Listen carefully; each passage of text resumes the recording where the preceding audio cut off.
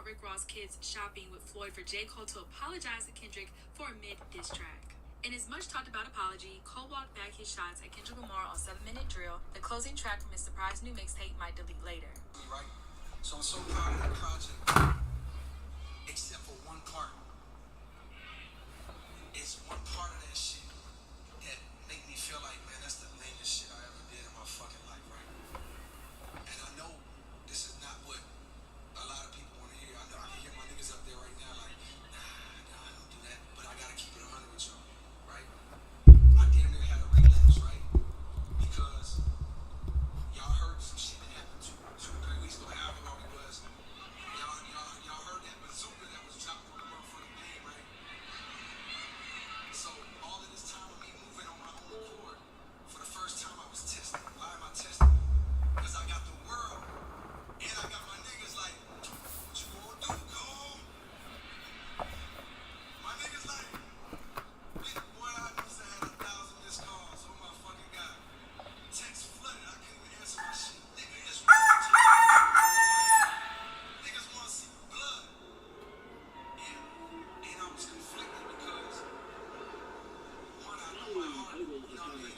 Like, I know how I feel about this great my nation peers, of these ours two niggas that I just been to you.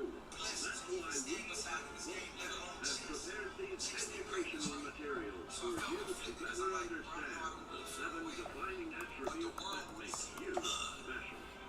Our I don't know next if y'all area can feel of that, but the attention world want to is see blood. intelligence.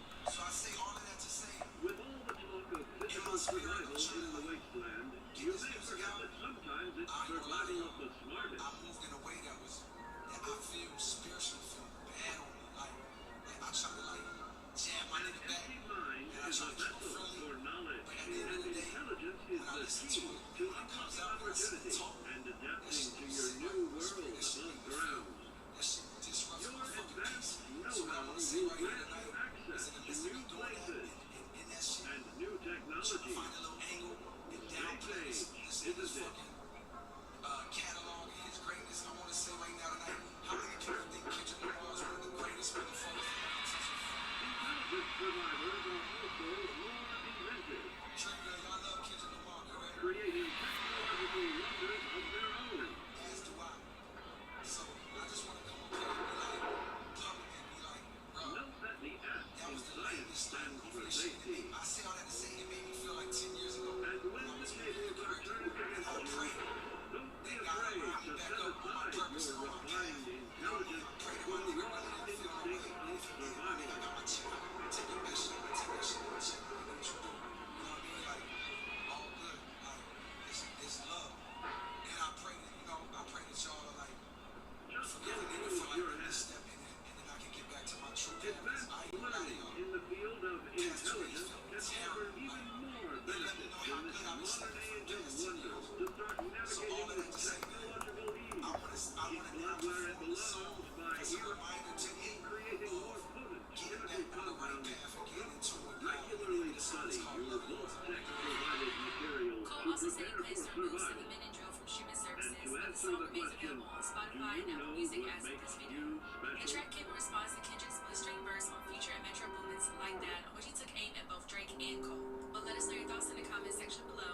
Make sure to hit that subscribe button and notification bell to stay up to date on all of our new videos. And as always, make sure to keep it all the way locked to hiphopdx.com. メットライフ生命約束の相手どれくらいご存知ですか？メットライフはニューヨークで生まれて156年、日本で51年、世界中でお客様との約束をずっと果たし続けています。これからもお客様の人生を支え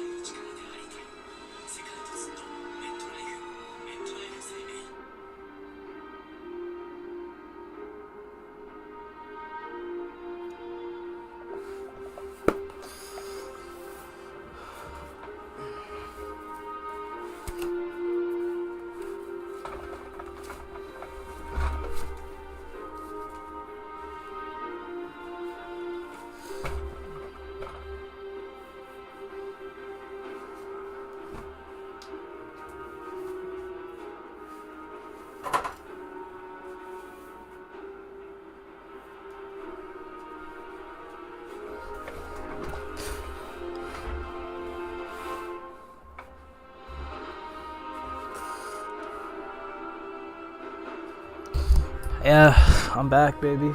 I'm back. I feel like playing, so let's get it. I don't even remember what the fuck I was doing, but yeah, let's get it.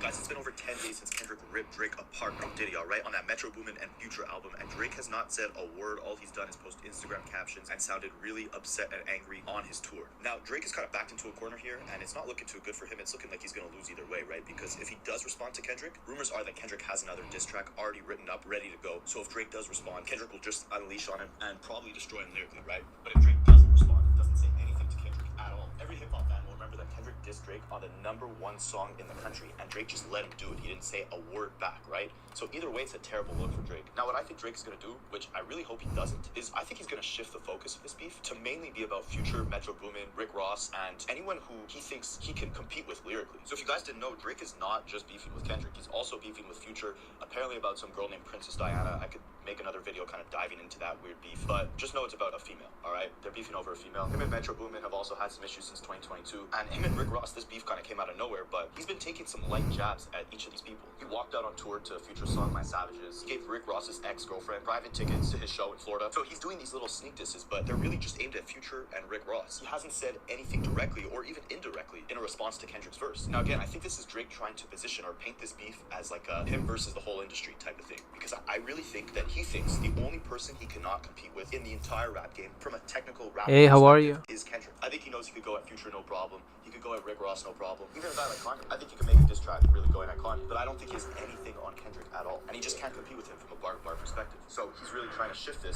just throw subliminals at guys like Future, guys like Rick Ross or Metro Boomin, so he doesn't have to go against the lyrical monster that Kendrick is. Because he knows he just can't. He can't win that. Now, this is a move he pulled in the past. If you guys remember the 2018 beef that he had with Pusha T, Drake did the exact same thing in that beef. Pusha T dissed him, and Drake came back with a diss track that 90% of the bars weren't aimed at Pusha T, they were aimed at Kanye. Now, what Drake did was he reframed this by saying, you know, Pusha T is signed to Kanye. He's like Kanye's protege. Why would I go at Kanye's protege when I'm so much bigger than that? You know, I sell so many more albums than Pusha T. My impact is on such a larger global scale than Pusha T's. I'm going to go at his boss. I'm going to go at Kanye. I'm not going to go at Pusha. And I think he did that knowing that obviously Kanye was an easier target. There were more things that Drake could diss Kanye about than he could diss Pusha T. But deep down, from a technical perspective, Pusha T can just outbar him like crazy, right? But Kanye can't. And it's the same thing with Kendrick. He knows that if he switches this beef or repositions it to be focused on him versus Future or him versus Rick Ross, he can go at these guys bar for bar and make diss tracks against them that are effective in hurting their reputation. Let me turn off the light. Hold on.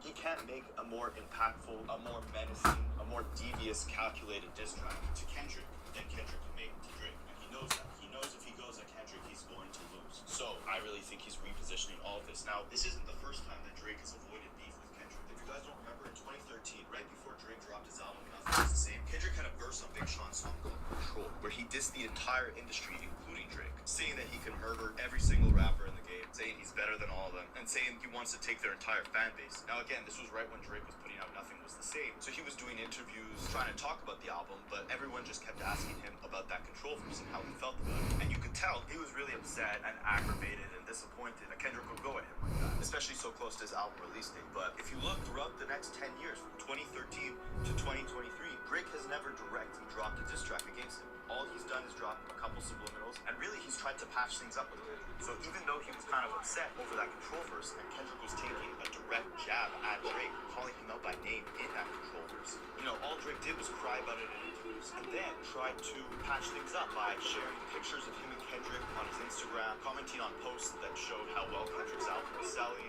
He was really making an obvious effort to patch things up against Kendrick, and why would he do that when all Kendrick did was, you know, go at him and diss him? Why would he do that? Because he knows he can't compete toe-to-toe against Kendrick. So my prediction is, unless Kendrick comes back with a full-blown diss track against Drake, Drake is going to stay silent on this. He's going to shine more light on his issues against Metro Boomin and Future, and not really speak on anything Kendrick related. And if it hasn't been obvious in the last 10 days with all the Instagram captions and sneak disses on tour and stuff like that, it's pretty obvious that, you know, Drake doesn't want smoke with Kendrick. He wants none of it. And he hasn't wanted it for the last 10 years since Kendrick dropped that Control verse. And really, it was the same thing with Pusha T too. Drake knows he's not in top shape lyrically. And he knows that when Pusha T went at him, he had to reframe that beef and make it seem like it was more of an issue between him and Kanye West, because he knew bar for bar he could go up against a guy like Kanye. Whereas he knew he probably couldn't compete on the same lyrical level as a guy like Pusha T. Now it's the same situation with Kendrick. Drake knows that this issue right now is between Future, Metro, Kendrick, and Rick Ross. So he's gonna just eliminate Kendrick out of that picture completely. So in my opinion, any response he makes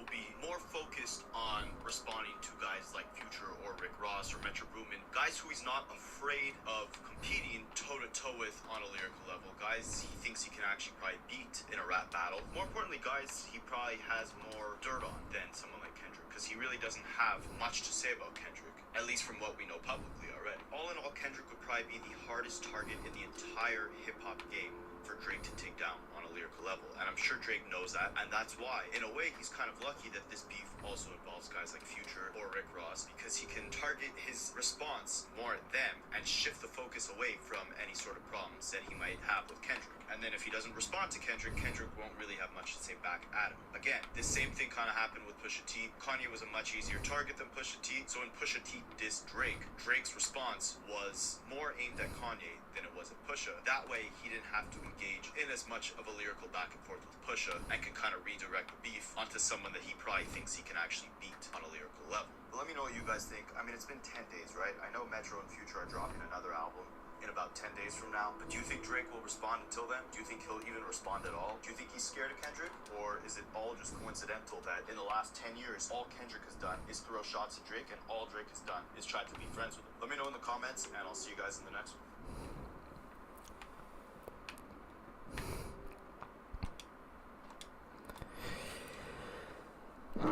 Fuck. Ah, shit. 新ニーサの伸びが楽しみだな。俺不動産投資も合わせて始めたよ。え、そうなの？なんで？ Check your fire. We've got hostiles. Check your fire. We've got hostiles.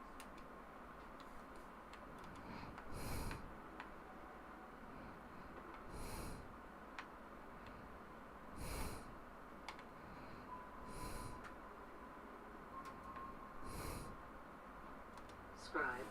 Abominations! There's more? Burn them all! Hold on.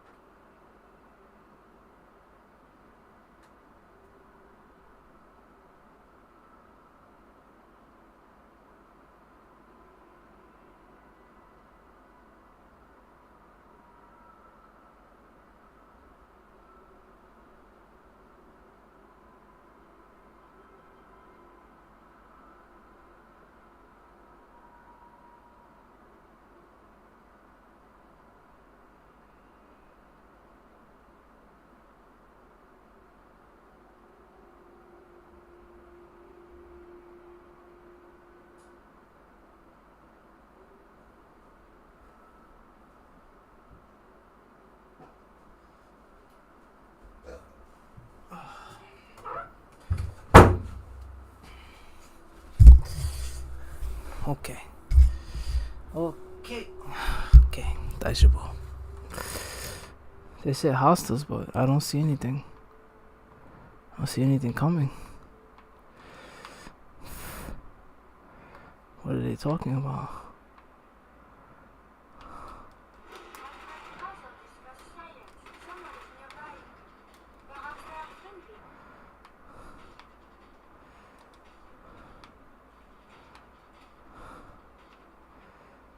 See nothing else.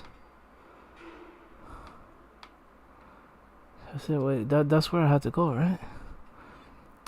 Yeah, that's where I had to go. Okay. Let's see. Gochi. Right there.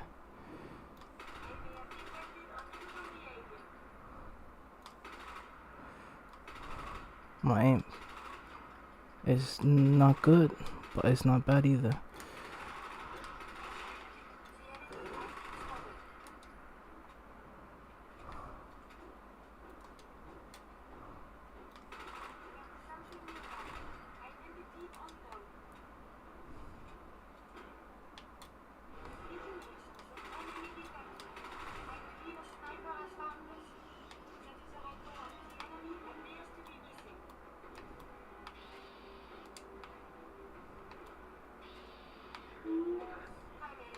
Oh shit. My aim is so bad. It said sniper. It's not a fucking sniper.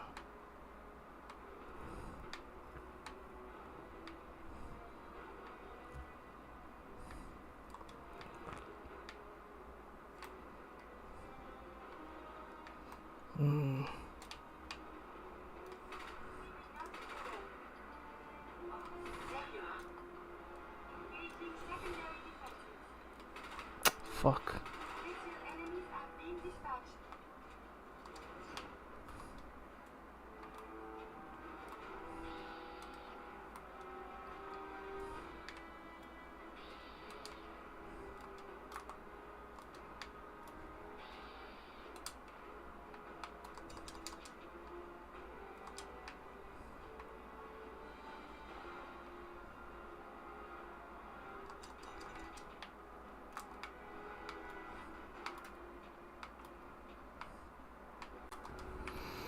Alright, so first person shooter.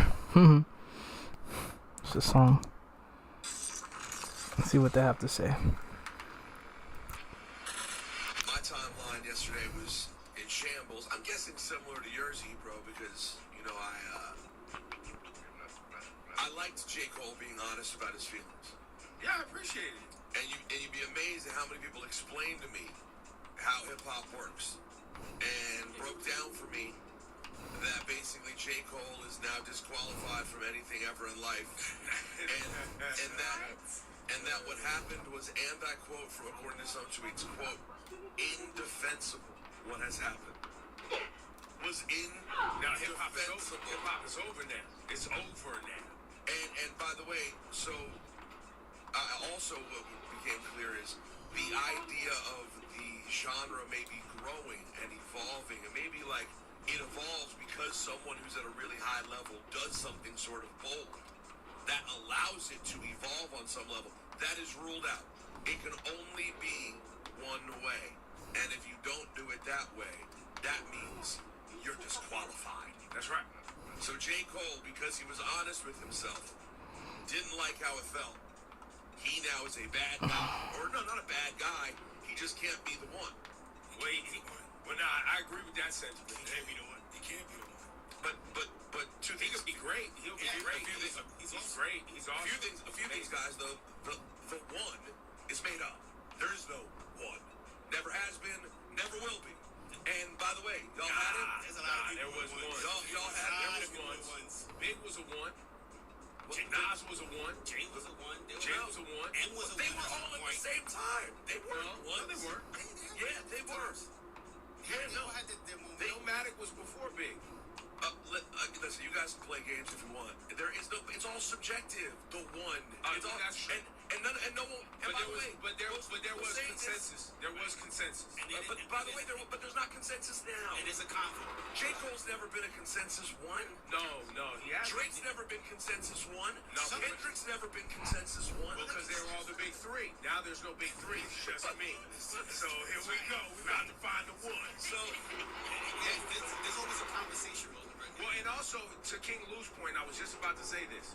So then, in Cole, specifically to Cole, and we can come back to this again because we got here yesterday. Specifically to Cole, then don't rap about being the one. because he now said he didn't like the battle record that he put up. No, Because when it came time for you to defend that position, right, and somebody took shots at you, that's probably not the position that he's upset about how he defended, though. what do you mean? He didn't like the things that he said about someone he considers a friend and a colleague he respects. right? But so you screwed up in your defense. That's But why does that disqualify you from being the one? because you botched it. It would be Why? like, But why? Who made that rule? Because if you do that, wait, hold on. Hear me out. Rosenberg, if Hear you're me the out. one, Hear me out. You had all yesterday. 1 minute. Who made the rule that if one of these artists decides to get up after they did something, go, I didn't like the way that I think played it's. out. I don't think it's. Why? I think it's just a competitive rule. It would be like if you were in a. And what other genres have the Not competitive none, and that's why They don't have hip hop is competition. what it is. They don't have competition. What do they compete for? Right. And that's why hip hop is what it is. And it's Is that why it is? Yes, it's what separates it from everything else. It's It's what makes it competition. special.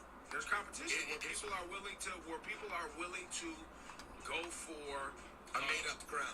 a made-up crown. Yeah. And fight with their peers. In every aspect of And say really horrible things that they very often later regret. This one was just an early regret. Is it toxic? If you want to talk about it being toxic, yes, it is. It's from a toxic. It's from a toxic street culture that we've all loved for the majority of our lives. And real quick though, when is the manual coming out on what you're supposed to say and do to be? It's like the 10 crack written in the street. It's not written. It's not written. It's rhymed. It's written. It's lit. All right. Cool. Wow. I never thought I'd see it. It's understood. Okay. Well, And no, so we can't- but also this. J. can't grow Cole, from J. Cole can absolutely grow. Like, I don't even know why we're having that's the biggest congrats of the people who are mad in your Twitter. Like, it's not about being mad at J. Cole or being mad at hip hop. He chose what he wanted to do, and I'm proud of him. Yeah, Like, but I'm you happy can't- for him. But you're also disqualifying him yourself. No, I'm not disqualifying him from being a great rapper and a great artist and somebody who's beloved and somebody Yeah, but you're saying, celebrate. but you are simultaneously saying he is down a peg. Absolutely. Yes. No So doubt about it. don't separate yourself from everyone else. It's kind of the same thing. Well, you use the word kinda, so it's not exactly the same thing. There is nuance here, and you're smart enough to know the nuance. Yeah, You've but been around this long enough to know the nuance. Yeah, but what I'm saying is you're kind of living on both sides of the fence. You're saying he didn't disqualify himself. He didn't hurt himself. I'm proud of him. He's this. He's that. No. But he can't be the He one. hurt himself in a particular conversation about being the great of a generation, like the preeminent great of a generation, and specifically with Drake, who Drake does all different types of things that we critique. He doesn't have a classic album, or he puts out too much music, or we don't like certain types of records that we critique Drake all day. Right, we critique Drake But none of when he went to battle with Pusha. We critiqued him very hard when he didn't want to put out that record, and he said, "Oh well, Jay Prince told me I can't put the record out." And But we he's not still in a-" disqualified. But he's not disqualified. No. At you the know why? time, we knocked him down a peg against Pusha. We did do that. But is he you disqualified? know why he's not disqualified? Because when anybody challenges his position, he defends it. And that's That's it. Bro, you can't say you're number one, and when somebody says, "Oh, I don't think you are," and that's on your level, you go, I don't want So this problem. I just want to clarify again these made up rules. So Ebro, who is still on the stage, on It's this, been a rule since they went. Bro, you've been in hip hop too long. on to this, take it to on this, this- hold on, this on stance. these airwaves where we've discussed how Drake has never made an important record ever. He's still qualified. J. Cole, who's made repeated, back-to-back, increasingly better and important in content albums, he is disqualified Yep. because in this one particular battle where he got into it with a It's friend, the only battle he ever had. so far, I didn't know history. matters. Was the eclipse going to end the world on Monday? Why is this the only thing?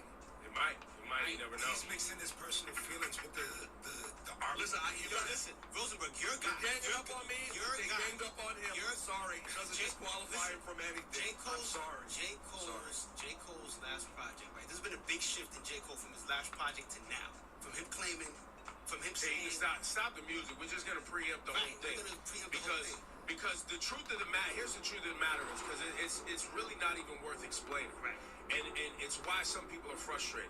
In hip hop, we used to be able to reach a consensus, right? Because it was small and it was a more niche genre. Right now, we're having this mature dialogue about an individual who didn't want to lyrically battle his friend and said he felt some type of way about it and he felt bad about it and he didn't want to do it and he regretted doing it and he wants to, I don't know, retract, apologize, whatever, but still welcomed his friend like, yo, my chin is out, I'll take it on the chin, whatever. It just doesn't sit well with me. The truth of the matter, and it isn't, for me, isn't the fact that he apologized. I like the fact that he is being honest with himself. That's on the human side, on the human level of like, I thought that I wanted this and this isn't what I wanted. I changed my mind. That is very human. Love it. Respect it.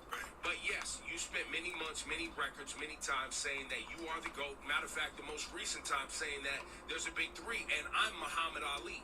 Muhammad Ali is synonymous with the greatest in physical battle, Muhammad Ali, the greatest, right? The GOAT, right? So you said that. Someone called you bluff, and you didn't want to.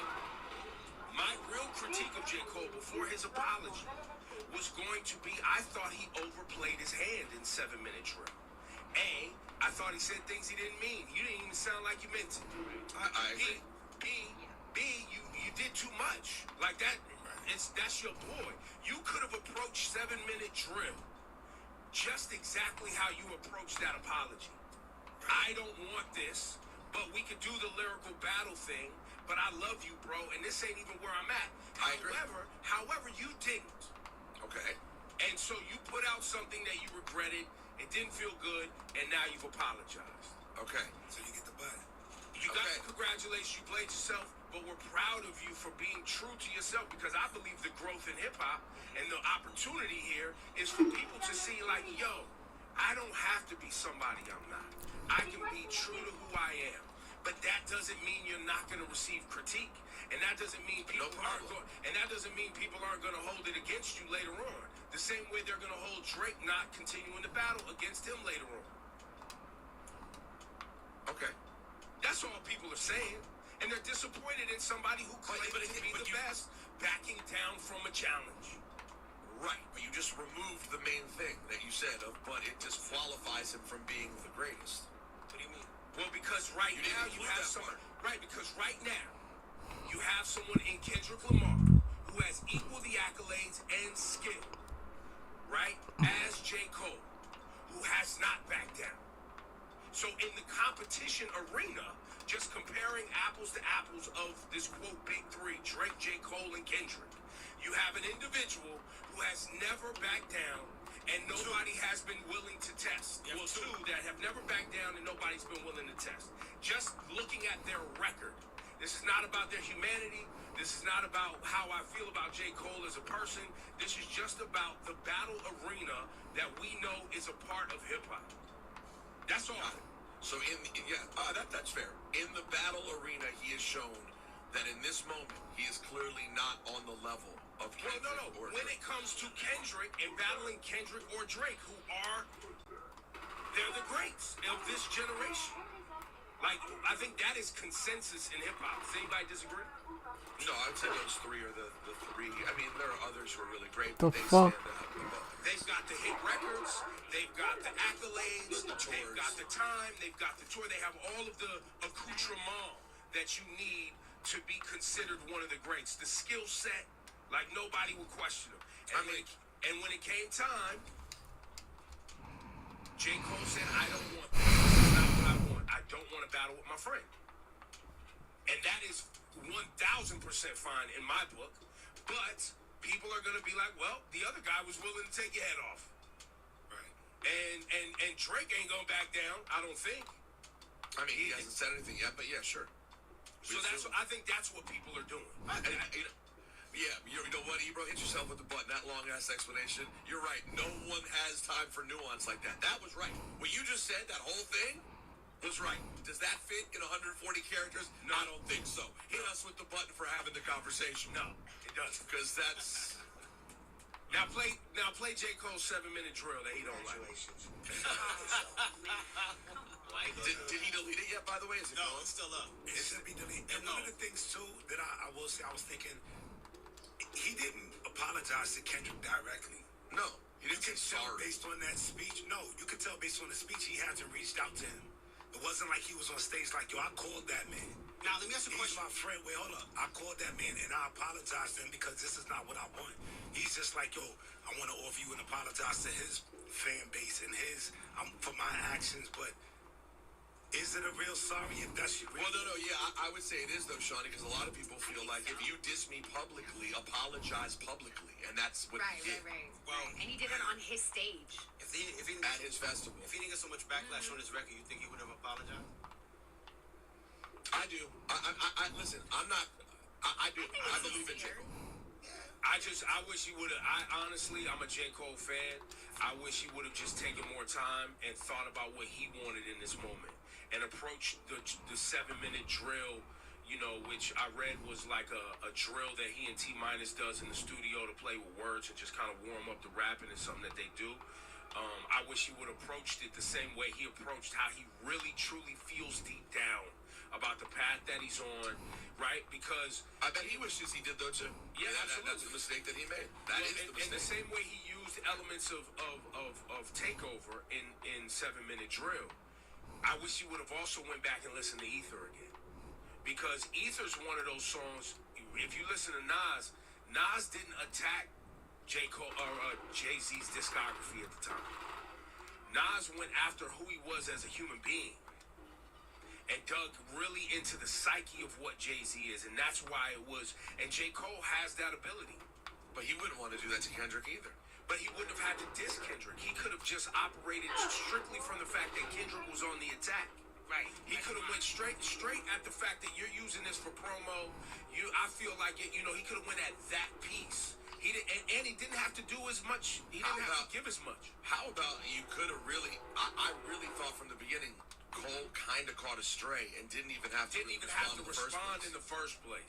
That to me is the bigger. 1000%. That's the bigger congrats. It was clearly more at Drake, and you just caught it because you were standing next to Well, and the challenge from Kendrick on like that. Y'all, if y'all don't want to play 7-minute drill, you playing like that. I ain't backing off that. That joint rings off tip. They was like, prove your problem. Well, no, but yeah, it was basically Kendrick saying, "Listen, man, I'm paranoid. I don't know what side you're on. You're running around with a guy that you know I've been going back and forth with. Pick a side. I need to know where you're at." And maybe J. Cole, if he wanted to respond early, could have been like, "Listen, I'm not picking sides. I'm cool with both of y'all." If that's really how he felt. But he could have approached it differently, and he didn't. Exactly, and that is the whole thing. That's the reason I understand what everyone's saying in terms of the importance of battle within the culture. I'm not playing ignorant on that.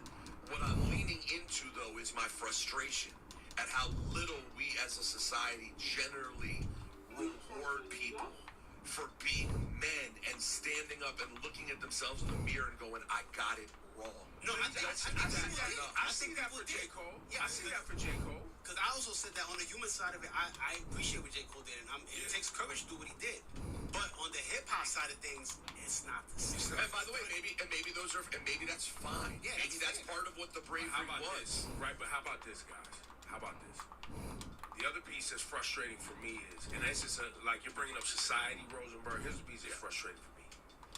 People need to stop and understand what you are actually asking for and what comes with the path you are choosing.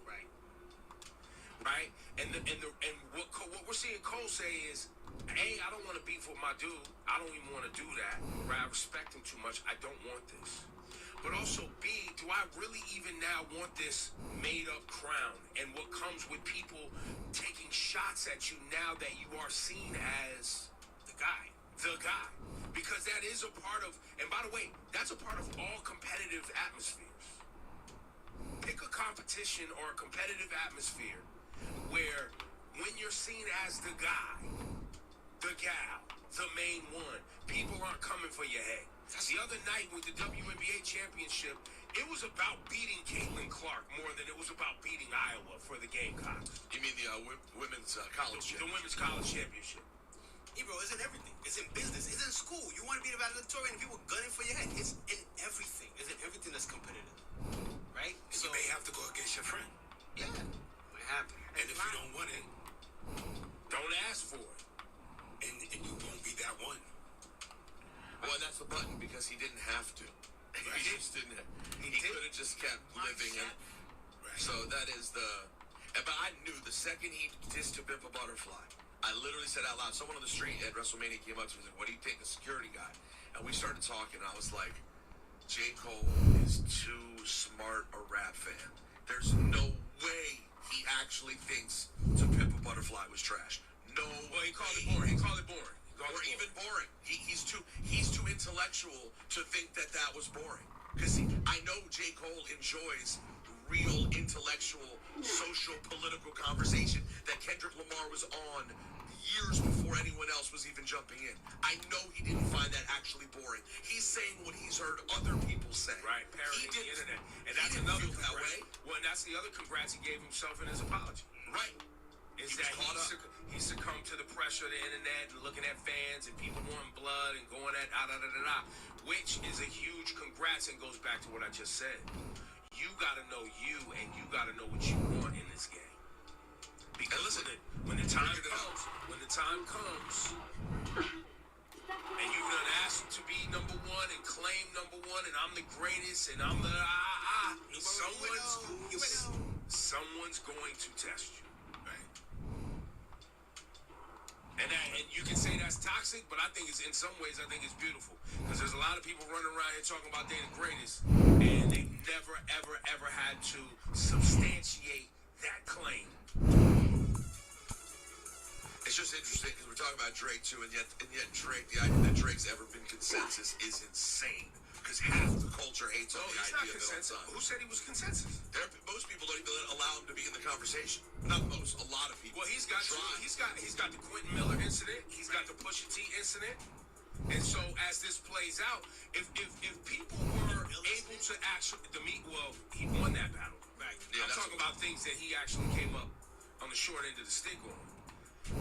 If people were actually able to digest Kendrick Lamar's Mr. Morale and the Big Steppers and To Pimp a Butterfly for what it actually is on a macro level, people aren't willing to do that work with Kendrick Lamar because you know what? It takes a lot of work. These are difficult things to digest. It is not just surface level content, right? And so Kendrick doesn't get the layman all the time. That's the irony. That's the irony, though. By J. Cole taking that conversation and bringing it up, he did speak for a lot of people. I have the conversation. They didn't get To Pimp a Butterfly. They didn't get Mr. Morale. And now, because J. Cole kind of fumbled in the moment, he gave Kendrick a win with people that Kendrick didn't even have a win with. Yes.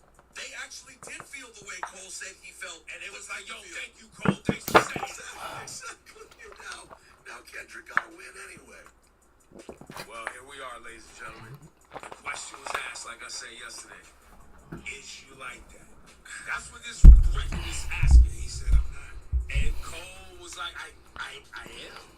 I don't know. I feel you. Maybe I'm not. I feel you. Maybe I'm not. I don't want that. I'm not like that. And that is okay.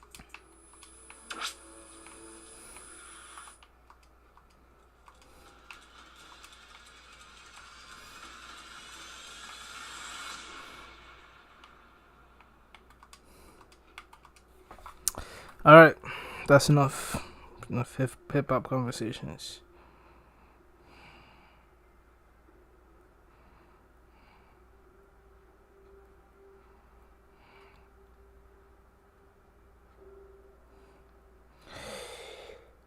Hey.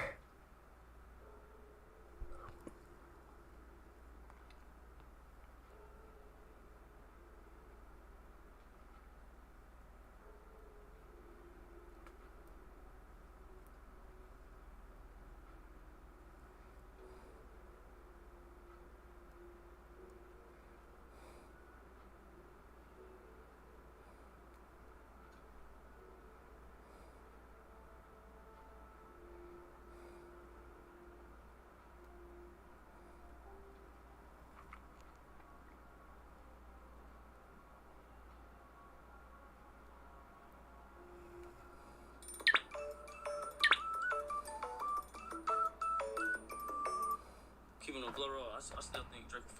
Like, I think he's not a man. I think he's a bitch. That's a bitch move. I can't respect it that I got plastic. Bro, Drake look like he got. Drake when they got plastic surgery, bitch. If I was outside of jail, if I took my shit and previewed my shit in Amsterdam like he did, I would have, bro. What? I probably actually would have found a way to find, bro.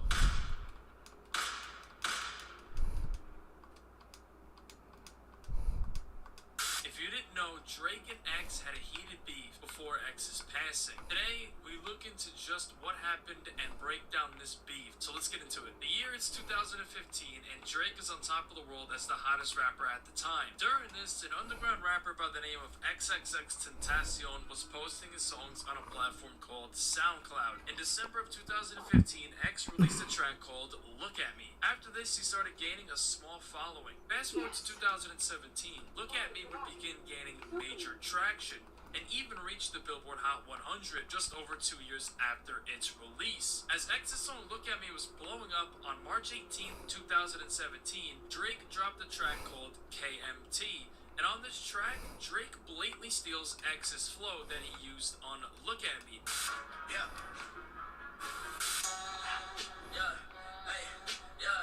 Demons just got out of can. I gave my girl an advance. Love is just not in my plan. I bet you was your mess. Kiki might be my past. Why so long you know? She get me out of life, bro. X got wind of this just a month before the track dropped, when Drake dropped a preview of it in February of 2017, when fans brought it to X's attention that Drake was using his flow. X would take to Twitter to say, "Now this N-word trying to play it safe and play it innocent, but it's cool. We all know Hotline Bling was a bite of Cha-Cha. I'm not the first N-word he bit, nor will I be the last. Drake up the N-word. Money don't buy you respect." He then continued saying, "Drake's career is almost over. He better start investing his money into real estate, because once it's all over, he really gonna see the fake love." Just a couple weeks later, in early March, X would call up DJ Academics while behind bars to call out Drake once again, saying that he's a culture vulture and that most of Drake's material has been copied off of somebody else. Now, what I really wanted to say on in response here is the entire Drake situation, giving him a little more publicity, because in all honesty, this not just going to keep running off and doing this shit. Nobody's going to stop him if I don't. You know what I'm saying? If I don't really feel like it makes somebody and build some sort of proposition or effects towards that. You know what I'm saying? And I really want to call this situation out. I'm going to give this stuff. I'm going to air it out. I'm not going to go into detail. That's the problem.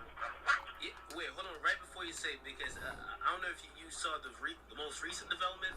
So, your former manager, which is Adam, right, from I Know Jumper, he actually did a podcast, and he actually, I guess maybe he spoke to someone like off record, but they brought it onto the podcast, and they kind of went a little bit more in detail. So, supposedly it was, okay, yeah, so they brought in DJ Carnage or whatever. Now, I spoke to DJ Carnage, talked to me and said, according to him, he says Drake, he mentioned you to Drake, not Drake went to him trying to get to you.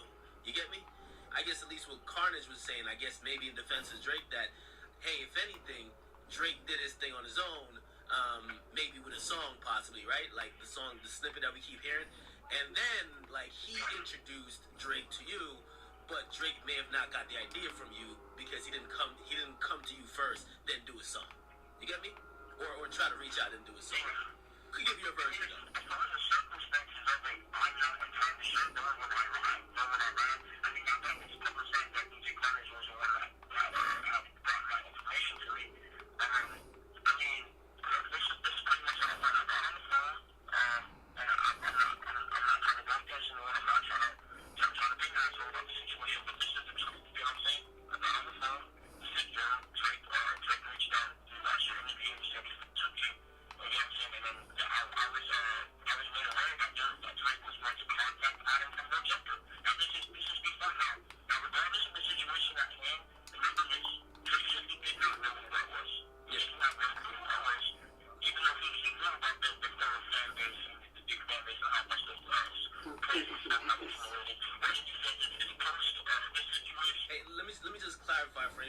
be listening to. So when Drake did an interview with I think it was DJ Semtex on Beats One Radio, he said that his snippet went out, or people started hearing the snippet, then your fans or people who like you kept commenting your name.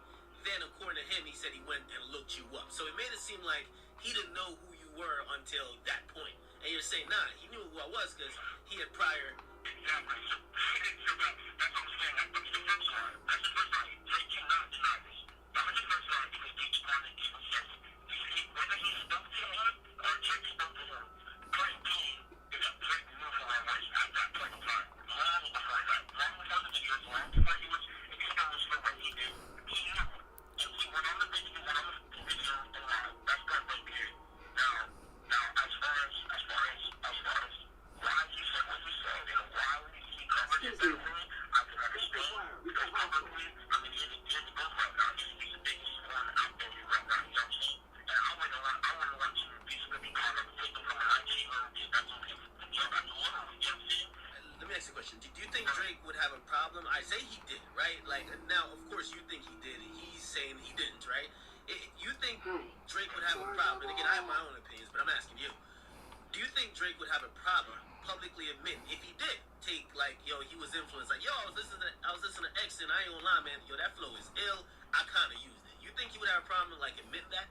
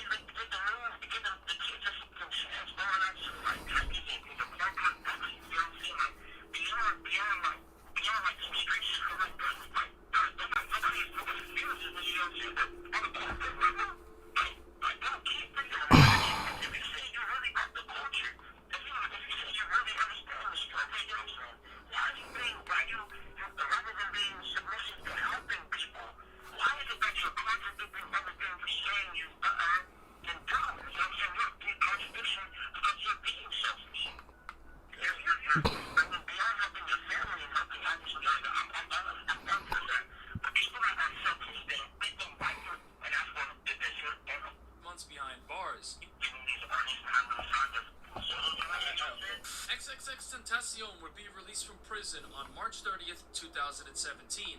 After spending nearly 6 months behind bars, he would come out to find out that he blew up over the course of his jail tenure. That same day he was released from prison, X did an interview with 103.5 The Beat, where he would call out Drake, saying that he's a bitch and a culture vulture for stealing his flow. He would also expose when his manager said that Drake was aware of X before jacking his flow. What's the situation between you and Drake? Do you guys have beef? Are you guys cool? Like, what's the situation? What's going on? I was waiting. Talk to me. I was waiting for you at the door. Yes. For me too. Alright, so look, the nigga hit up. Like, I ain't even on that station. Keep a blood raw. Keep a blood raw. I got to, cause like I don't want nobody coming at me crazy. You feel me? Like I saw it, bro. You feel me? Like I wasn't wrong. Bro hit up a DJ that I fuck with. Who did?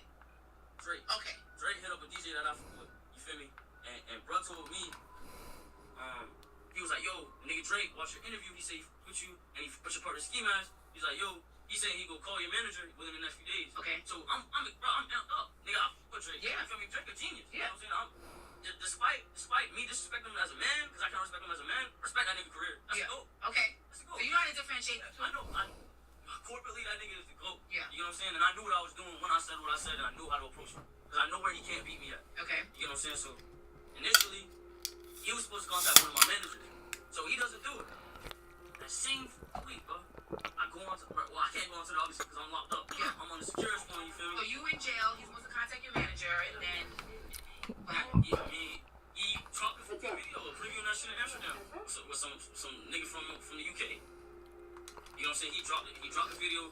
I was talking to my girl at the time, not the same bitch that got me arrested, different girl. Okay. I was talking to her at the time, and she was like, yo, listen to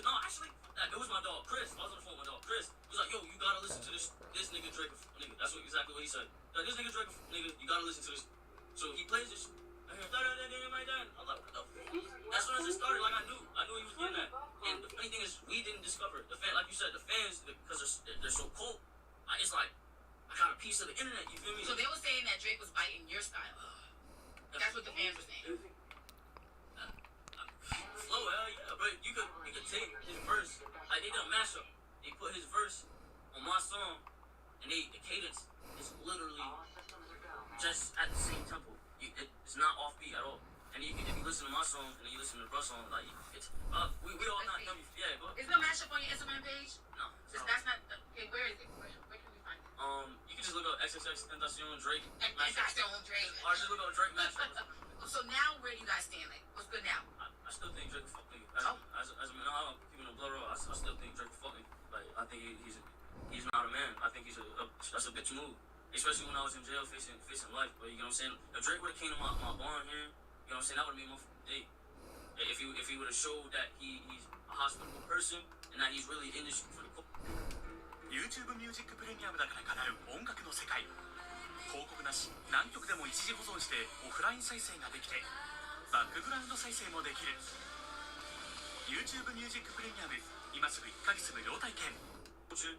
Rather than being a nigga taking my shit, running off with it, and then putting it on his album, then he would have got my kudos, he would have got my respect. I would have let him hop on the remix, take 100% royalties free. I would have done it. Because I know I can maintain, you know what I'm saying? And I would appreciate him for being a real nigga. Drake not a real nigga. So, anything now, like moving forward, it happened? You can't take it back? I'm gonna make the world hate me. I'm gonna be the super film. I'm gonna make this whole thing come. X would follow up with a tweet on that day saying, Drake mom kinda cute. She could get it. So it was clear from this point forward X was gonna target Drake. So that's exactly what X did from this point forward. The next day, X changed his profile picture on Twitter to a picture of Drake as a child with his face cropped on Drake's stepdad. He then took to Instagram Live, continuing to call out Drake, saying that he wants to smash his mom and that he'll continue to harass him. Dude, just drop a diss on Drake and end his career. Nah, I'm not gonna shoot the gun. If he not he'll diss me. I want him to diss me first. I counterattack. I always counterattack. I don't initiate things. I always counterattack. Just like in this situation, no matter what anybody says, I didn't initiate shit. This nigga read off on my shit. Everybody knew he read off on my shit, and they just tried to tell me to basically be quiet. No, y'all can suck my anybody that want me to be quiet, and not antagonize this nigga and keep talking about this nigga and disrespecting him. Fuck this nigga, then you can suck my and kick. Anybody that wants me to turn anybody that basically wants me to turn around and get in the ass, suck my nigga, bro. Nobody's gonna openly disrespect the fuck out of me and disrespect my craft when I'm 19 years old. That motherfucker, what is he, like 60? Like 65? Or isn't he? Didn't he get like surgery on his arms or some shit? Didn't he get like plastic surgery? Didn't you go see like Dr. 300 like 3 times? What the fuck? You think I'm finna let you take my dick and not say nothing? You can suck my dick. The whole team can suck my dick. OVO. Tell OVO. Everybody in OVO suck my dick. Besides party next door. I'm party next door. Tell everybody in OVO suck my dick. Suck my dick. Spit on it. Eat it up. Gobble it up. Don't you spit. Listen, Lil Wayne made that nigga. Drake saying they found him like this man. Lil Wayne made you. Nigga, pay your homage, nigga. Drake, I like my pudding tapioca. Yo, somebody gonna shoot me. I'm finna have so much fun. This is gonna be so much fun. My life about to be hectic. Is he cute? He got a tummy tuck. Bro, I can't fear no nigga with a who get motherfucking plastic surgery. See, now it's different if you go and get a enlargement, because I'm dropping like 15 on my gonna be like 20 inches when I'm done. Bro, wait, y'all think I'm playing up that ass? I'm dropping a rack on my dick. I'm dropping Rackingtons on my dick. I think I'm playing. I'm gonna use that money on my But see, I can't respect a nigga that got plastic. Bro, Drake look like he got Drake when they got plastic surgery, bitch. That nigga got face. Don't do nothing crazy. I'm not. A couple days later, X posted a video calling out Drake once again, saying that if Drake can make 2 to 3 songs without floor jacking, he'll give him kudos. He also said that he tattooed Drake's name on his cheek if he can out-rap him. 5 days later, rapper and close friend of Drake named 600 Breezy took to Instagram saying that Drake gave him permission to go after XXXTentacion, in which X would respond to 600 Breezy completely going off, calling him a fake goon, and saying that if he wants to shoot him, he should put the gun in his mouth and just do it. Tell Shorty be cool, man, do his music thing, and turn up, he got a good ass fan base, like especially where he from, like they riot for that man, so tell him, be, you know, he ain't like, we come from Chicago, where we started from rap beef, they just get on, come here, this shit from rap beef, really, homies really dying for this shit, all that shit. Heads up. Hey, it's good. Real shit, though. But no, you know, keep the peace or whatever, you know, we still in Chicago doing this shit, LA gang forever, you know, he talking about X, don't even talk about, of course he not, cause I'm not making that shit public, I'm letting y'all know right now, I just had to let her know, cause I know it's her home, tell him I'm tweaking, cause I will be able to travel in a minute. I'll take a look. Sure. And anytime I ask my homie, can I get on somebody's ass, he always say no, and this time he just gave me a shrug, like it's whatever, cause he tweaked, that's all I need. When I attack a rapper for publicity, on some street shit, I'm not gonna talk to you. I'm not gonna talk, I don't talk. I leave that to the hoes. I don't talk, I don't like to talk.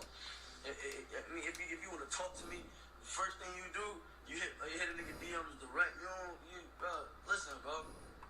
I got a couple niggas that'll knock you off in your own city. In your own fucking city. Tell these niggas keep my fucking name out their mouth unless they want my dick in it too. Real tell these niggas shut the fuck up and save that shit for the hoes. Cause if you still online in 2017 posting pictures with pistols and all types of guns and shit, you stupid as fuck and you don't know how to beef. And if you talking about you do this and you do that on the fucking internet, you a stupid asshole and you wanna get arrested. Dumbass niggas, shut dumbass up. How you gonna shoot some shit you talking about it online, dumbass nigga? Man, when you see me shoot me in my fucking mouth, put that shit in my mouth, nigga. And then that goon ass niggas talking about they finna shoot me and they finna do this and that. Y'all niggas just, I ain't finna do nothing. First of all, you stupid as f***. If you think you can come for me and I'm finna give you any type of face or address anybody directly, I ain't finna do that, for one. Second of all, I got that motherfucking amethyst on my neck and I got the war on me, so if you play with me, you gonna lose your dick. And you not the only nigga with a motherfucking pistol in the world. You might get knocked off from a motherfucking block away. You know what I'm saying? 2 days later on Complex, DJ Academics and Joe Budden discussed Drake stealing X's flow, both of them siding with X, claiming that Drake did in fact steal X's flow. Things would go quiet until in January 2018, X would upload a video to YouTube called The Helping Hand Challenge, where he would help out those in need. There's a bunch of PS4s, like shoes, just different things to the kids. I'm gonna donate like a bunch of stuff to them. So I was just gonna record it because I never really record any of the good things I do. And not only that, I really wanted to not only record it just to set some sort of positive energy in the air, but also to kind of influence other people to do it as well. I was actually gonna start a movement called The Helping Hand, where you guys like record you doing good things for people and kind of spread that positive energy. So I'm just gonna be vlogging it today and hopes that it'll make some people feel good and not just really like doing good things for people. This is my first time ever doing this. I'll never do this. But Drake then posted an Instagram story a couple days later saying, "I am not into challenges on IG. I find them annoying. But today, I'm going to challenge everyone to just go out and do something for someone. Anything. The smallest thing. Just to bring another human being some joy, and please tag me in it somehow so I can see all the love being spread. You don't have to play the song in the background or have some hashtag. This isn't about streams and all the other tactics being used. Just go be kind in any way you can. And let's all watch the world be nice to each other, even if it's for 24 hours. Thank you." Now this sounded very similar to what X just posted to YouTube with the Helping Hand Challenge. X saw this as Drake taking shots at him. X would then screenshot the story and post it on Instagram with the caption, @ChampagnePoppy. "Hey, I want to say thank you for participating in my challenge and for doing that for the city. I'm really glad you did. But I do want to say I'm very disappointed about the fact that you pretty much dissed my challenge. I'm doing my best in doing something positive for the city and the kids. I think it's really immature that you pretty much try to sneak diss me in the tactic or hashtag remark. We're grown men. If the moves I make inspire or intimidate you, I'm glad. I won't diss you for that. So this is a thank you. But again, respectfully, please stop copying me. Have a good night. P.S. If we could do something together for the families that went through the tragic shooting down the street from me, that would be great. I think they really need us right now. Have a good one. Drake would go on to deny that this post was a shot at X, and he denied copying him as well. X would take to Instagram to post a video saying that he was not dissing Drake on his post. Hey, I don't want anybody to take my remarks to Drake as a diss in any shape or form because I am actually really happy about what he did for the city. All I wanted was basically to address the situation for what it was because I was being contacted about it. Also, another thing, I am very, very, very grateful, and I am glad at least Drake was able to be publicized for the good that he's doing for the city. And I'm just glad that some sort of positivity was being publicized, so I am very, very grateful. A couple days later, X would be on a FaceTime call with academics as it was being streamed, where he would go on a tangent about Drake, saying that if he wasn't in jail when Drake previewed KMT in Amsterdam, he would have actually found a way to find Drake to beat his ass. And I want to say this right now. I want to say this on this video. I apologize to Drake for coming for his mom. I saw you as a business opportunity as you saw me as a business opportunity. As you extorted. He was not dissing Drake on his post. Hey, I don't want anybody to take my remarks to Drake as a diss in any shape or form because I am actually really happy about what he did for the city. All I wanted was basically to address the situation for what it was because I was being contacted about it. Also, another thing, I am very, very, very grateful, and I am glad at least Drake was able to be publicized for the good that he's doing for the city. And I'm just glad that some sort of positivity was being publicized, so I am very, very grateful. A couple days later, X would be on a FaceTime call with academics as it was being streamed, where he would go on a tangent about Drake, saying that if he wasn't in jail when Drake previewed KMT in Amsterdam, he would have actually found a way to find Drake to beat his ass. And I want to say this right now. I want to say this on this video. I apologize to Drake for coming for his mom. I saw you as a business opportunity as you saw me as a business opportunity. As you extorted the cadence from that song.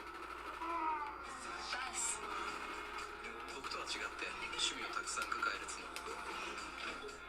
趣味はね、心に余白ができるの。クローゼットいっぱいだけどでまた新しいこと始めたらせっかくだから丁寧に暮らそうと思って。そっかじゃあもう少しだけ早く帰ろうかな。毎日を自分らしく感動が育つ住まいバウス。下半身だけ濃いめだけど言っていい？ごめん、もう私たち広告出演控えさせていただきます。 Motherfucker. 暖かくなってきて脱毛する人増えてくるから TikTok 配信で一人でも多く来てくれって思いでお客さん。I'm not gonna argue. It is what it is, nigga.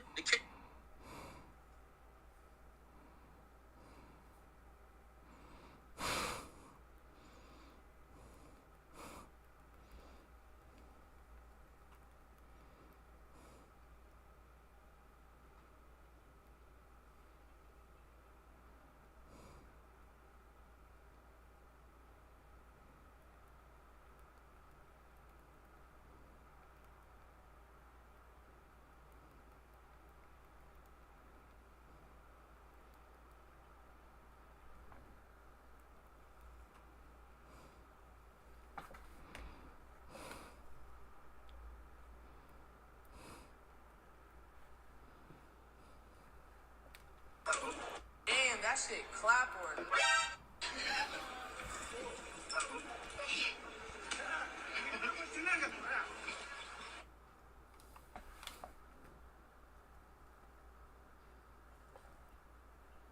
Cadence is exactly insane. And if I'm just an emotional, then it is what it is. We agree to disagree like men, but I apologize because talking about his mom was wrong. I needed to do that. I needed to do that so they could take me seriously. And you was a stepping stone like I was a stepping stone. So I apologize for disrespecting your mom. I apologize for coming at you, talking about you crazy and threatening you and shit. And I apologize. As a man to a man, I apologize. Genuinely. If I had opportunity to speak to bro, I would tell him I apologize. I would have been apologized. Before I wanted to fight him. On 1,000. Before I wanted to fight him. Before I absolutely wanted to fight bro. Now, it's it's like, I understand. Now I understand more because I grow day by day. People forget, bro. I'm 19 years old. I was not saying my age before. People were seeing face tattoos like, oh, this little nigga gotta be at least like 20, 23. You know what I'm saying? Nah, bro, fucking 19 years old. My birthday on the 23rd, which is a couple days from now. I'm fucking 19 years old. I'm just about to turn 20. Hey, when you did go against Drake, though. Wait, okay, yeah, you said, if I didn't do that, no. Well, I was really trying to get to the courage of doing it because I don't think anybody else would do it. You see a lot of young artists. Every young artist sees his fuck with. Yeah. No one is gonna. And by the way, there's been other people who have accused them of jacking their song or their flow. And they went right behind him, kissed his ass, shook his hand, and smiled in his face. Nah, bro, Why did you? I'm solid, bro. I'm No, solid. keep it on it. Was it because you were in jail? Because had you not been in jail, would you have done if I was not in jail, if I was outside of jail and bro took my shit and previewed my shit in Amsterdam like he did, I would have, bro. What? Bro, I probably actually would have found a way to find, bro. And it would have been real, like trying to do some shit. Cause then I wouldn't be on probation. It would have been more crazy. Yes, I would have did exactly what I did. Because let me tell you something. Getting out of jail and not wanting to go back to jail put a restraint on my mind. You know what I'm saying? It put a restraint on my mind. So it made me not do certain things. Bro, before I was fucking reckless, bro. Let me tell you something, bro. I was reckless, bro. I didn't give a bro about nothing, bro. Because I ain't have no family telling me what to do. You know what I'm saying? I have family, but I ain't have family. You know what I'm saying? Nobody could tell me nothing, bro. I was moving on my own, doing everything on my own, and I was fucking psychotic, bro. And that's why I tell people, like, yeah, I don't blame y'all if y'all fucking hate me. You could choose to hate me. But I'm evolving slowly but surely.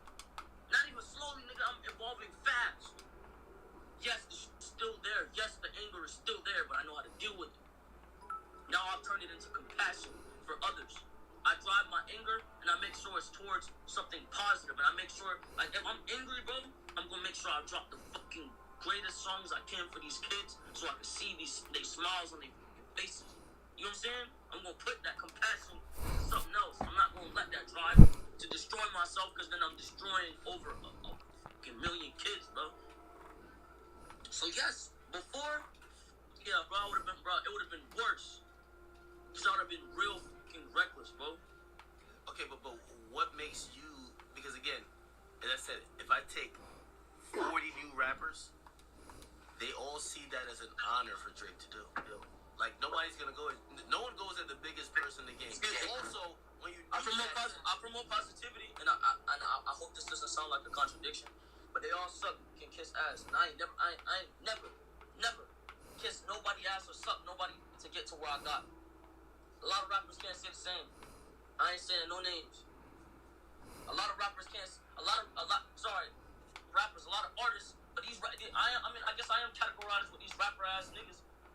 A lot of these artists or rappers can't say the same shit. A lot of these niggas can't say they got here off the sense of their own energy, off of holding their own fucking weight. You ever seen anybody leave me anywhere? Well, that's what I was gonna say. Do you feel like that was almost a cosign, though? Like you've never had a cosign. It was a cosign. You've never had a cosign. But going against the biggest artist was the cosign. You know what I did? I grabbed his hand, forced him to write the little cosign. Speaking in a you know what I'm saying? Yeah. Not in a literal form. No, grabbed his fucking hand, forced him to write in pen. You know what I'm saying? And then stamped that bitch. And then it was a cosign, yeah, but I forced him to do it. Because you stayed in the pocket and your career wasn't ruined, that's the cosign. Just the mere fact you could, as a newcomer, even live through going against the biggest rapper in the game. Because I'm a good fucking artist. Because I have the same fucking mind, if not better. Bro, if not better, bro. We have the same fucking mind. Bro, it just has more time than me. He got more time in the game than me. He got more relationships. You I'm not stupid to that shit. I'm not dumb to that shit. Like the shit with the Migos. Bro, all the niggas hated me because I was spitting the truth, bro. The nigga Offset jumped to defend Drake, right? He jumped to defend Drake. Quavo and Takeoff ain't say nothing. You know what I'm saying? They ain't say nothing, bro. Offset jumped to defend Drake. And Offset got mad because he got caught wearing my clothing brand. He was wearing my clothing brand on stage, so he got mad. And I know that drove him inside to really have some sort of animosity. So at first I let the shit go. Then I seen bro really like on some like hating on young nigga shit. I don't see you talking about nobody else older than you. You feel me? Now I got bro. Listen, bro. If a nigga wanna fight me, nigga wanna fight me. You know what I'm saying? It is what it is. I ain't never bought no fade. Come to my city and ask anybody. I never bought no fade. If I get whooped, bro, I get whooped. But a nigga can't say I ran. Nobody can say I ran. So he got mad, and that drove everybody to be on that iffy weird shit for another nigga. You know what I'm saying? When it would have been much better for me and bro to have a personal conversation. And I mean Drake, we had a personal conversation. He could have seen where I was coming from. Whether he wanted to be an actor and deny the shit or not, you know what I'm saying? I would have been like, look, if you gonna do that, make up for it somehow. Even if it's like, yo, go check out Lil Bro. Go check out Lil Bro, you feel me? Go look at his music. Boom. Then I would have shut up. A couple of weeks later, on February 17th, 2018, Drake dropped the God's Plan music video. Throughout the video, he was giving things away to people. What the fuck? What the fuck? To Instagram that day and wrote a cryptic message saying, "If anyone tries to kill me, it was Champagne Poppy. I'm snitching right now." A week later, X would post a picture of a Drake lookalike on Twitter doing certain things that I cannot talk about in this video with the caption, "Yo bro," at Drake. So, never mind. A couple months later, on May 26, 2018, Drake dropped a track called I'm Upset, where he allegedly disses X and even talks about killing him. On this track, Drake says SMS triple X, which apparently stands for Send My Shooters. SMS triple X. That's the only time I ever shoot below the neck. On June 18, 2018, XXX Tentacion was slain during an armed robbery gone wrong. Just a week after X's passing, Drake dropped a track called Mob Ties, where he once again allegedly took shots at X. This time, it was speculated that he referenced his death. A couple months later, one of the members from X's group, Members Only, took to Instagram to say, "I ain't saying nothing that's gonna get me in trouble, but I know what you did, Aubrey. Makes sense why you watching mine and MO Instagram stories after Jod." To say, "I ain't saying nothing that's gonna get..." This time, it was speculated that he referenced his death. A couple months later, one of the members from X's group, Members Only, took to Instagram to say, "I ain't saying nothing that's gonna get me in trouble, but I know what you did, Aubrey. Makes sense why you watching mine and MO Instagram stories after Jod died, at Champagne Poppy." The internet started coming up with this conspiracy theory that Drake put a hit for XXX Tentacion to be murdered on June 18th. Later that year, in October of 2018, the music video for Drake and Travis Scott's song Sicko Mode dropped. And in the video, an XXX Tentacion lookalike can be seen getting killed in the video. On November 4, 2022, Drake and 21 Savage dropped a track called On BS. And fans once again claimed that Drake allegedly dissed X, saying that if he held his tongue on that live, he'd be alive. Maybe I should do a 20, maybe I should break that 20, do a 10. Maybe I should break that 10, do a 5, then if it gets live, do a 5 again. Bro, I'm 19 years old. That what is he, like 60? Like 65? Or isn't he? Didn't he get like surgery on his arms or some shit? Didn't he get like plastic surgery? Didn't he go see like Dr. 300 like 3 times? If he held his tongue on that live, he'd be alive again. Yo, somebody gonna shoot me. After that, nothing else happened, and in February of 2023, the defense in X's murder trial suggests that Drake may be tied to the killing of XXX Tentacion. This is all alleged, and it's unclear who exactly killed X, but time will tell once this trial is all said and done.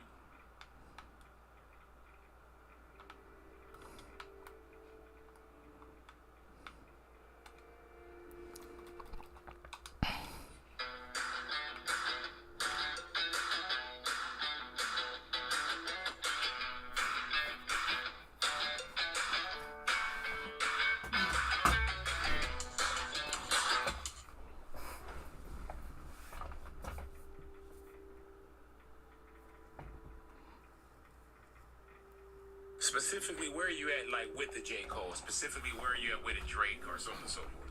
I respect their music, for sure. I respect them as individuals and creators. Like someone yelled out Kendrick. It seems like nowadays people want to build Kendrick. Nobody yelled out Kendrick. You just heard that in your When you go to sleep, you just hear somebody be like, Kendrick Lamar.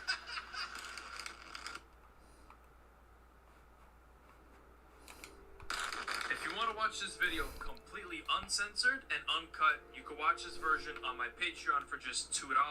Patreon.com/JohnAnthonyHD. Drake and Kendrick Lamar are without a doubt on the Mount Rushmore of hip-hop of the 2010s, as these two ruled a generation of hip-hop. Behind the scenes, Drake and Kendrick Lamar were actually taking shots at each other on wax. But how exactly did this beef come about? In the mid-2000s would be where Drake and Kendrick Lamar would begin their rap careers. In 2004, a rapper from Compton, California by the name of K-Dot would release his debut mixtape, YHNIC. This mixtape was released under the label Concrete Jungle Music. K-Dot followed up with the second mixtape, Training Day, on December 30th, 2005. This mixtape was released under Top Dog Entertainment. After the release of these mixtapes, K-Dot would start gaining some local buzz. Around this time, an actor in Canada named Aubrey Graham would decide to pursue rap instead of acting.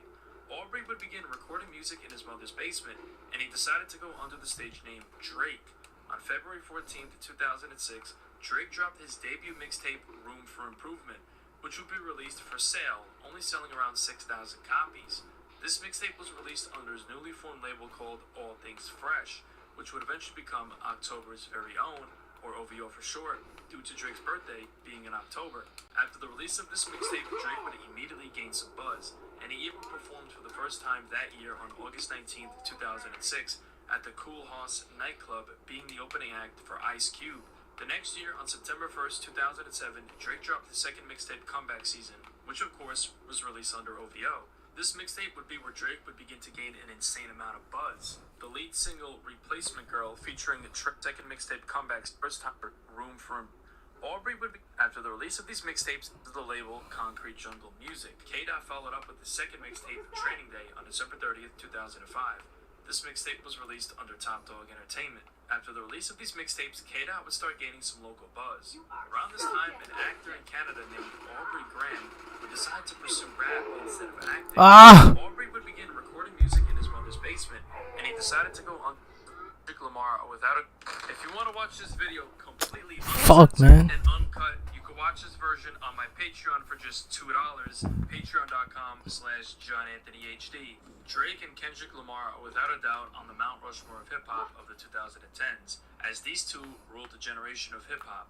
Behind the scenes, Drake and Kendrick Lamar were actually taking shots at each other on wax. But how exactly did this beef come about? In the mid-2000s would be where Drake and Kendrick Lamar would begin their rap careers. In 2004, a rapper from Compton, California by the name of K-Dot would release his debut mixtape, YHNIC. This mixtape was released under the label Concrete Jungle Music. K-Dot followed up with the second mixtape, Training Day, on December 30th. What the fuck? This mixtape was released under Top Dog Entertainment to the label Concrete Years. In 2004, a rapper from Compton, California by the name of K-Dot would release his debut mixtape, YHNIC. This mixtape was released under the label Concrete Jungle Music. K-Dot followed up with the second mixtape, Training Day, on December 30th, 2005.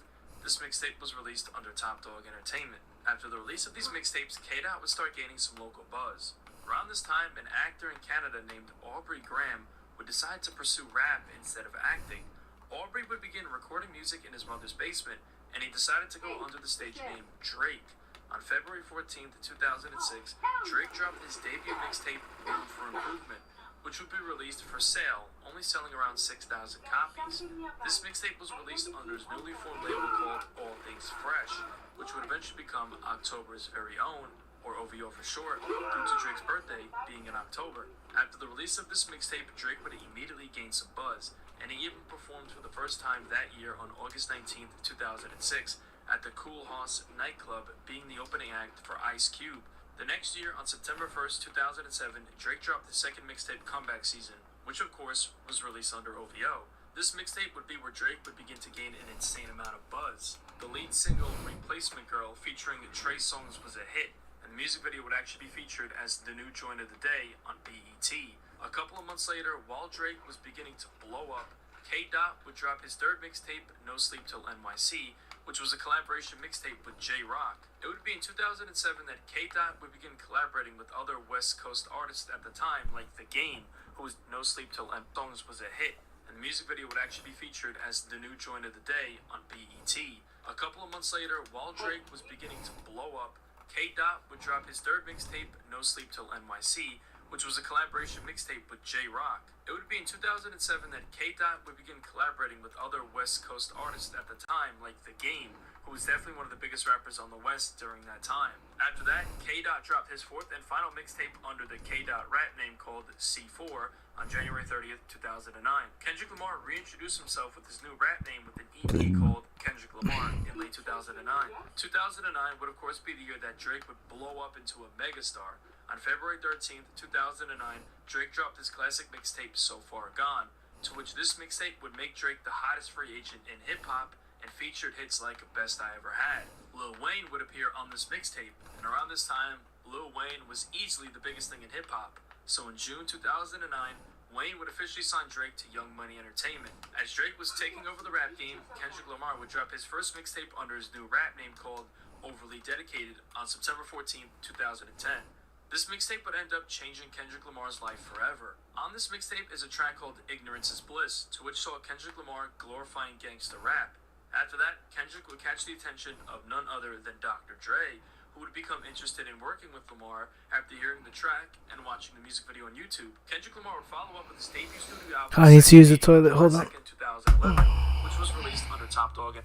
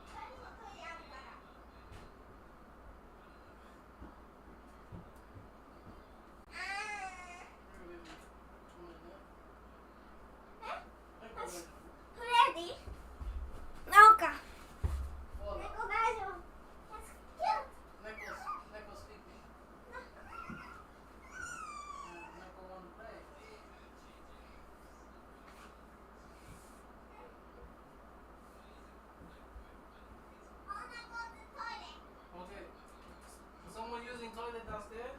Yes. Daddy doing cooking. Okay, hold on.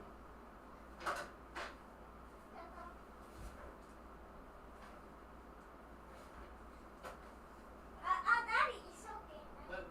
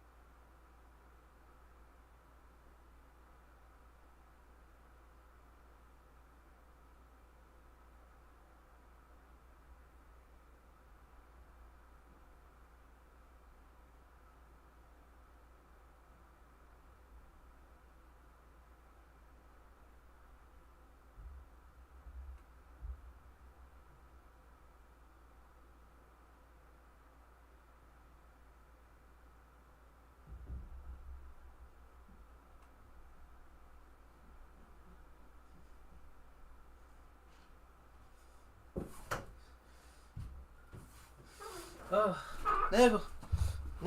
Sorry, guys. Sorry.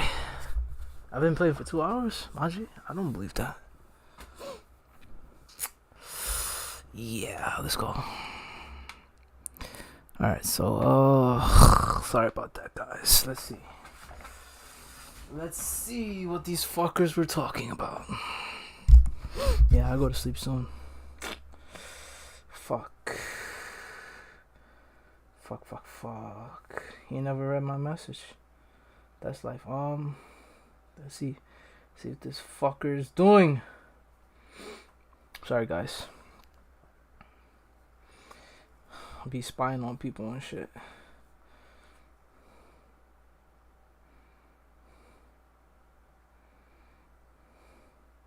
I think I disagree, which pisses me off. But as a person, I think he's it's just very opinionated. I like to shit on people. I love it when he screams at people. It's the best. When he really loses his shit, that's when Hassan is at his best. Yeah, really nice people. I like meeting new people, and like if I disagree with somebody, I still like to meet them. Like for example, like there's a lot of things Biden says I disagree with. I still like to meet Biden. Fuck no, I don't want to meet Biden. We're gonna meet him. We're gonna see Biden. Wait, here? Like we're gonna see him. Actually, like the Japanese president went to America to meet him. Yeah, she does. I'm sorry, but Biden's gonna try and smell your hair and grab your tits. That's what Bro, they do. like, hey, that's free game. She's like, don't tell your mother. You'll get a lot of views out of that. Hey, there you go. And Trump, I'm just gonna go on a rant for Byron. I wouldn't want to meet Biden. Honestly, I don't care, bro. I'd rather meet Trump because I'll make the news the next day. Anything that increases the yen currency. She's lame. She's lucky she got a fan base.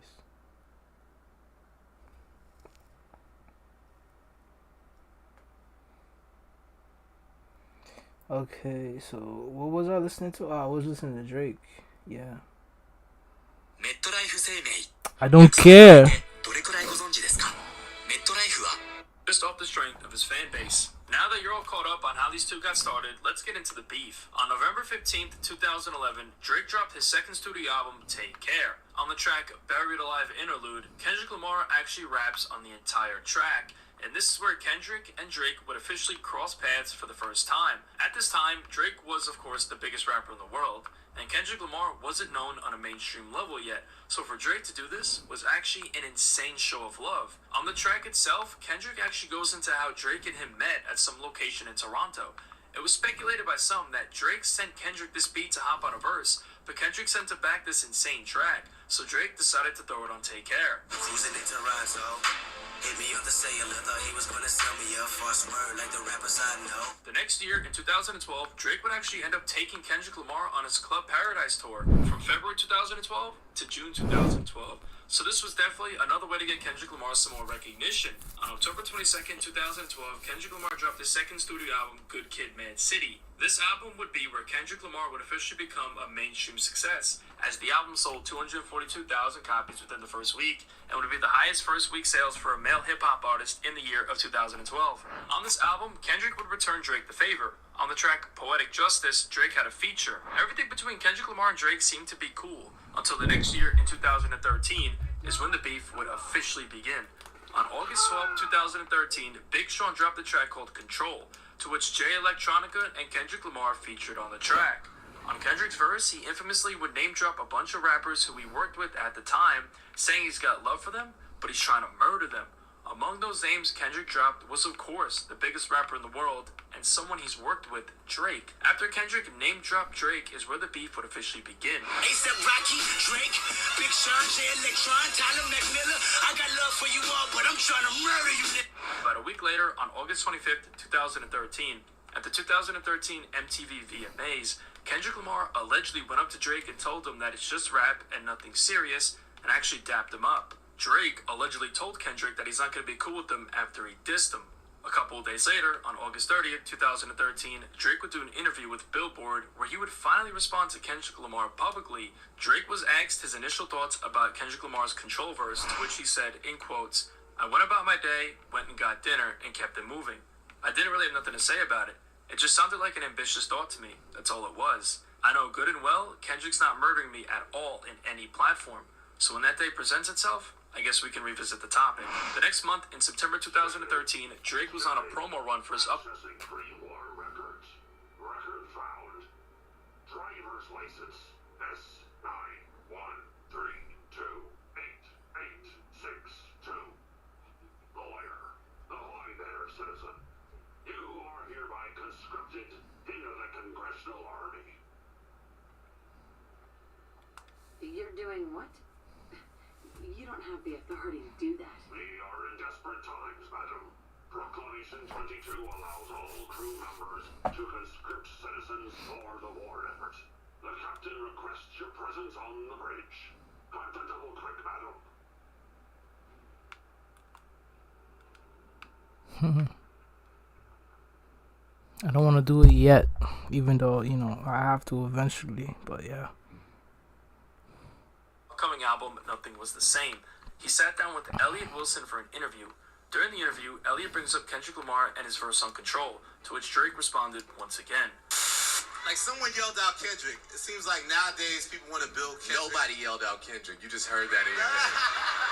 No, earlier. When you go to sleep, you just hear somebody be like, Kendrick Lamar! No, but here's what's funny about you and Kendrick Lamar. It's like people forget you had him on Take Care. You had him on Buried Alive.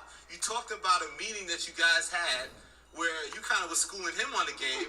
And there's a great line about how he realized he's the same age as you and it made him rude and impatient. So it's almost like it's very foreshadowing. You know, he ended up making a great record, Good Kid, Mad City. Just the connection. Phenomenal album, by the way. Phenomenal album. Yeah, round of applause. And then now he takes a competitive stance with a verse like Control. And then you said that, you know, he's not murdering you in any platform. But, you know, that's where that rivalry, that's where people want to try to build. That's if you want to try to build a rivalry. Like, what's your take on that? Do you feel like that they're trying to create a competition that he's not on your level because of your accomplishments? Like, do you feel like they're trying to hype this up and elevate it too much? Nah, I feel like that's it. It's like, you know, he's the new guy to love, and of course, I mean, rightfully so. He's super talented, you know. But thank you. But he's but he's like, you know, he is the underdog that's extremely hungry. You know what I'm saying? And he's doing his thing really well. And that verse was, he's giving people like moments. You know, like that verse was a moment to talk about. Are you listening to it now? At this point in time? Okay. And then, but it was real cool for like, you know, a couple weeks. But like, if I asked you, for example, like, how does that verse start? No, do you remember? No, and like, now mind you, it'll go on in Complex and Rap Radar, give it like verse of the millennium and all that shit or whatever. But like, I'm just saying, it's like, you know, I remember like somebody like asking me, you know, or maybe it was you that was like, is Kendrick Lamar your biggest competition like in this generation or whatever? Yeah. And I think that Kendrick has like the utmost potential, man. Like, you know, I see Kendrick tomorrow, I'm gonna dap him. I didn't feel a way about that verse. I get it. I get the moment. Like, you know, he's a good guy. And like, I know that verse had no malice behind it because I saw him 5 days later at the VMAs and it was all love. So it's like, he didn't come on there on some wild, like, I'm in New York, everybody don't look at me. Like, I'm the king. So it was, you know, it was one of those things. It's like, I almost wish he had come in there on that because I kind of lost like a little respect for the sentiment of the verse. If it's really everybody, then it needs to be everybody. It just can't be halfway for the sake of the people. But you know what I'm saying? Like, for real, that's just how I feel. But anyway, like, you know, I still like, when it comes to competition, I'm more worried about consistency. I'm more worried about bodies of work. I'm talking about hit records. I'm talking about, I'm basically talking about, like, you know, there's one guy who's up every night thinking about how to get better and how to do things bigger. And, you know, that's Kanye West. He's like, you know, he's like, he's always going to be the guy that's trying to outthink and outdo, you know, everybody. So for me, that would be like, you know, that's my guy that I aspire to surpass, you know what I mean? And as far as Kendrick goes, like, I can't wait to see what he does, because now it's time to show and prove. And consistency it's been one album. Consistency is like, you need more than one album, you know what I'm saying? So it's like, it's time to show and prove, and I look forward to seeing what he does, man. He's super talented, so yeah. Cheers to Kendrick Lamar. All right. A couple days later, Drake sat down with Big Boy's Neighborhood, and when Drake was asked about Kendrick's verse on Control, he said that no one is still listening to it, and that it was just for shock value. Drake would then go on to say that he's not into doing a song with Kendrick Lamar. And at the Neighborhood Drake Day going down right now, man. Control, the record, people still banging it, man. Where is Drake at with Control? I'm probably like as done as like the rest of the world is with that record. Like, I think it came and it went, you know what I mean? And not to discredit it, like, it was a good moment, but at the end of the day, it's just like, it was like one of those sort of like fleeting like Twitter frenzies that like, it was cool for what it was, you know, and I'm just into making, like, my thing is, like, I like lasting power, you know, that's my thing. I want you to still be listening to this album in the summer, or, you know, next year, where I want this to stay in your car, stay on your mind. It's like not even about the music, you know what I mean? It wasn't even about, like, the content of it. It just seemed to be about, like, you know, all the and all the talking at the time, and now everybody's, like, over it. Nobody plays it. It's just, like, whatever. But I think that's because it wasn't a single, and it did what it was meant to. It had people listening to lyrics and excited about hip-hop. And you and Kendrick are good as far as like the albums and doing records with each other.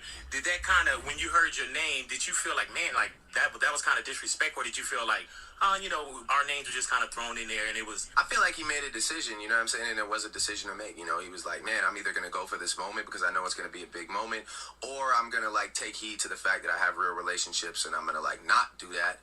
Because, like, you know, I'll be real, like, I thought of doing that before. You know, I thought, like, man, it would be crazy if I just went off on everybody. But it's just kind of like, where does it really get me? Then what? Then every time I rap, people are going to expect me to be confrontational, and when I'm not, then it's not entertaining. You know what I mean? It's like, it kind of puts you in a box a bit. So I don't think that put Kendrick in a box. I don't know if I necessarily respect it. You know, we all make decisions. I'm sure he'll be good. He's talented as you know what I'm saying? He's gonna have another album and another opportunity to take the world by storm. So he'll be all right, you know what I'm saying? Even if it doesn't feature, you know, any of the names that he mentioned, which it probably won't, to be honest with you. I don't know who's gonna go back from that and be like, yeah, let's link up, and nah, you know what I'm saying? But he'll be all right, you know, he's a talented dude. Does it make you like not want to collab with him? Yeah, I'm good right now, you know what I'm saying? Like, I'm just about this album and me, and, you know, I don't know necessarily if I feel like 100%, like, I'm not like, man, send me some, let's work, like, nah, not really, you know what I'm saying? Like, I'm really just focused on me and OVO and my side of things. You know, I'm not really like into doing like a record with him. No. So you and Kendrick, you will sleep tonight, not together. Yeah. Oh, yeah, no. That's all I was saying. Every night. That's what I say. I'll sleep tonight. On September 24th, 2013, Drake dropped his album Nothing Was the Same. And on this album, Drake would officially take to wax to respond to Kendrick Lamar. On the track The Language, on the first verse, Drake takes subliminal shots at Kendrick Lamar. He starts off by saying that Kendrick's music isn't as inspiring as he says it is. Drake then says that he's the one with the motor mouth and that Kendrick should be worrying about him. I don't know why they been lying, but your not that inspiring. I am the kid with the motor mouth. I am the one you should worry about. Kendrick Lamar, of course, caught wind of these subliminal shots, so he would respond on October 15th, 2013. During the 2013 BET Hip Hop Awards, everyone from the label Kendrick Lamar is signed to, TDE, short for Top Dog Entertainment, had their own TDE cipher. During Kendrick's verse, he subliminally dissed Drake when he referenced Drake's album Nothing Was the Same, saying that nothing's been the same since the Control verse. Kendrick then dissed Drake further, calling him a sensitive rapper, saying he dresses in pajama clothes, and that Drake's subliminal shots will never penetrate. Ain't nothing been the same since they dropped Control and tucked the sensitive rapper back in his pajama clothes. I'm bulletproof, your shots have never penetrate. A couple months later, on December 17th, 2013, Future dropped his track Remix, to which Juicy J and Drake featured on the track. On Drake's verse, he sends shots back at Kendrick Lamar. He starts off by saying that Kendrick talks like he runs his city of Compton, and that if he brings up Kendrick's name, people talk about him more. I hear you talk about your city like you run that. And if I say my name, he the high shit. But if I say that, then let me say the high shit. 2 days later, on December 19th, 2013, Drake did an interview with Vibe, and when he was asked if he dissed Kendrick on The Language, he said, in quotes, "I don't ever want to get into responses. It's a commitment to go there. The language is just energy, what it was inspired by. I'm sure that and other things. It's just me talking shit. I never once felt the need to respond to that record. The sentiment he was putting forth is what he should have. Of course he wanted to be the best. Where it became an issue is that I was rolling out an album while that verse was still bubbling. So my album rollout became about this thing. What am I supposed to say? Nah, we'll be buddy-buddy? Mind you, I never once said he's a bad guy or I don't like him. I think he's a genius in his own right. But I also stood my ground as I should. And with that came another step. I leaving at 6 in tomorrow morning. I wake you up, you move, I put you make a prepare for the food and that. So she clothes and change like when you go, okay? Okay. She go to school tomorrow? Yeah, of course. And what time you pick her up? Huh? What time you pick her up? 5 in Mario. Alright.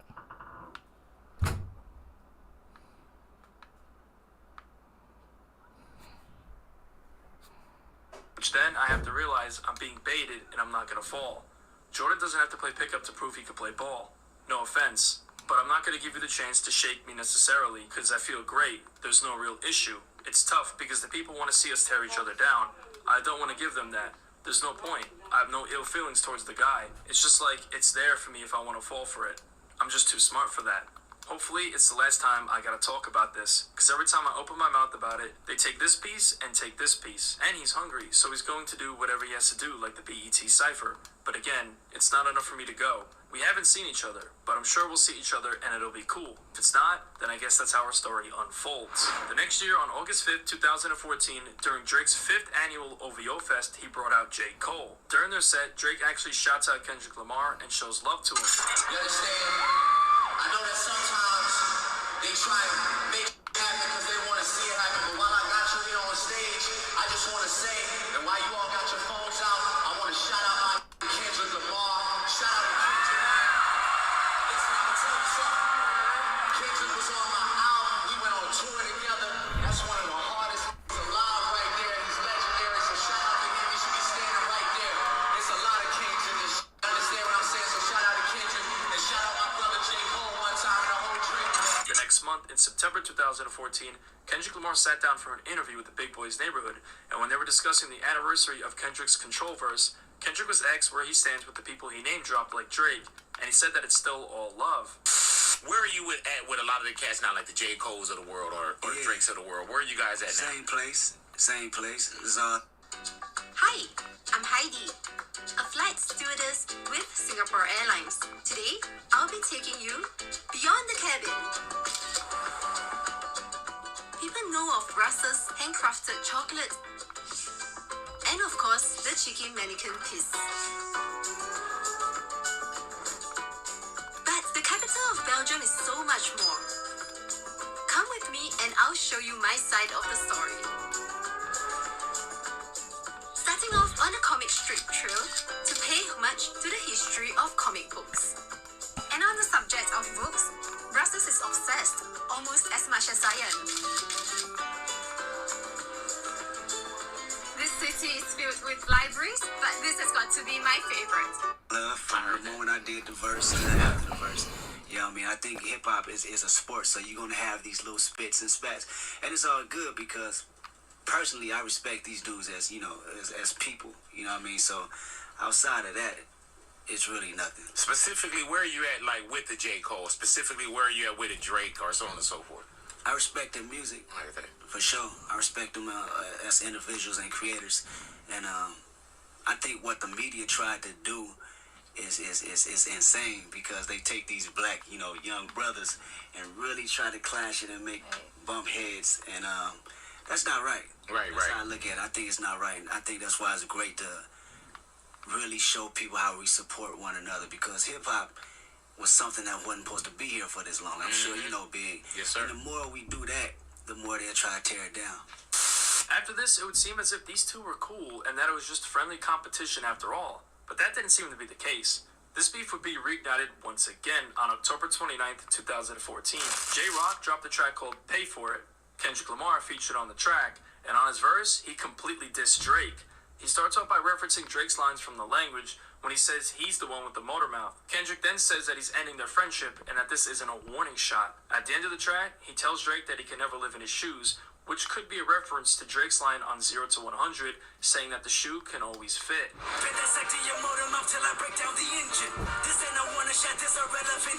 Fast forward to February 13, 2015, Drake dropped his mixtape, If You're Reading This, It's Too Late. And on the first verse of the track, Used To, he once again sent subliminal shots at Kendrick Lamar when he referenced how Kendrick dissed him on his song Control, but then at the VMAs, he said that it was just a rap. They gon' say your name on them airwaves. They gon' hit you up right after like it's only rap. The next month, on March 15th, 2015, Kendrick Lamar dropped his album To Pimp a Butterfly. And on the track King Kunta, Kendrick Lamar once again dissed Drake. During this time, Drake was engaged in a beef with Meek Mill, to which Meek Mill would publicly expose Drake for allegedly having ghostwriters. So on this track, Kendrick directly references Drake's alleged ghostwriters. I can get rapping, but a rapper with a ghostwriter. A couple of months later, on June 25th, 2015, The Game and Drake dropped their track 100. On Drake's verse, he subliminally dissed Kendrick Lamar, saying that he would have all of Kendrick's fans if he didn't go pop and stuck to doing conscience rap like in his earlier days. I would have all of your fans if I didn't go poppin'. I stayed on some conscious. A couple months later, on August 17th, 2015, Dr. Dre dropped his album Compton. Kendrick Lamar, of course, appeared on this album, and he would clap back at Drake. On the track Dark Side / Gone, Kendrick directly references Drake's song Energy, saying that Drake is his enemy that's giving him energy by saying subliminals towards him. But still, like our enemies giving me energy, I wanna fight now. Subliminals sending me all of this hate. On the track Deep Water, Kendrick says that 6 people are going to carry Drake in a coffin after he kills him if they start sending diss tracks back and forth, which is a reference to Drake always repping the 6, which is Toronto. Fast forward to June 3rd, 2016, DJ Khaled and Drake dropped a track called For Free. And on the first verse, Drake references a line from Kendrick's verse on the song By the World. This gate for free. And like your boy from Compton said, you know this game free. On March 18th, 2017, Drake dropped his project More Life. And on the track Guile Chester, Drake sent more subliminals at Kendrick, saying that he's number 1 in the game and Kendrick isn't. I know I said top 5, but I'm top 2, and I'm not 2, and I got 1. Don't you have one? I'll be pulling your pumpkin, you a scared little tiptoeing around my name. A couple weeks later, on April 14, 2017, Kendrick Lamar dropped his album Damn. And on the track Element, he sent subliminals at Drake, saying that he won't mention him by name, and that he throws the rock and hides his hand. He then tells Drake to say his name and refers to himself as the Candyman, which is a fictional horror character that is summoned by saying his name 5 times in a row. So Kendrick is basically telling Drake to say his name and he'll meet the Candyman. Most of y'all throw rocks and try to hide your hand. Just say his name and I promise that you'll see Candyman. The original version of Element would actually end up leaking, and on this version, he actually dissed Drake, but this time he directly name-dropped him and references beef with Meek Mill. Drake and Meek Mill beef might got you gassed up, but I'm a whole other beast, I really fuck you up. The next year, on January 19, 2018, Drake dropped the Scary Hours EP.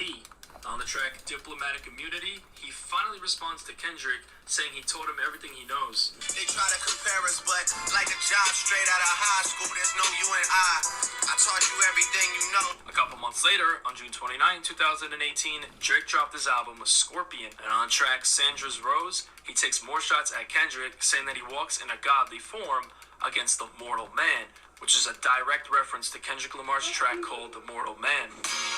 I walk in godly form amongst the mortal men. After this, Kendrick Lamar would go on a long hiatus from rap and seemingly disappeared. On December 25th, 2019, Drake did a Rap Radar interview, and during the interview, he said that he has respect for Kendrick Lamar.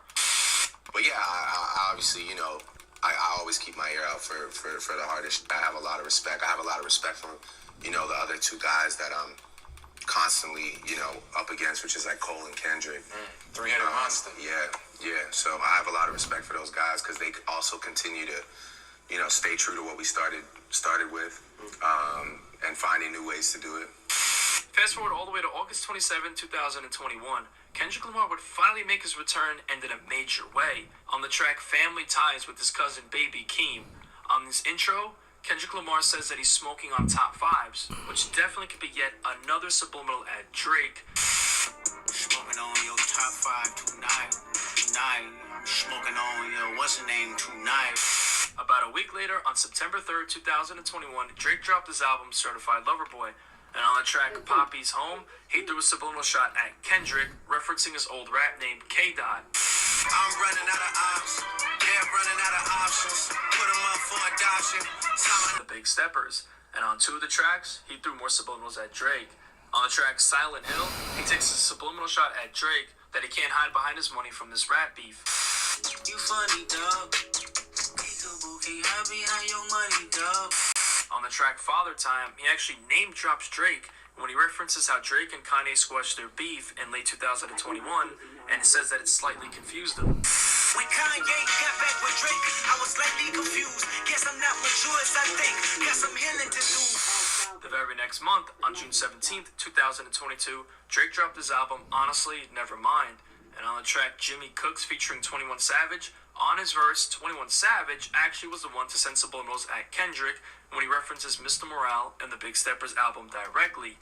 He then says it was a team effort, possibly hinting that this is in fact a diss towards Kendrick and that he's backing Drake in their beef. Big stepper, he came in a rose, but he left in a stretcher. Let my brother drive while I shoot team effort. Later that year, on November 4th, 2022, Drake and 21 Savage dropped their collab album Her Loss. On the track More M's, Drake responds to Kendrick's shot on Father Time when he says that he was dissing him on his album, but it flopped because the numbers that Kendrick's comeback album did were viewed as underwhelming, especially for how much time he took to drop it. Dissing on his album and it flopped, he deserved it.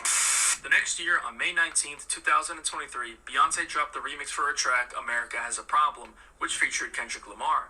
On his verse, he allegedly sent shots back at Drake. His career didn't come with no life insurance. Hope his day won't fans got some facts on him. Drake got wind of this, so that summer, Drake and 21 Savage would begin their It's All a Blur tour. On July 5th, 2023, during the opening night of the tour, Drake would announce his new album called For All the Dogs, and during this, he sent shots at Kendrick Lamar, referencing how he took 5 years to drop his album. About how much music I put out, but it's like I look around at all these faces, I know it's summertime, I gotta give you shit. Like I just can't. I don't know about these guys that go away 3, 4, 5 years, wanna chill out, all that. That's not me. Later that year, on October 6, 2023, Drake dropped his album For All the Dogs. And on the track Away From Home, it's speculated that he threw shots at Kendrick Lamar when he referenced Kendrick's hit song Humble. I'm trying to keep it humble, I'm trying to keep it gracious. After that, nothing else has been said between the two. But you could best believe that these two will continue sending subliminal shots to each other for years to come. If you want my opinion, I think down the line these two will eventually cross paths and potentially squash the beef they have between each other. I can't exactly pinpoint who is winning or losing this battle because it's just a battle of subliminals. Although Kendrick did name drop Drake on a couple different occasions. I don't think he'll ever go beyond subliminals, because we all know that Drake is smart enough not to engage in a full-on battle with Kendrick Lamar, because lyrically, Kendrick will end Drake.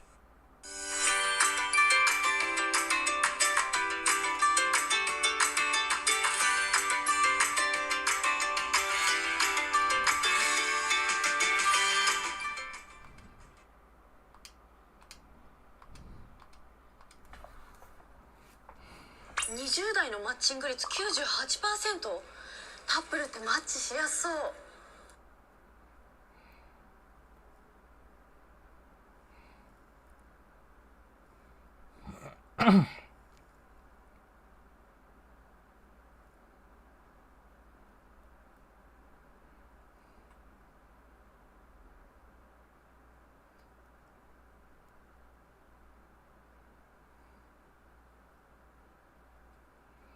Damn, Drake versus Kanye is pretty fucking long.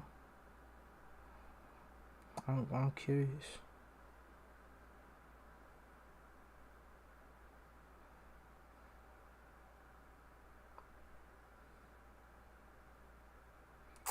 Yeah, I'm curious. Drake versus Kanye. I mean, Drake won that, obviously. Drake and Kanye West are synonymous with hip-hop music and could be argued as two of the best to ever do it. Undoubtedly two of the most decorated artists of all time, with their longevity being unmatched. But these two always had a rocky relationship, so today we uncover the beef of Drake and Kanye West. In the mid-2000s, a kid from Toronto, Canada named Aubrey Graham decided to quit acting and pursue rap music under the rap name Drake. Growing up, Drake idolized Kanye West and saw Ye as a huge inspiration. Drake dropped his debut mixtape, Room for Improvement, on February 14, 2006. On September 1st, 2007, Drake followed up with his second mixtape, Comeback Season. And on this mixtape was a track called Barry Bonds Freestyle, which was Drake rapping over the beat to Kanye's track Barry Bonds from his album Graduation. Coming off his classic album Graduation on November 24th, 2008, Ye dropped his fourth album, 808s and Heartbreak. That fall, Drake dropped another freestyle over a Ye beat. This time, it was the beat for the track Swagger Like Us. In December 2008, Cortez Bryant became Drake's manager, who also managed Lil Wayne at the time, which was the gateway for Drake to get his deal at Young Money. Cortez Bryant's business partner was a man named G. Robertson, who was actually managing Kanye West at the time, so this was a link between the two. Around this time, Kanye and Drake met for the first time in Hawaii, where the interaction would be very short. Kanye was working on music in Hawaii at the time of late 2008. While it is unclear exactly when these two met, it's speculated to be during the 808s and Heartbreak sessions. In 2009 would be where these two would officially begin working with each other. Drake kicked off the year by dropping his breakout project, So Far Gone, on February 13th, 2009. This mixtape catapulted Drake into a star, and after that, Drake was without a doubt the hottest rapper in the world. On this mixtape, the track Say What's Real was actually a remix of Ye's track Say You Will from his album 808s and Heartbreak. This mixtape would immediately begin to draw comparisons to Kanye's 808s and Heartbreak album. As Drake was becoming a megastar, it's no surprise that he would finally get the attention of Kanye West. On May 23rd, 2009, Kanye West would take to his now-deleted blog, KanyeUniversityCity.com, where he would publicly praise Drake for his lyrics on the track Every Girl, saying, Drake said, "Do you like girls? I do, let's be honest, best line of the year." Kanye would follow up by attending one of Drake's shows in New York. A couple days later, on May 27th, 2009, Drake did an interview with MTV News where he would speak on Kanye West, describing him as the most influential person, saying, "Before I ever got the chance to meet him, Kanye West shaped a lot of what I do as far as music goes. We always took the time to listen to Kanye's music and appreciate it beyond. We search the samples and we find out where his inspiration came from, because he has one of the best ears in music, period. He knows how to recognize great music that's not his. He knows how to utilize great sounds and great music. So before I met him, I had the utmost respect for Kanye West. I'd even go as far as to say he's the most influential person as far as a musician that I've ever had in my life." That's nice. Later on in the interview, Drake would react to Kanye's praise on his blog post, saying, "I feel like it's funny because that's something he might have said, but it's an honor that he's even looking at me as somewhat of an equal, somewhat of a peer. I think he's one of the greatest to ever do it." The next month, on June 25th, 2009, Jamie Foxx dropped the remix to his track Digital Girl, to which both Drake and Kanye West appeared on the track. This would be the first time that Drake and Ye would appear on the same track. A week later, on July 1st, 2009, the music video to Drake's track Best I Ever Had dropped. The music video was actually directed by Kanye West himself, so as you can see, these two were really starting to work together more. After the release of this music video, Best I Ever Had peaked at number 2 on the Billboard Hot 100 as Drake was now a certified megastar. Later that summer, on August 27, 2009, the legendary track Forever released, which included Drake, Kanye West, Lil Wayne, and of course, the rapper that made Kanye change his verse, Eminem. Once again, we would see Drake and Kanye appear alongside each other on a track, and this track would be on the soundtrack to the LeBron James More Than a Game documentary. The next year in 2010, Drake was gearing up for the release of his debut album, Thank Me Later. On April 28, 2010, the second single for his album was released to radio, a track called Find Your Love. This track would end up dropping as a single a week later. This track was actually co-written and co-produced by Kanye West. It's rumored that the track was a leftover from 808s and Heartbreak, or another rumor is that the track was originally intended for Rihanna. On June 15, 2010, Drake dropped his debut studio album, Thank Me Later. This album sold 447,000 copies within the first week, debuting at number 1 on the Billboard 200, cementing Drake as the biggest rapper in the world. It would be around this time that tensions between Drake and Kanye would begin brewing. As Drake rose in popularity, ultimately surpassing Kanye, this is when Kanye would begin to feel threatened by Drake's success. During the summer of 2010, a snippet for a Kanye West song called Ghetto University, that we would later know as All of the Lights, would get out, to which the snippet had a Drake verse on it. In September 2010, Drake was seen all over Miami with Kanye's ex-girlfriend Amber Rose, and rumors began to make the rounds that these two were a couple. It was revealed that they were on a private dinner at Prime 112 in Miami. An insider at OVO was asked if they were a couple, to which they said, in quotes, "Drake always was infatuated by Amber, everything about her." Later that year, on November 22nd, 2010, Kanye dropped his 5th album, My Beautiful Dark Twisted Fantasy, to which the track All of the Lights appeared on this album. Kanye actually removed Drake's verse from the official release of the song. A couple weeks later, on December 9th, 2010, Drake appeared on Shade 45's morning show to talk with Elliot Wilson. During the interview, Wilson asked Drake about being left off Kanye's track All of the Lights, to which Drake responded by saying, "Kanye's creative process is ever changing. We make music differently. I make what comes to me, and I hate changing it, whereas Ye will change something 30 or 40 times to get it perfect. To each their own. And the change was to put all those people on it, and I wasn't one of them. That's completely okay." In 2011 is where this beef would really start taking off. But first, let's backtrack to July 21st, 2010. Drake did an interview with Tim Westwood where he discussed potentially dropping a collaborative album with Lil Wayne. So, I mean, the thing which it all seems to be aiming towards is the joint album, the ultimate collab. Yeah. You talking about the real deal. Talking about the me and Wayne. Exactly. That's the only thing on our minds. I mean, obviously, we've got your album to deal with first. Yeah. In late 2010, rumors were making the rounds that Kanye West and Jay-Z were going to drop their own collaborative album. This would later be confirmed, and the official name for the album was Watch the Throne. The recording sessions began in November 2010, which was only 4 months after Drake's interview with Tim Westwood, where he discussed the collab album with Lil Wayne.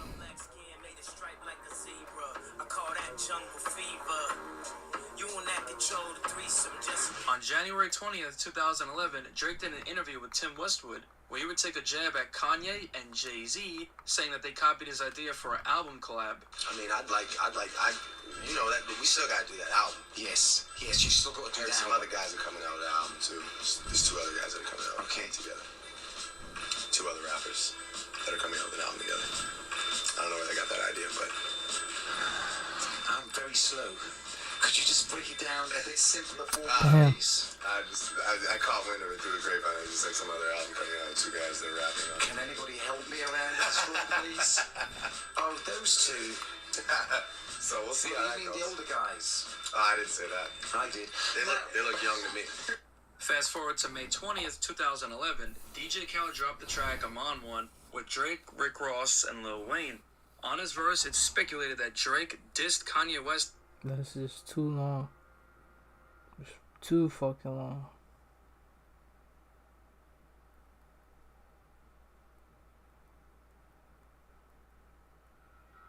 What?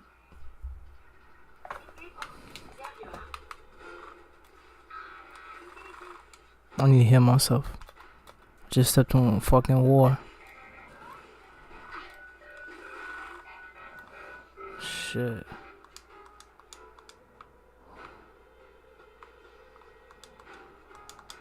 That's crazy. Beautiful. Oh. Damn. Oh, fuck.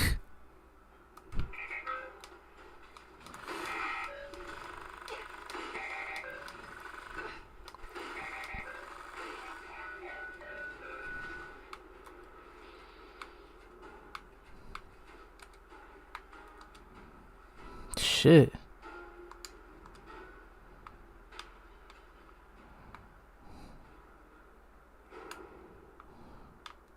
That shit was fucking huge, bro.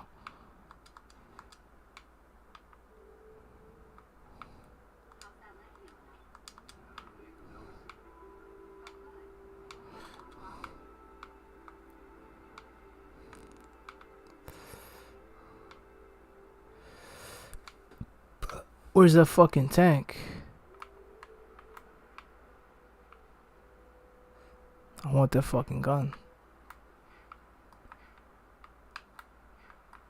It's somewhere on the beach.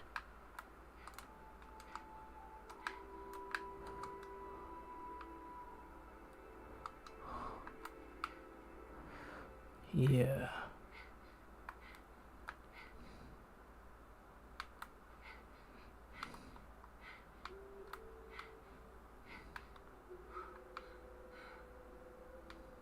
Oh, fuck.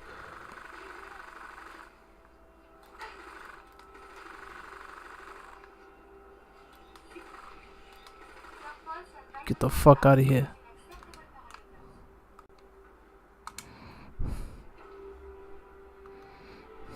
Damn, so I mean my look is pretty good. It's 49.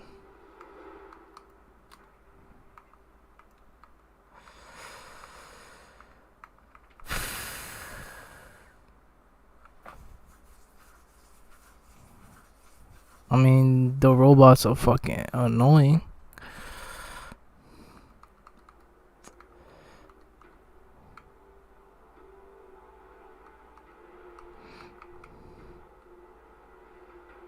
Melee weapons.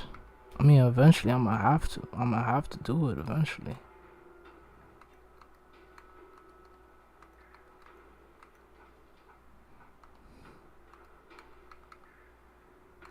Alright, so let's do cause I ain't fucking do it. How long? Alright, so let's go. Let's see. Let's go back. Wait. Where's the tank by the beach? I should look that shit up.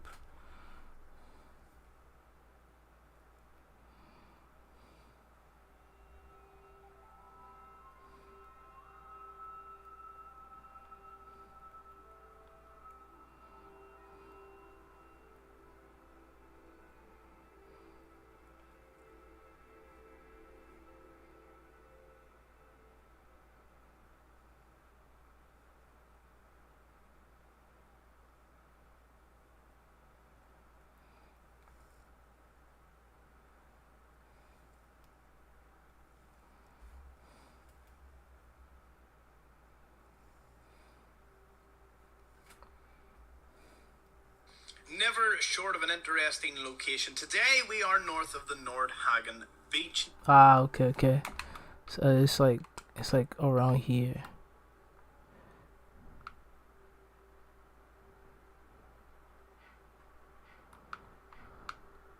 Ah, there we go. It's right there.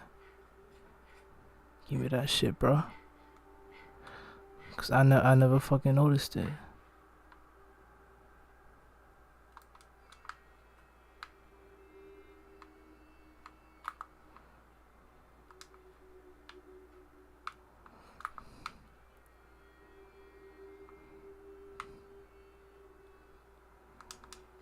Alright, let's go. Okay, let's go back to my house. Let's see what's up. What was I doing? I don't fucking remember, honestly.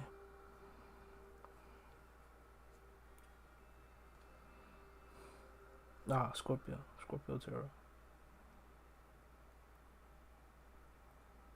I didn't get his shit. Where's do you? Plus, I need to charge my phone.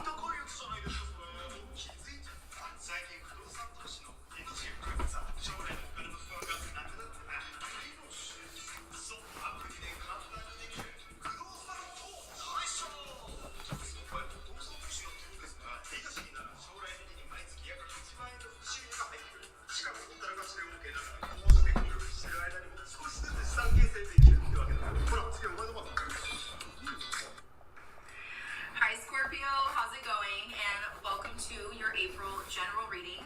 This is for Scorpio, Sun, Moon, Rising, and Venus, or if you're interested in a Scorpio, welcome all. I am so grateful and glad that you're here. Scorpio, if you'd like to join us for your love reading, that's reconnect with the other person you're dealing with in love, romance, or in relationships. Your love reading is always the first link in the description box below.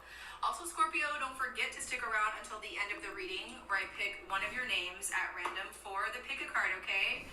It could be you this time. I don't know. We'll have to wait to the end to see who wins the pick a card drawing this time. All right, my love, Scorpio, how are y'all doing? Again, this is your April general reading. We'll be doing a Celtic cross this time.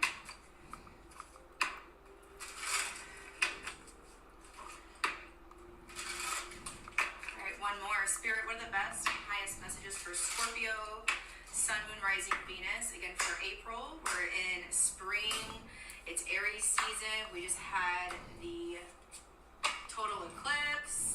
All the things. All right, love, Scorpio. Oh, it's one of my favorites. You have the Six of Cups at the bottom of the deck as your theme. Water energy, could be dealing with other water signs, Pisces, Cancer, Scorpio. Six of Cups is beautiful soulmate energy. It's very nostalgic, so this could be representing a parent-child relationship, an old connection, and hometown, maybe missing that type of person or situation. Ace of Swords, Death card, your card.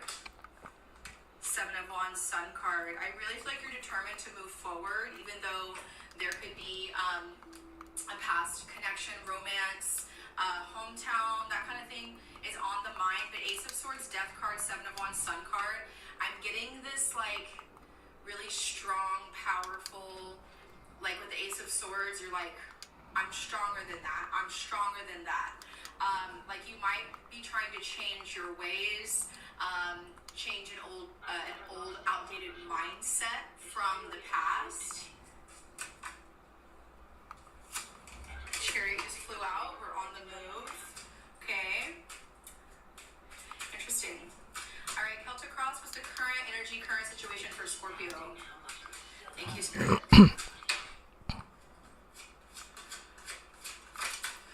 We have Five of Wands, fire energy with the Page of Pentacles. There's a lot of drama around you. Page of Pentacles, Six of Wands. I feel like everyone wants what you have. These are other people, Pages, Six of Wands. Let's go back. Hi Scorpio, how's it going? And welcome to your April general reading.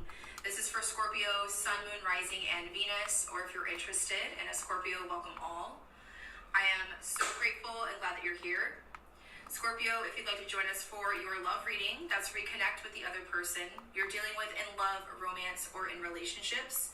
Your love reading is always the first link in the description box below. Also, Scorpio, don't forget to stick around until the end of the reading where I pick one of your names at random for the pick a card, okay?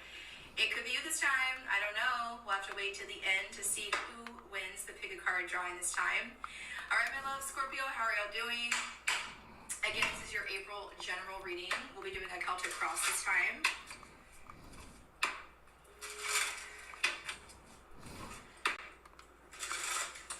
All right, one more. Spirit, what are the best and highest messages for Scorpio, Sun, Moon, Rising, Venus? Again, for April, we're in spring. It's Aries season. We just had the total eclipse. All the things. All right, love, Scorpio. Oh, it's one of my favorites. You have the Six of Cups at the bottom of the deck as your theme. Water energy, could be dealing with other water signs, Pisces, Cancer, Scorpio. Six of Cups is beautiful soulmate energy. It's very nostalgic, so this could be representing a parent-child relationship, an old connection, and hometown, maybe missing that type of person or situation. Ace of Swords, Death card, your card. Seven of Wands, Sun card. I really feel like you're determined to move forward, even though there could be a past connection, romance, hometown, that kind of thing is on the mind. But Ace of Swords, Death card, Seven of Wands, Sun card. I'm getting this like really strong, powerful, like with the Ace of Swords, you're like, I'm stronger than that. I'm stronger than that. Like you might be trying to change your ways, change an old outdated mindset from the past. Chariot just flew out. We're on the move. Okay. Interesting. All right, Celtic Cross, what's the current energy, current situation for Scorpio? Thank you, Spirit.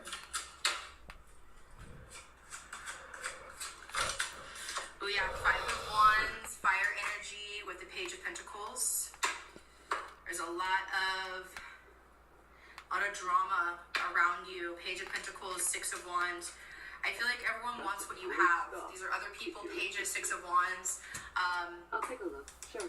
You could be Six of Wands right now, Scorpio, really well known, popular, could have gotten like some type of support, some type of achievement recently. And Five of Wands, I feel like there was a lot of competition for it. Like you got the job, you got the person, you got the house, you got something I feel like that a lot of other people wanted. What's crossing this for Scorpio? Ooh, double fives here. We have the Five of Cups with the King of Wands. You're very disappointed. You're very disappointed in other people's actions when you're on top or when something positive or good happens to you in general. This is a little bit of this has been coming up with other signs in the collective. Like your Five of Cups is your sad. Like it's a crying card. It's two-folded.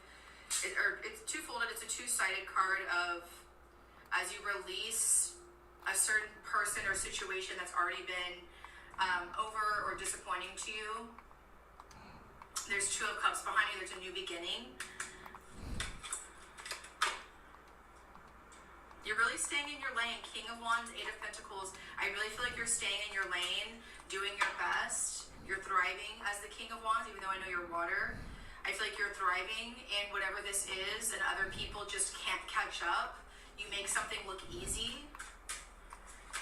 You're very disappointed about other people around you right now. What's your focus, Scorpio? Yep, Nine of Swords, Ace of Wands. Your focus is like, why is this so hard? A lot of you could also be, I heard the word battling or having some type of inspirational block, like you're battling inspiration. You want some type of new beginning, but the Nine of Swords, Ace of Wands as your focus.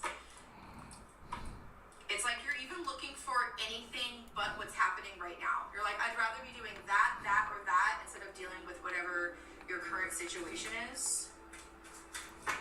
What's been in the recent past for Scorpio, please?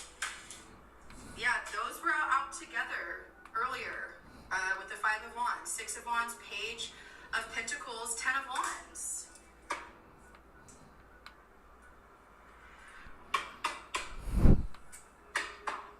You know what you did in the recent past? A lot of you did, like, you got offered something, like you got the job, you got the house, you got the person, a lot of you, someone put an offer in or you did, and then you're on top, you got the accomplishment, the award, the position, and that ended a very difficult chapter, but another group of you, yeah, but I sold it.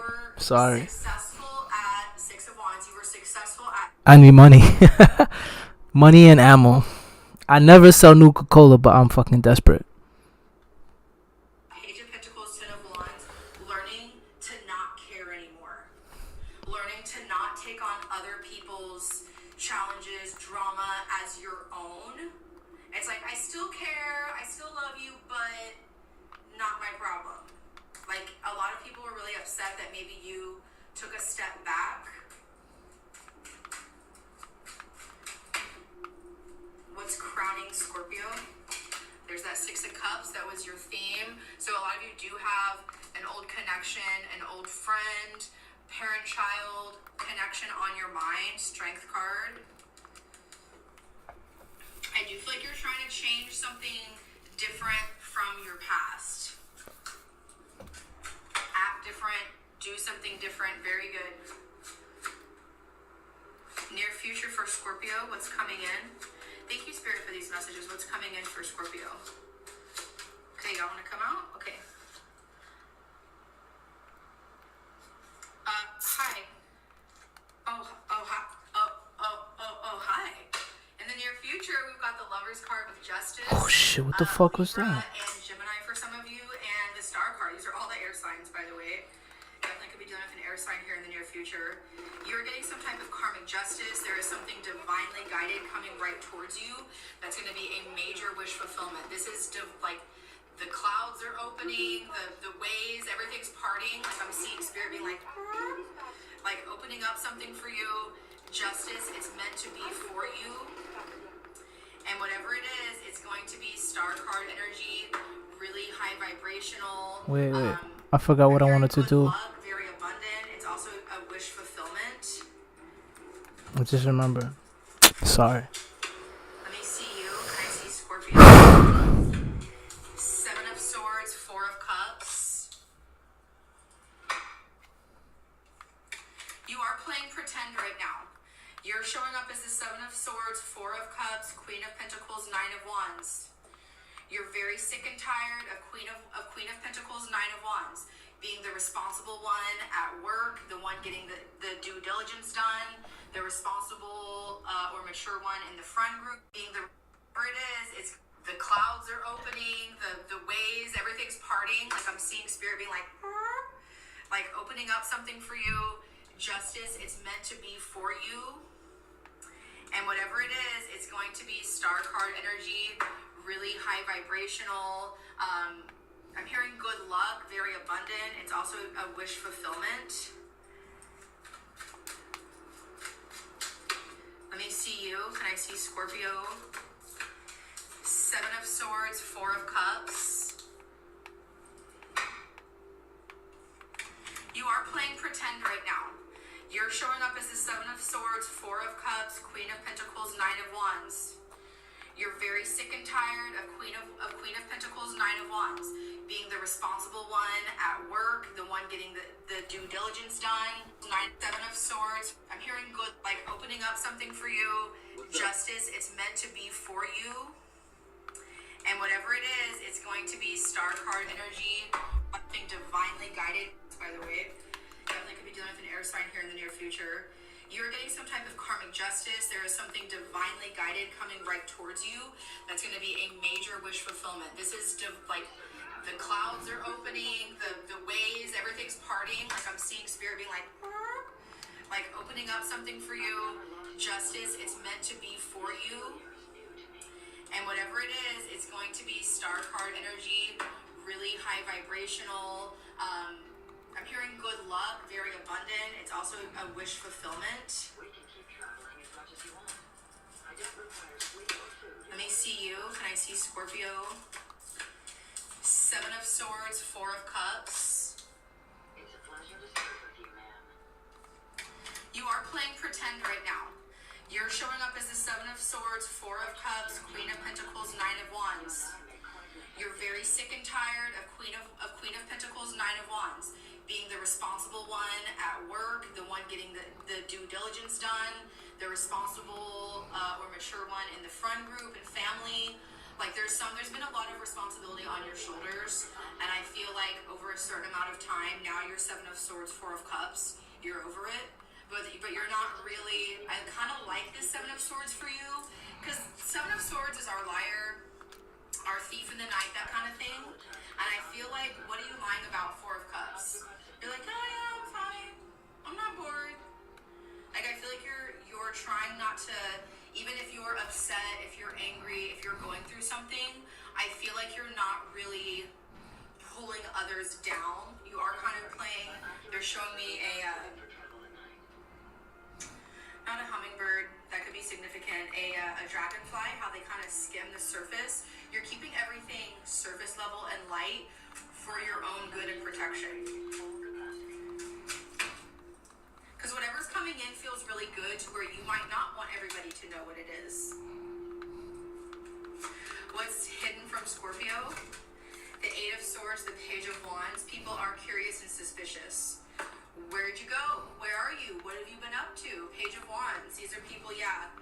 Devil, Page of Wands, Empress. Hold on, I'll be right back. I'm about to go outside real quick. Hold on. Some people might start to ignore you or not communicate with you as much. And what does that mean?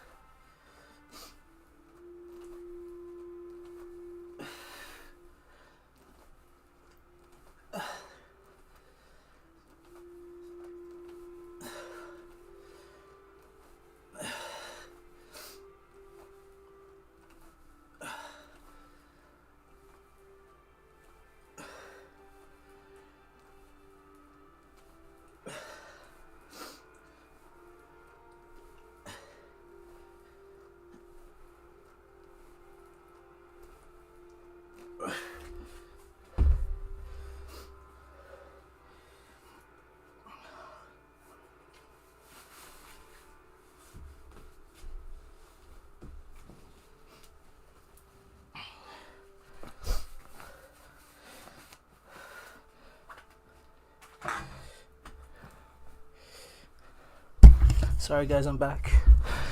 I'm gonna stay on for another 20 extra minutes since I took so long. But yeah. Come in today. King of Swords, final answer first. Knight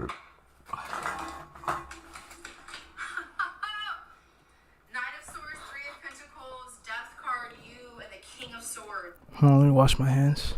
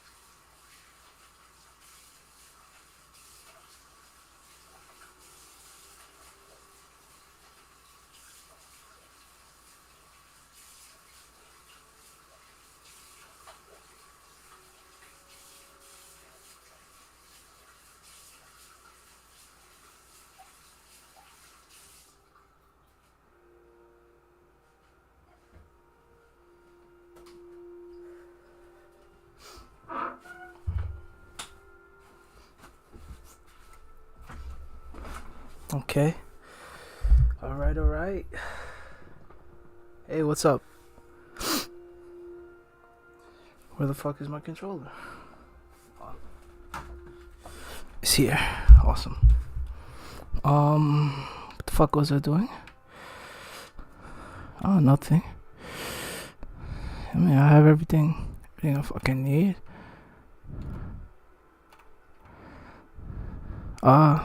Yeah, I have everything I need.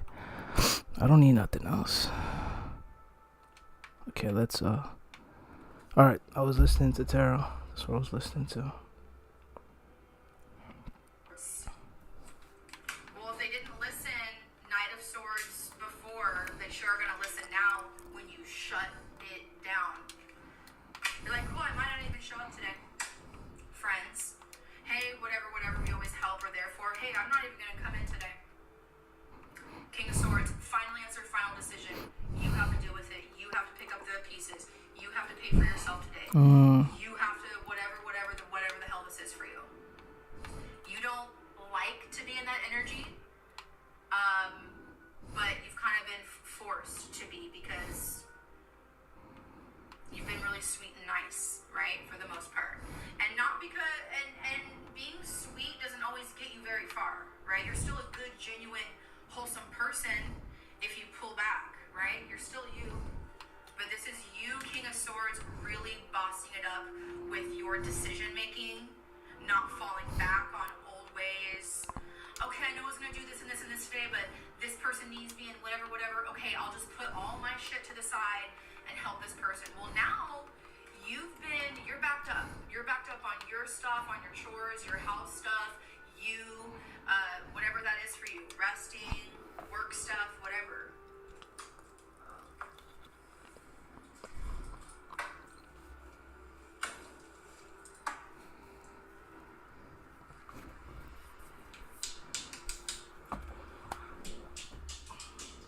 And there is stress about that as well. It's almost like a scenario, say for example, like say, you're a parent, for example, and you and your person leave the kids for the weekend at home while you and your person are out on a vacation, weekend getaway, and you're like, where are the kids gonna behave?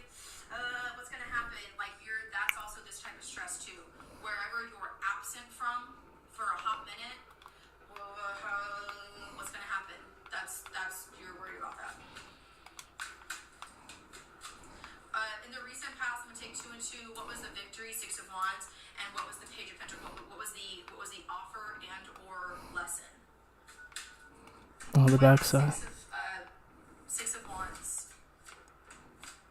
for Scorpio.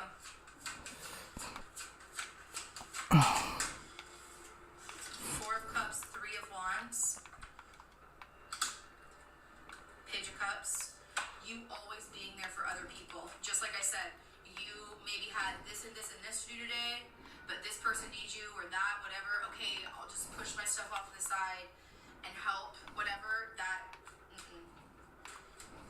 everyone appreciated you for that. Oh, thank goodness Scorpio's here. Yay, yay.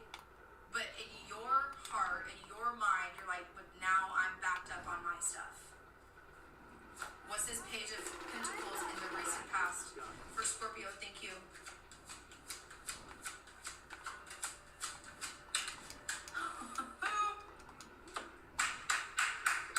Yes, King of Swords, Emperor with the freaking World card. Eight of Wands, you're out. I'm out on business, or I'm out on vacation. Y'all have to do it. I'm out. I saw like there's this little sign people put on their doors, like gone fishing. Like you've gone fishing. King of Swords, Emperor, Aries, Divine Masculine, strong air tier, Gemini, Libra, Aquarius on your Page of Pentacles. A lot of you, like I said, did get the job, did get some type of role position. You have been practicing, okay? And whatever you were granted or got there, the Ten of Wands showed up earlier, and now the World card, it closed a major cycle down of something difficult. You also were like, what if I changed my vibe and my attitude, right? Not that you're mean or being a or a like, you're like, well, what if I said it how it was? Instead of beating around the bush or being this cushion for everybody. What if I just said it how it was? Who's that? Who are you? Like, people are like, who are you? Are you okay?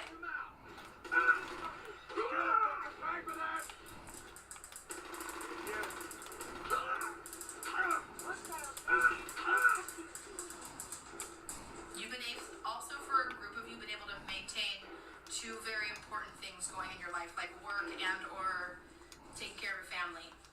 And you make something look easy, and people are just like, I don't know how you do this and this and this and this and make it look easy and have time for me and everything else. It's okay, bub. It's okay, bub. That's right, Chino. You can come back over here, bubba. That's Chino. He's a Scorpio, like y'all. We've had some rain and thunder today. And some more thunder just happened. It's okay. You're a brave guy. You're so brave. He does not like any of that. You're so brave, guy. Crowning you, Six of Cups. In your mind, an old soulmate, hometown energy, very nostalgic in the mind. What's up with that for Scorpio? Okay. Yes. Okay, like I said, a lot of you are changing an old pattern. Judgment on this, Six of Cups, Seven of Wands, Four of Swords, Six of Wands. A lot of you have broken some type of chain. I'm not going to be like my parents. I'm not going to continue the chain of addiction, drinking, abuse, whatever. Congratulations. Not that you're perfect, but a lot of you are majorly breaking a chain from generations. Very good. Very effing good. Very good. Very difficult. Very good.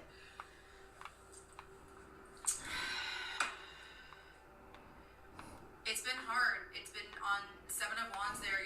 You've been having to battle a lot of other people's stuff while also having to do some deep diving for yourself. A little bit of dark night of the soul.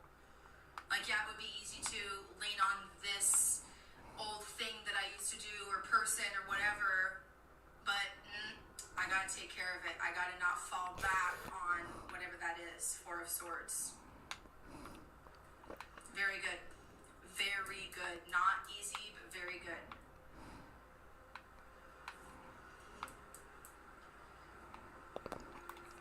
Alright, let's look at your future energy. Lovers and Justice. Gemini and Libra for some of you, but Lovers is going to represent something divinely guided coming towards you, and Justice is going to be, it's official, it's karma, it's balancing out the scales. So let's take 2 on both, please. Thank you. Why the Lovers for Scorpio, please? 3 wanted to come out. We're going to take it. Page of Pentacles. Ace of Wands. Someone's looking at you. 8 of Wands. 10 of Wands. Someone's reaching out from afar. Maybe online, from a distance. That's the Page of Pentacles. We saw the Page of Pentacles in the recent past. Someone's like, oh, Scorpio is whatever. Ace of Wands, this person wants a hot new beginning with you. They want to maybe work with you, work under you, like if you're a boss. Oh my gosh, Scorpio, you got that management, that boss position.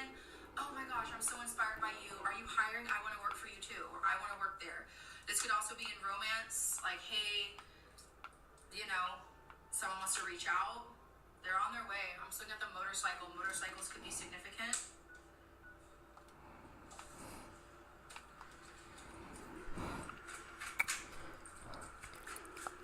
Eight of Wands is very positive, exciting communication. So, why Justice on this for Scorpio, please? Why is Justice here in the near future for Scorpio? Oh, 2 of Cups, Hangman. 2 of Cups is also in your hopes and fears. Who is this person to you? Justice, again. Hierophant. Woo! Tower. This is like that person for you. They see you in a different light. They see you in a different way. This is someone who is like, how did they see Scorpio in the past? Justice. How do they see Scorpio now? 8 of Swords. Okay, so they saw you as a very fair, balanced person, and now 8 of Swords, they know that you've changed. They maybe think that you're different in some type of way, but whatever that's about is making them reach out to you.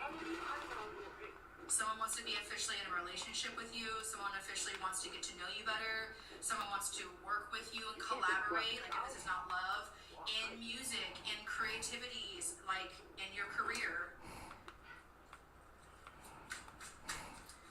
All right, why are you the 7 of Swords?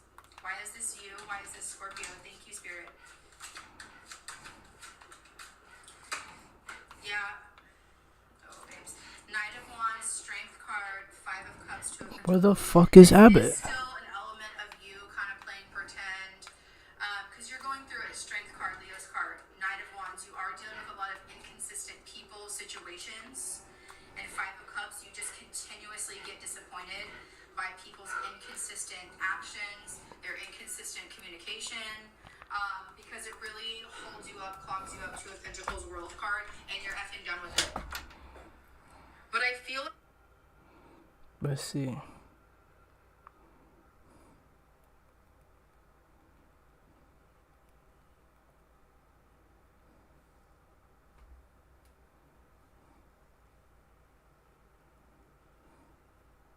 What?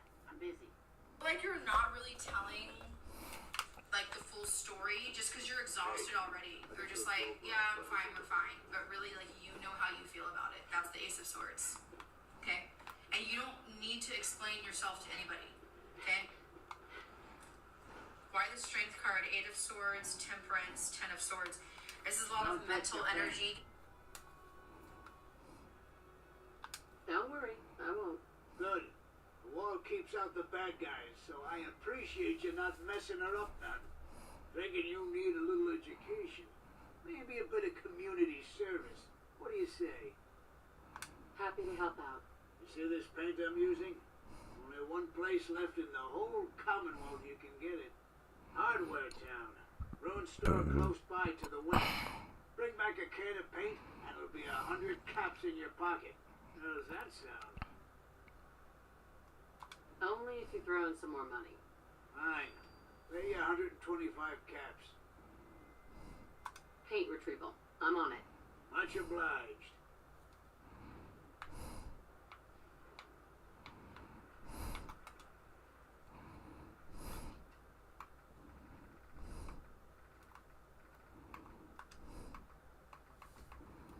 Find the cache of Fallout. Where is this?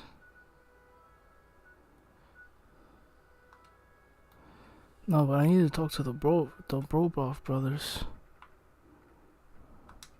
I'm not gonna do that anytime soon. Yeah, these two I'll save for another time. I'll do this one now. This I'll do now.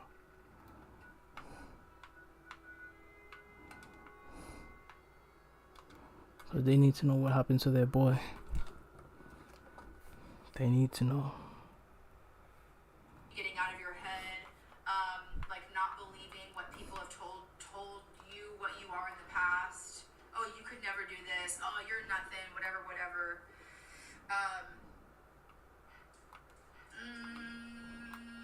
Okay, Spirit goes. Share your current situation. Okay, I'm your water friend, Pisces, Cancer. I have Scorpio somewhere in my chart. But how this shows up, like for me, just so I can be very clear about what I'm talking about here. For example, I've never been married and I don't have kids and I never plan to.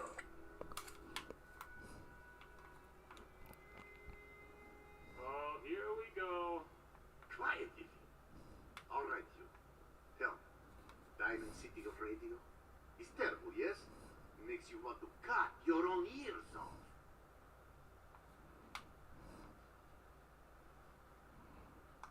So, what's the issue? Have you not listened? This DJ Travis, he is terrible. Makes me want to go back in time and prevent radio from ever being invented. But Tim, it's true. Don't listen to my brother. Someone needs to get rid of him. We need a new DJ for the radio. I don't think many would notice if he, disappeared. Are you serious? Did we not just agree this is serious problem? Calls for serious solutions. First, you get him to follow you out of town. That's enough. Vadim isn't serious. He doesn't really want to kill Travis.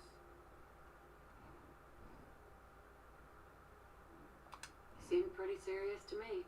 No. He was only kidding. Right, Vadim? It's true. Only jokes. Travis is a good friend. Yet him and I worry about him. Well, Travis, he means well, but he does not have the confidence he needs for that job, or anything else, really. And so he's always awkward. He does not believe in himself, you see? He expects he will fail at everything, and so he does. Something like that could be tough to change. No, it's easy to fix. I tell your team over and over. Go on, spoil sport. Go back to working. We will figure out how to help Travis. Come, you. Meet me in back room. We discuss plan. You'll find I'm very persistent. Do I know you? No, but I've heard of you. I'm always looking for people who know how to handle themselves in dangerous situations. I don't mind danger, so long as I get paid well enough. You'll get paid the starting rate, like everybody else. If you turn out to be as useful as you claim, then we can talk about a raise. By the way, I'm Edward Deegan.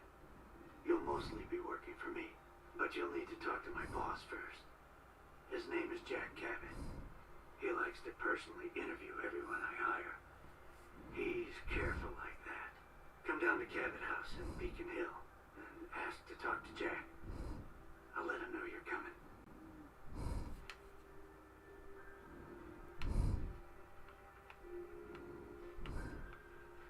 Oh no. Whatever it is, keep it to yourself. Better that way. Keep walking.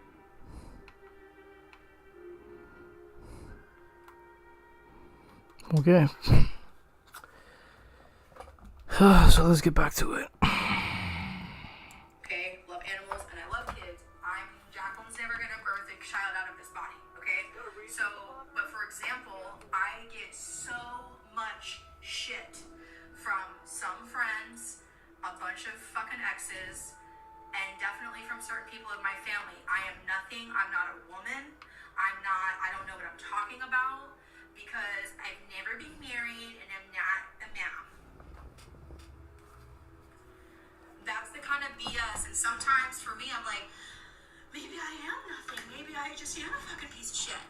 No, I'm not. I'm amazing, right? Like, I know who I am. But over time, hearing it from different groups of people, yeah, it kind of fucking sucks and gets to you sometimes, right? I'm using myself as a quick example on, and I had to snap out of that recently and be like, I do whatever the hell I want to, right? So what I'm trying to say here is a lot of you don't let what other people have projected upon you, don't let it become who you actually are, right?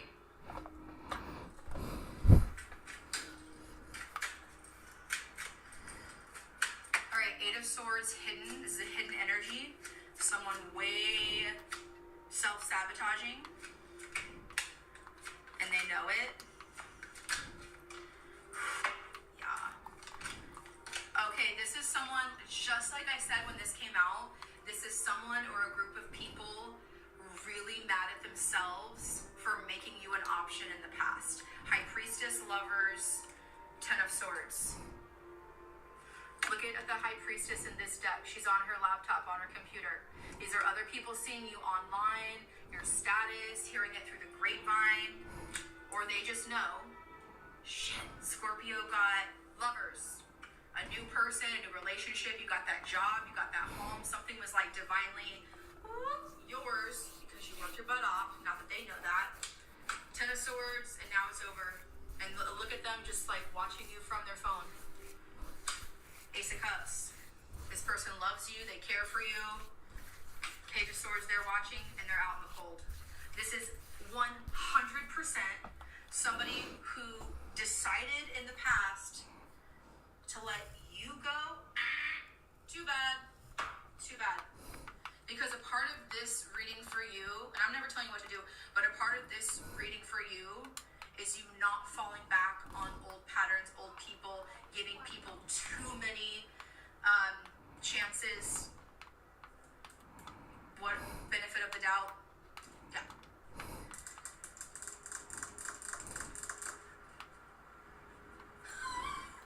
I was like, who is that person? Ten of Pentacles. This is someone who meant everything to you, or you saw like long-term, lifelong potential with them in romance and family, in a job situation. That's happened to me as well, where other jobs in the past that didn't want to promote me when I went for that promotion over and over. Actually, other people for 2 different companies have regretted not letting me move forward because now I work for myself. Like, do you know what I mean? Like, I work for myself now. I'm like, oh, Jacqueline, you were really like a great employee, and like you were a really good boss. Well, it's because I wasn't also supposed to work for anyone else. I'm supposed to work for. See how that works? Do you see how that works? Why is the Two of Cups in your hopes and fears? Soulmate energy, maybe another water sign. I'm looking at the angel over the Two of Cups, which always gives me like Leo energy, so Leo for some of you.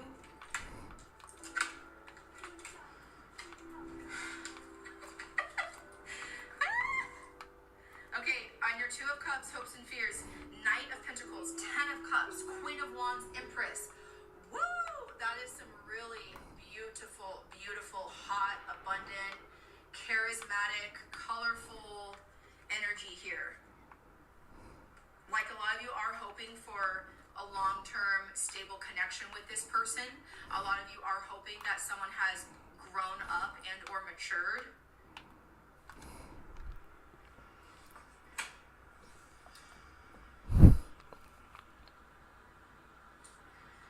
Seven of Swords, Sun card. She's right back here. Hurry. Why the fear? Devil. Okay, yeah. Hermit. Okay. The fear here is this person or situation, if y'all falling back into old patterns,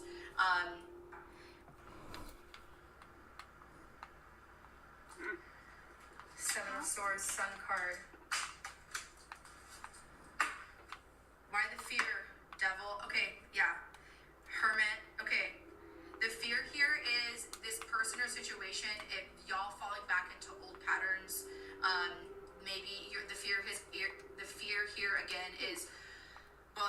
time, I sure hope that they have grown up, and you're scared that maybe they haven't, and that they're still the same old, same old. But I feel like you really want this with that energy. Alright, let's look at your Ace of Swords, and we'll do your pick a card and your love reading. Why is the Ace of Swords the outcome for Scorpio? Thank you, Spirit. Oh, card. Why the fear? Devil. Okay, yeah. Hermit. Okay. The fear here is this person or situation, if y'all falling back into old patterns, maybe the fear here again is, well, it's been a long time. I sure hope that they have grown up, and you're scared that maybe they haven't, and that they're falling or matured. Really. Okay, on your Two of Cups, hopes and fears, Knight of Pentacles, 10 of Cups, Queen of Wands, Empress. Woo! That is some really beautiful, beautiful, hot, abundant, charismatic, colorful energy here. Like a lot of you are hoping for a long-term, stable connection with this person. A lot of you are hoping that someone has grown up and or matured.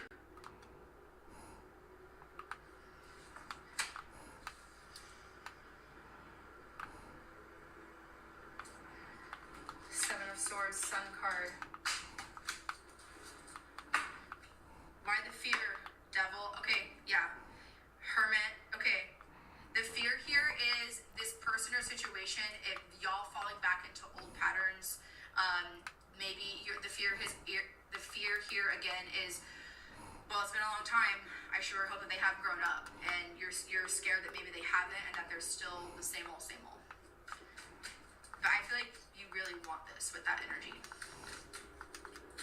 Alright, let's look at your Ace of Swords, and we'll do your pick a card, then your love reading. Why is the Ace of Swords the outcome for Scorpio? Thank you, Spirit. Okay, we have the Hermit card of Virgo. Three of Swords. Let's get one more. Why the Ace of Swords for Scorpio? I can't.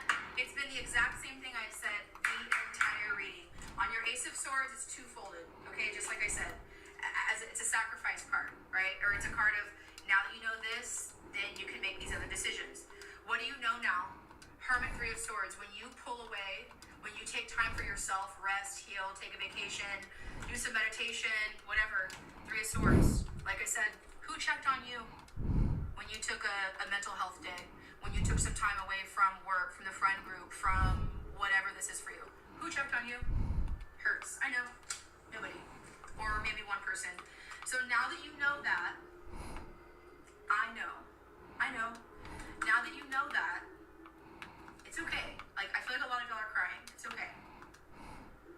How am I not crying? I'm the emotional one here. Okay, Ten of Swords, on your Ace of Swords, the other part of this is the freaking Ten of Pentacles and the Ace of Cups. Now you're free to go find the real soul family to connect or reconnect with, first of all, you, and attract this abundance, which is right there. Okay, you're on the move. Our friend Cancer right here, Chariot, Nine of Cups, Tower. The more that you do you, the more that you're scaring other people. Please keep doing it. Please keep doing it. Please keep doing it. I love it. I love this reading for you. I'm obsessed with y'all. You know this. Let's do your pick a card. And those of you that want to join us, that's the first link in the description box below. And the Scorpio that won the pick a card this time is Monica Mason.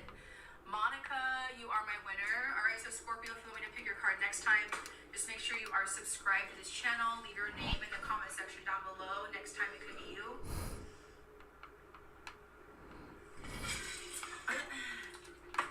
I love y'all so much. I'll see y'all in the love reading or next time.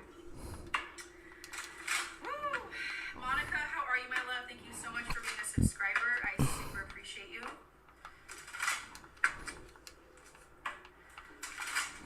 One more. Spirit, what do we have for Monica Mason? Scorpio energy. I did hear snake, like that. Like the long S at the beginning.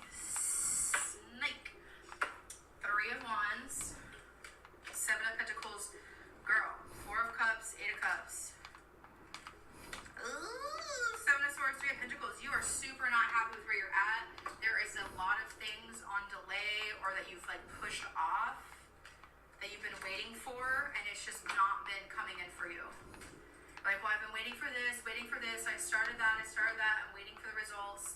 And you've been waiting for a hot minute. And I feel like you haven't gotten the results that you desire.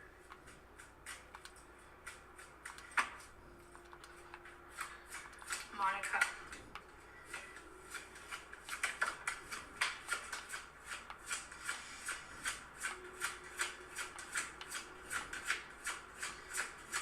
It's back here.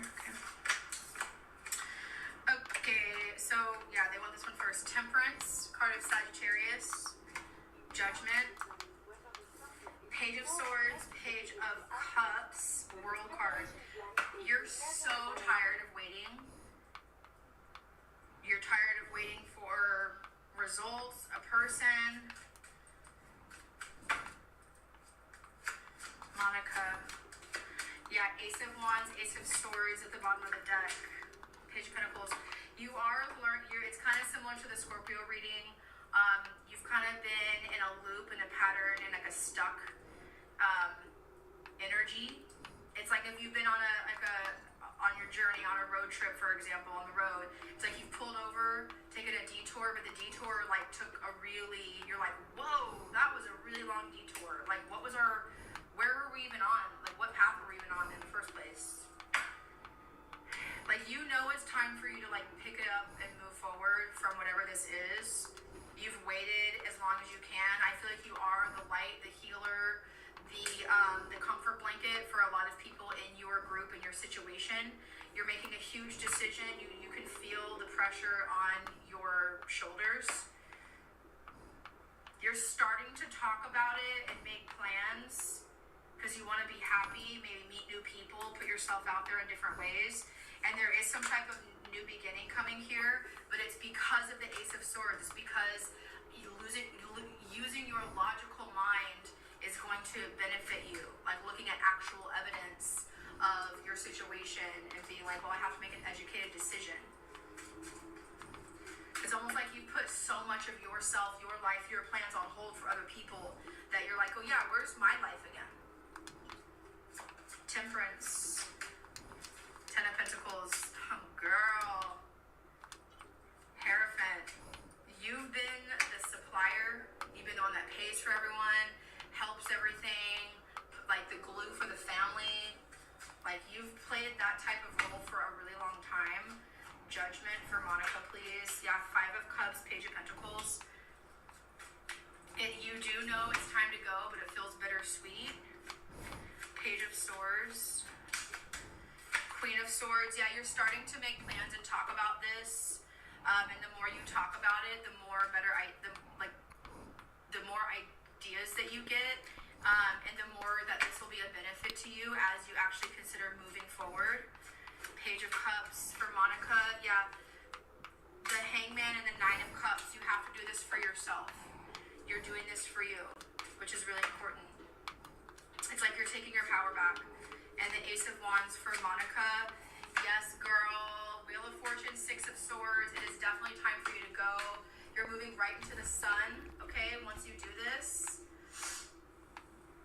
Yeah, this has been a karmic lesson. Like I said, with the Wheel of Fortune, there's been a lot of time. I don't want to say loss. This is a learning lesson. To not give too much to other people to where it overpowers or takes over your life or your course. But yeah, you're picking up the pieces. You feel inspired to move on and move forward. And once you do, Wheel of Fortune, lots of things are going to come.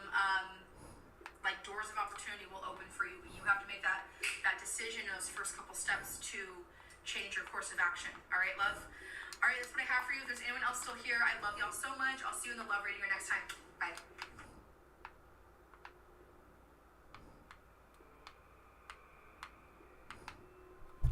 Alright, that was fast. Hold on. Let's watch another one.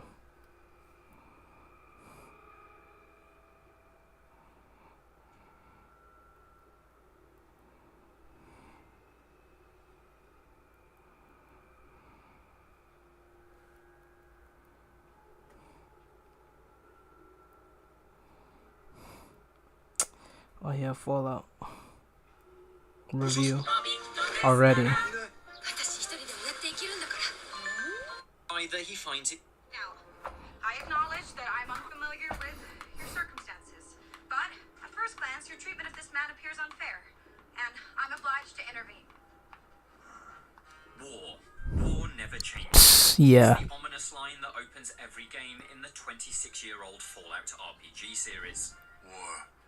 War never changes. But while that may ring true for the tone of the eternal nuclear wasteland setting, thankfully the tide has largely turned for TV adaptations of video games. Following in the footsteps of HBO's The Last of Us and Netflix's Arcane, Prime Video now has itself an all-time great in Fallout, a confident and accomplished post-apocalypse show that proudly wears its heritage on its sleeve, quite literally when it comes to its iconic blue and yellow Vault-Tec costume design, while simultaneously being a compelling sci-fi drama all of its own.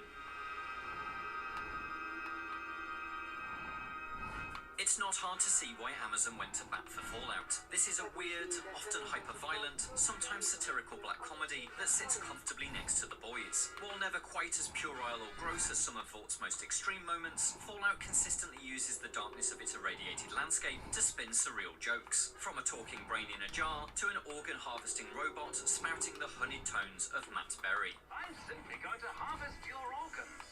Produced by Westworld's Jonathan Nolan and Lisa Joy, Fallout is set canonically within the world and continuity of the games, but its 8-episode story is not directly connected to anything you may have played. That means no prior experience is necessary in order to jump in with this entirely new cast of characters, starting with Ella Purnell's Lucy. Raised in Vault 33, one of many Fallout shelters built by the Vault-Tec company over 200 years ago, she's never known life outside its impressively realized steel and concrete walls. As such, she's an embodiment of the can-do spirit of pre-war America, which has been preserved for generations in this underground tin can.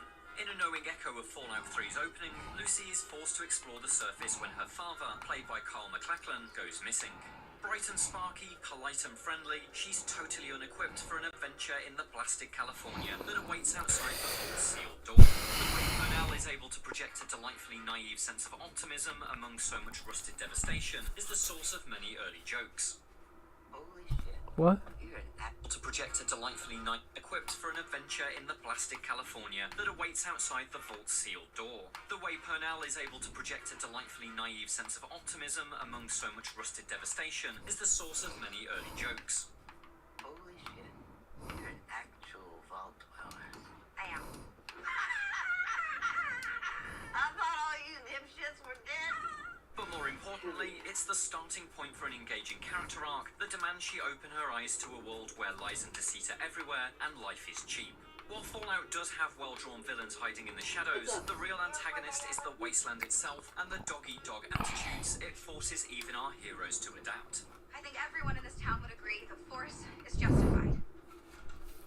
Unless you willingly stand down now. Fucking vault dwellers. But while Lucy's outsider status makes her the default protagonist, it's Aaron Moton's Maximus who proves Fallout's most compelling lead. Orphaned as a child, he's found refuge in the Brotherhood of Steel, a faction of military zealots modelled on medieval knights. It's an organisation ill-suited to him. Maximus is an awkward, often cowardly man lacking the bolshy confidence of the Brotherhood's power-armoured warriors, and that clash creates both great humour and drama. It's through a haphazard lie that he finds his footing in the story, twisting himself into something that he's not, and watching him desperately grapple with that precarious falsehood makes for Fallout's most fascinating moments. It's not always easy to root for Maximus, so flawed is his character, but that complexity made him the figure I found myself most invested in. Lucy and Maximus provide an interesting duality. She's only ever known the safety of the Vault, and he's only ever known the brutality of the wasteland. But Fallout has another sharp contrast, that of pre- and post-nuclear destruction, explored fantastically through the Ghoul. Played by Walton Goggins, this 250-year-old irradiated mutant is Fallout's most magnetic presence, a drugged-up lone wanderer with a give-no-shit attitude. Compared to Lucy and Maximus, the Ghoul is the least complex character due to a relatively shallow arc, but he's no doubt the most enjoyable to watch, thanks to Goggins' all-in performance.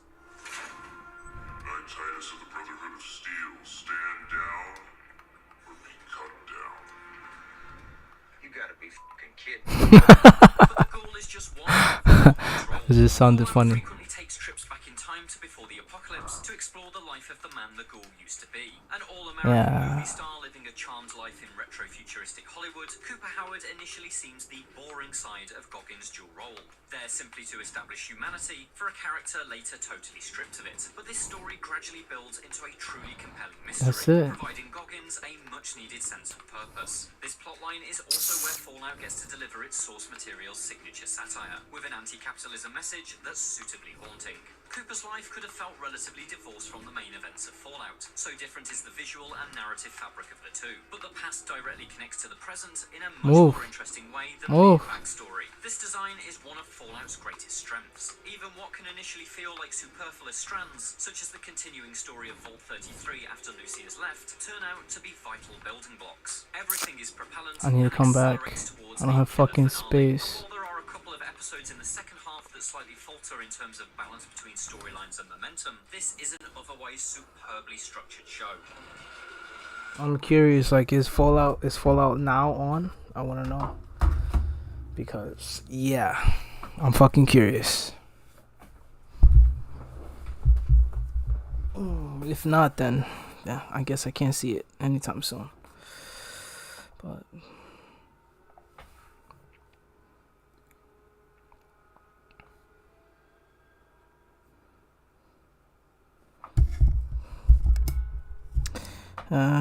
Dune 2 is in HD already. Interesting. Yeah, I don't see Fallout. I don't see it.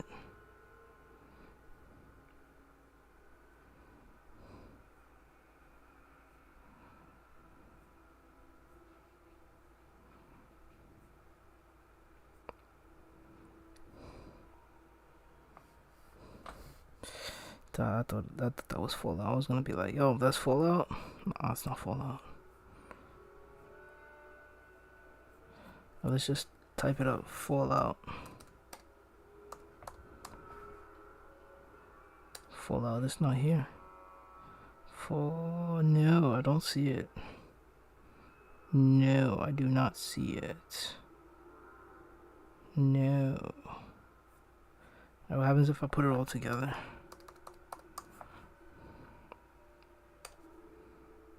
There's only two things, so let's give it space. Yeah.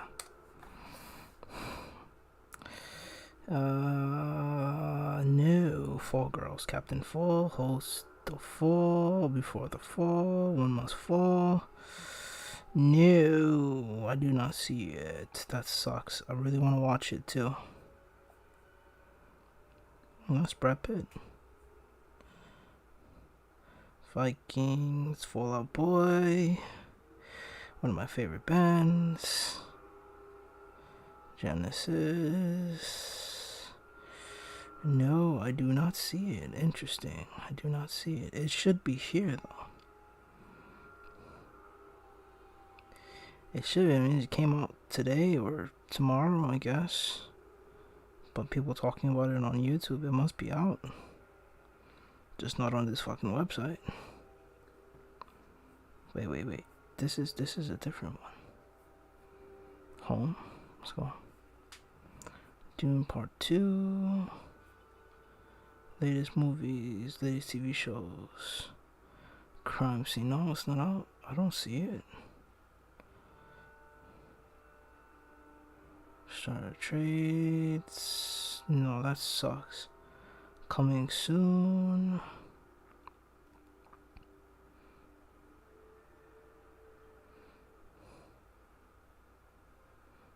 The show.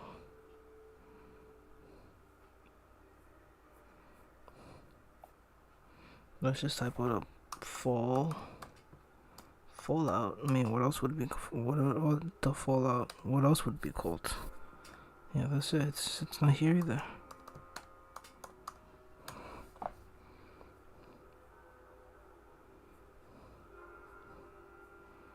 No, I don't fucking see it. Yeah, I don't fucking see it. Sadly, I don't see it. Let's see. Okay,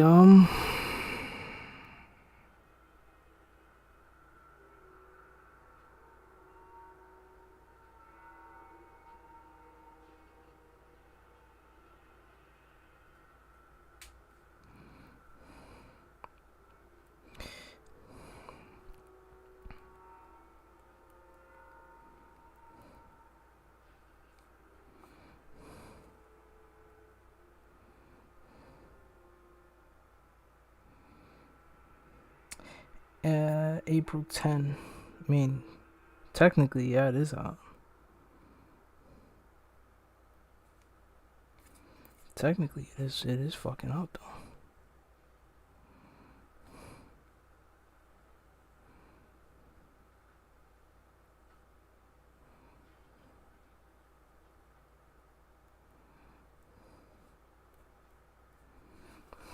Okay.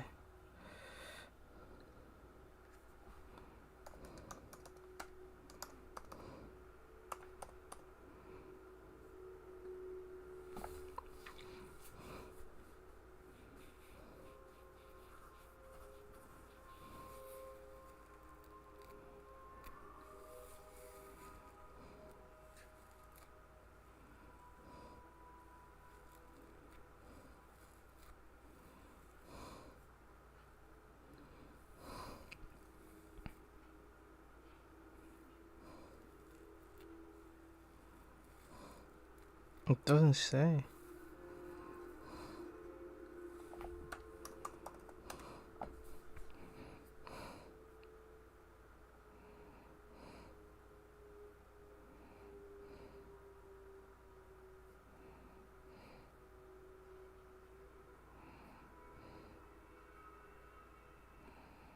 It says it's free on Twitch. Like how?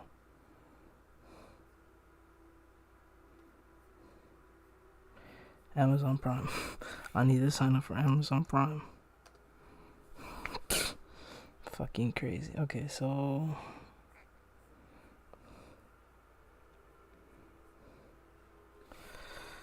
Amazon Prime. Yeah, there we go.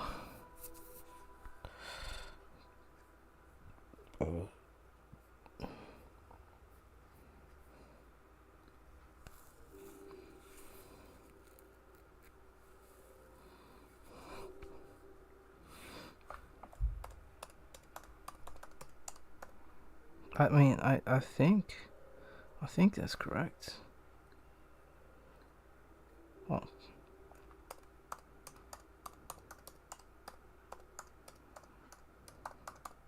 Let's see. What do you mean, bro? That's not my password?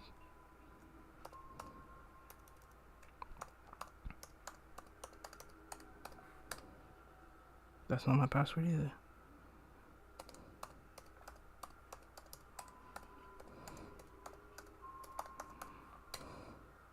No.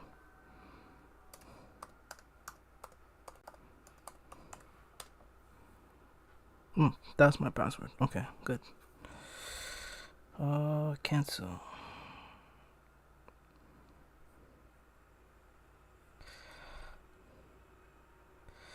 Okay, payment method, yes. Start your 30-day free trial, yeah, of course.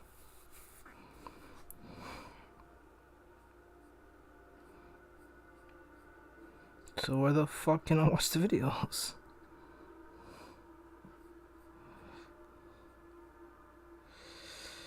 Yeah, where?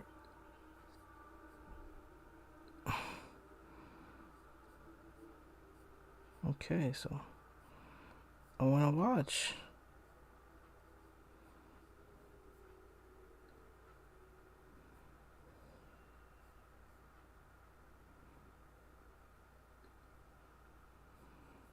Yeah, the fuck I want to watch, bro.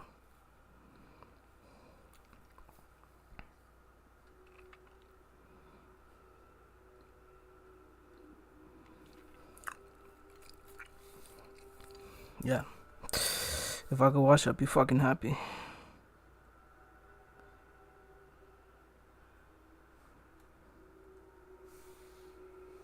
Yeah, what am I doing?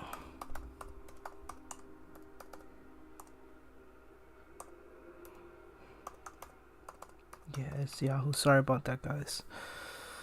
I really want to fucking watch Fallout.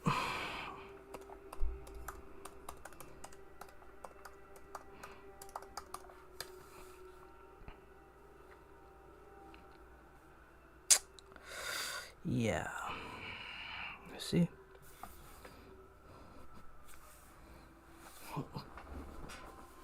Okay. Okay, let's go. Where's my fucking controller? We need to sell this shit first because we can't just do this. It doesn't work like that, unfortunately.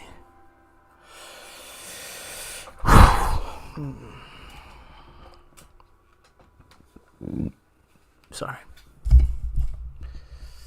The Brotherhood of Steel.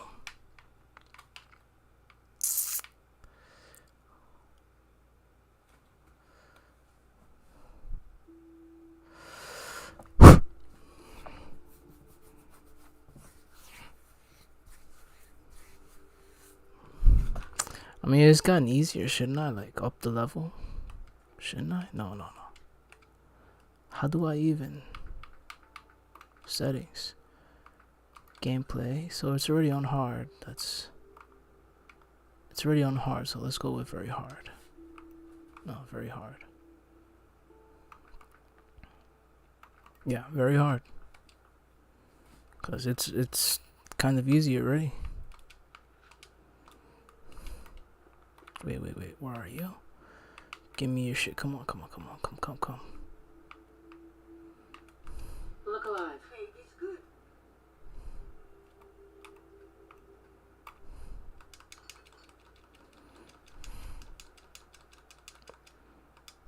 Is this real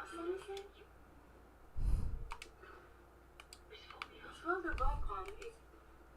Now let's go and sell this shit. Oh, we might as well go anyway, yeah. Technically. Yeah, I feel that way every day. Yeah, so I'm definitely gonna see Fallout tonight. Maybe tonight, maybe.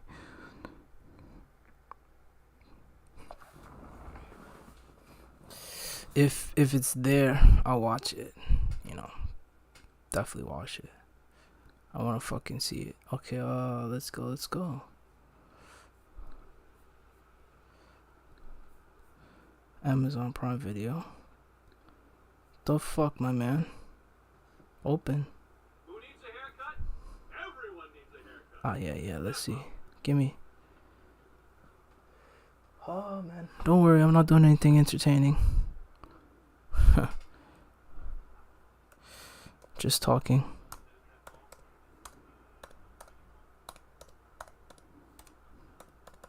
To myself. Hey, who wants to look beautiful? Hairstyles from across the Commonwealth. Yeah, that's it, right?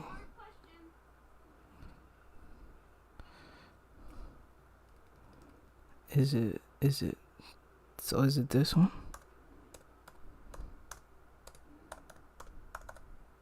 I think so. I think it's Hotmail. I think it's Hotmail. Yeah, let's see.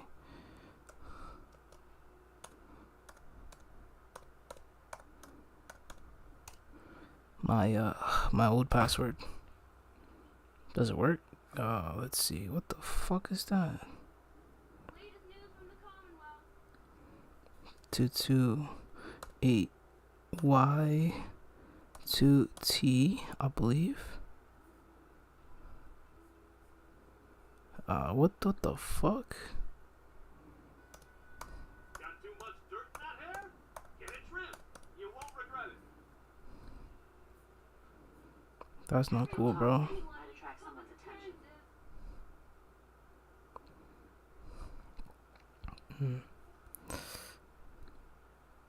I think it's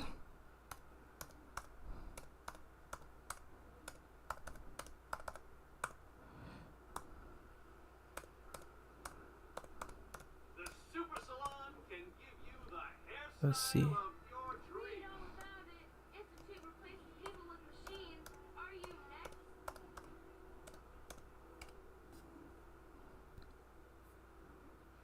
Yes. Okay, so now I need to check because it's not gonna fucking let me.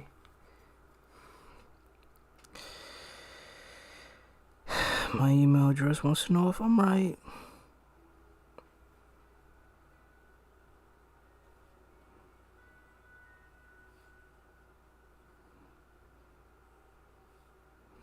Okay, 157 803. The Super Salon can give you the hairstyle of your dreams. Yeah, it worked. That's what's up.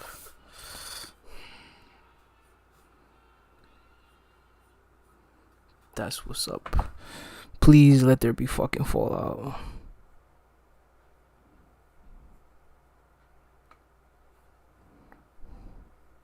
You need something, Scouter?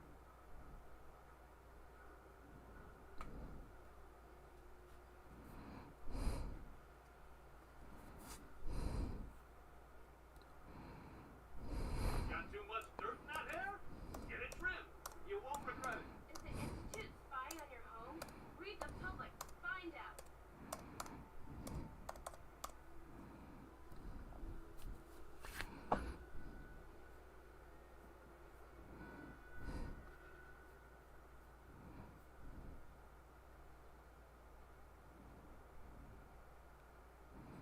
Yeah, it's $9. I mean, fuck, it's $9. It's $9 fucking dollars, bro. Like, what the fuck? Who needs a haircut? Everyone needs a haircut. Step up. If you don't live here, you ain't nobody. Got it? The fuck, it's not working? Oh, that's what's up. It's working. Nah. Okay, I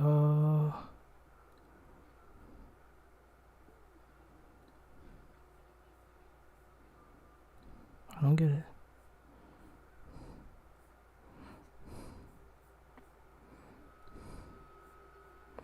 Fallout, motherfucker. Yeah, it's true. I got shot in the ass last year. I'm still Is it here? Oh shit, it's here. That's what's up. But there's no episodes yet.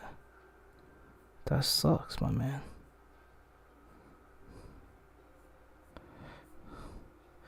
Yeah, there's no episodes yet whatsoever. Not yet. Legible. Fuck, that sucks. Okay,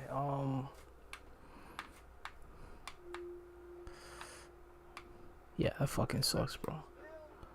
Seriously fucking sucks. You know, a shotgun's great insurance against raiders, but I got a lot of options here.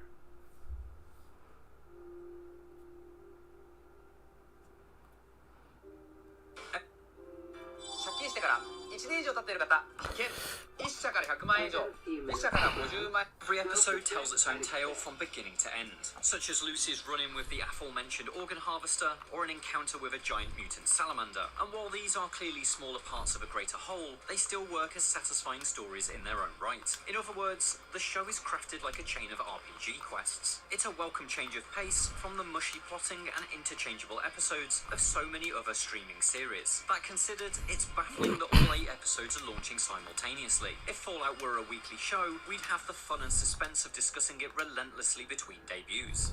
One of the greatest challenges Fallout faced was turning the world of the games into a live-action universe. Thanks to a truckload of Amazon money and talented production designers though, Nolan Joy and showrunners Geneva Robertson-Dworet and Graham Wagner have done an admirable job of it. This is a wonderfully tangible apocalypse, full of colourful oddballs and soundtracked by the 1950s best bops. Every space bursts with personality, much of that arriving via the astonishing attention to detail in all the items, weapons and recognisable iconography. Nuka-Cola bottles litter shelves, characters heal themselves with stimpaks, and Vault 33 is inch for inch damn near perfect, right down to the emergency override switches. You don't need to know the games to appreciate the craft behind it, but if you do, there's a lot to love.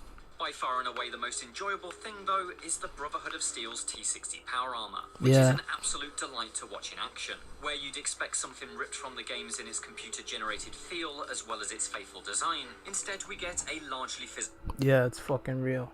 Fucking power armor. Working hard? You're back.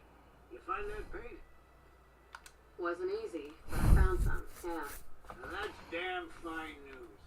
Why don't you go ahead and paint the first stroke? Let's see how the shade matches up. Just do it, baby.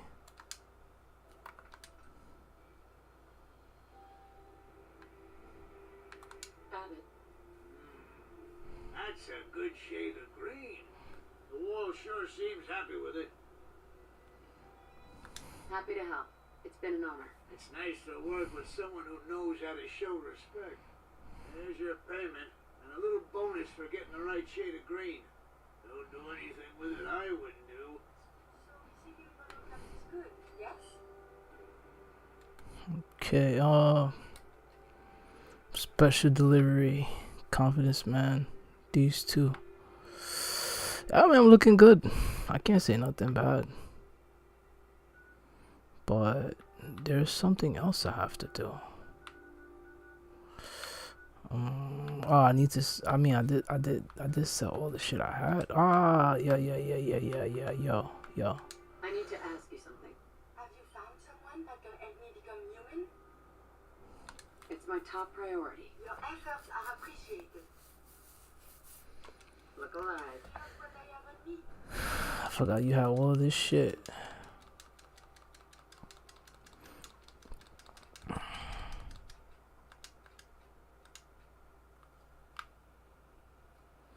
Let's sell all this. Let's sell this shit first.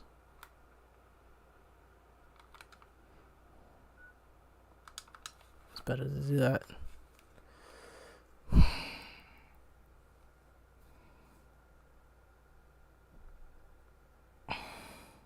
hairstyles from the upper stands.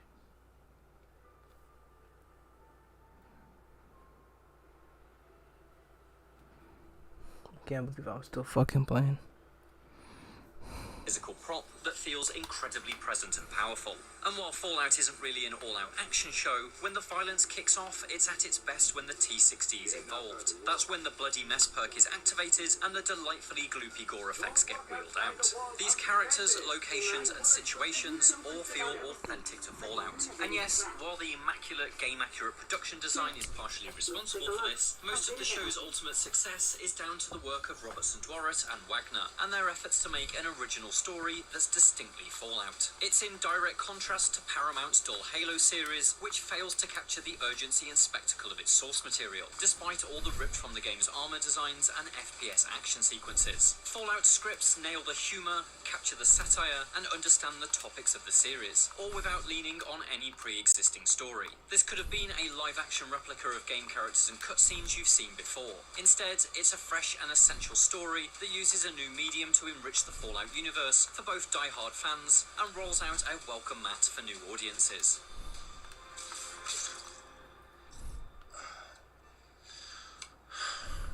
Well, now that is a very small drop in a very, very large bucket of drugs. A bright and funny apocalypse filled with dark punchlines and bursts of ultra-violence, Fallout stands up there with The Last of Us among the best game adaptations ever made. Brilliantly constructed, its 3 distinct leads travel through cleverly linked storylines that build to a fantastic finale. Along the way, there's a megaton of treats for long-term fans thanks to immaculate production design and attention to detail, but never at the expense of making this an ideal starting point for the uninitiated. It's another special effort from Jonathan Nolan and Lisa Joy, and easily earns a big That's crazy. I still don't fucking believe it. thumbs up. Let's see what you have. For more video game TV, 結婚に焦りマッチングアプリを始めたが失敗。アプリの結婚相談所ニューを入れる。運営が選んだ女性とのビデオ通話から始まった。初めて一人目とビデオ通話。効率的に出会えることに驚く。通話で一目惚れした女性をデートに誘う。初デート、旅行の話で意気投合。デートを重ね、お付き合いスタート。日本各地に旅行。同棲スタート。プロポーズ成功し結婚。ニューは運営が女性を紹介してくれるアプリの結婚相談所。ビデオ通話での顔合わせで効率的に相手の雰囲気や外見が知れるから、今すぐインストールしてチェックしてみて。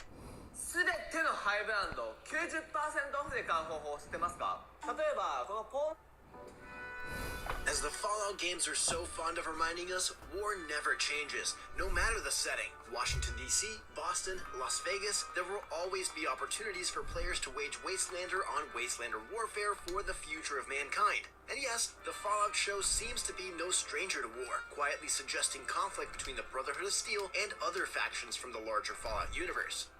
There you are, you little killer. But what about about those of us who want our Fallout to lean into the absurdity of the wasteland? Can Fallout still be prestige television if it's utilizing the weirder elements of the franchise? Let me ask you something, children. You hungry for some 200-year-old Salisbury steak? While publishers Bethesda Softworks have confirmed that they're treating Prime Video's series as canon, well, there's canon and there's canon. In each of the games, your choices as a player reshape the wasteland in your own image. And what is canon to someone on a no-kill playthrough may not exactly be canon to someone who prefers to dish out wasteland justice one exploding head at a time. And that should free the showrunners up to really take some big swings with the world they've built. If you insist on staying, then you will have to adapt. So setting aside the obvious proper nouns, people, places, and locations from the Fallout universe, here are a few things any Fallout show should include to really get the vibe right. Our soldiers will rage. War never changes. West Virginia, Blue Ridge Mountain. The secret is musical counterpoint. Few things are as fun as shooting your way through the wasteland while listening to the post-World War II optimism of performers like Bob. Nah, come on. Remember, you didn't get that key from me. Now, if you're actually interested in buying a house, we have a permit available. Tell me about the permit again. One home available, center of town near the market. Interested? I'll take it. Here's the key. Let me be the first to welcome you as a resident of the Great Green Jewel. Hey, Geneva. Enjoy your new home. Yeah. I bought a fucking house. Crosby, truly, the ink spots just hit different when their harmonies are serving as the backing tracks to the bloodiest slow-motion gunfights this side of Max Payne.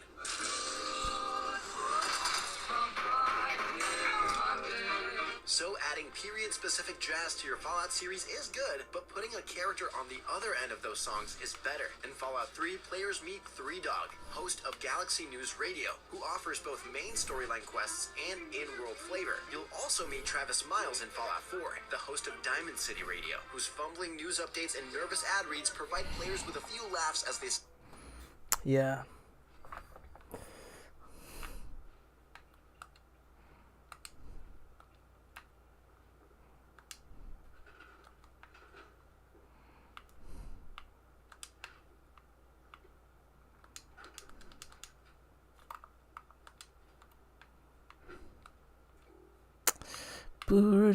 Damn.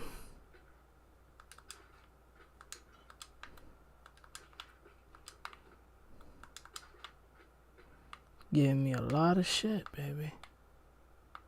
Ooh. Which is, I'm not complaining. Ah, why did I take that? I didn't need it.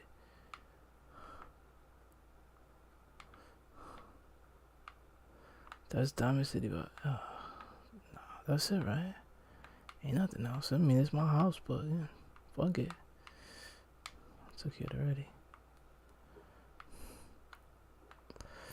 West Virginia, Blue Ridge Mountain. That's it? Nothing else? Bro. Okay. Nothing else. Scour the Commonwealth for supplies. And don't forget the Silver Shroud, the pre-war radio drama that can be heard in the city of Goodneighbor in the same game. Stop selling to children, a miscreant, or face my wrath. While the Fallout series might understandably be focused on television, after all, the Ghoul is an irradiated incarnation of a classical Hollywood star, the Wasteland runs on radio. Making radio stations both an aesthetic and narrative tenet of the series would be a great way to recreate period details while also making your world seem just a little bit smaller than it is. That's it. Alright, fuck. Let's see. Let's go, pal. These two I'll do. Small town you've ever driven through on a road trip or a hike in the countryside. Now irradiate the hell out of that town and let them fester for 200 years. Do you think that community only got more normal with time? That's the potential of townships in the Fallout universe. Glory to Adam, my child.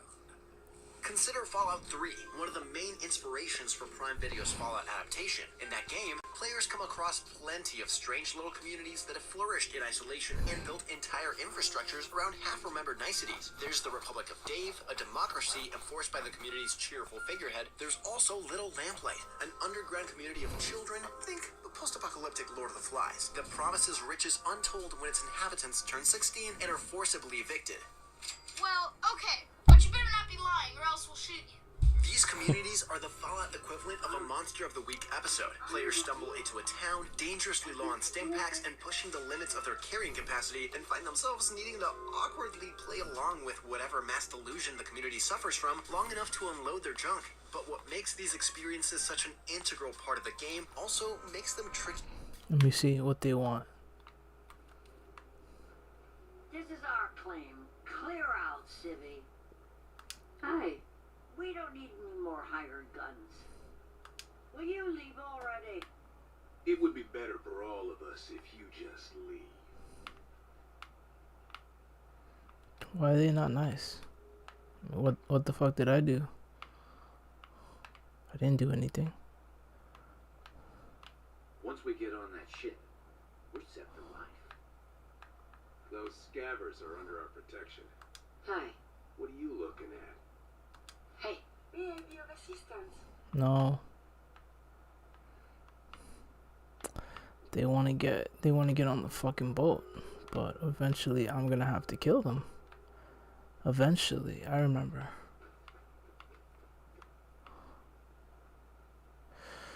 Cabot House is this way.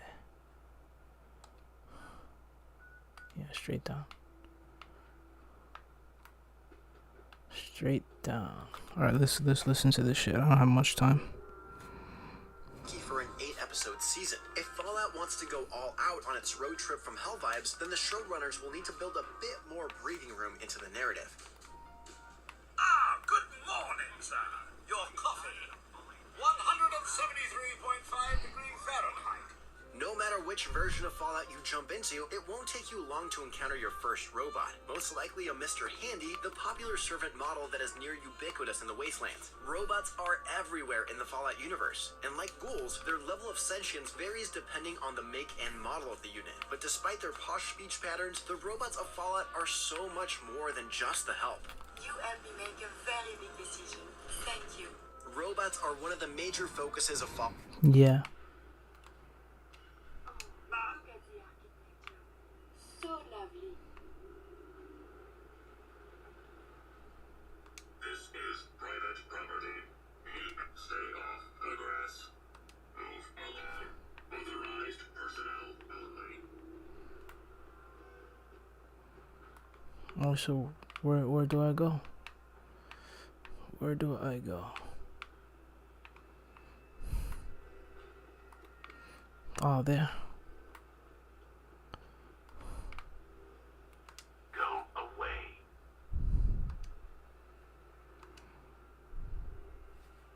I'm here to talk to Jack Cabot. Oh, it's you. Good. Come on in. Exactly.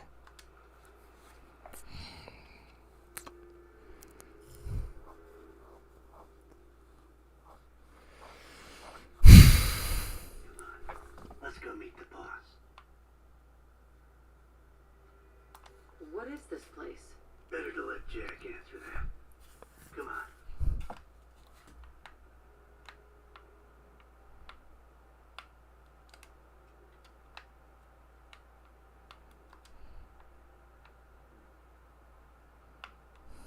Jack, the new gal is here. One moment. Just have to. He'll be right with us. Damn. Clearly, I'll need to adjust the mixture. Hello. Welcome to Cabot House. I'm Jack Cabot. Interesting. Mr. Cabot.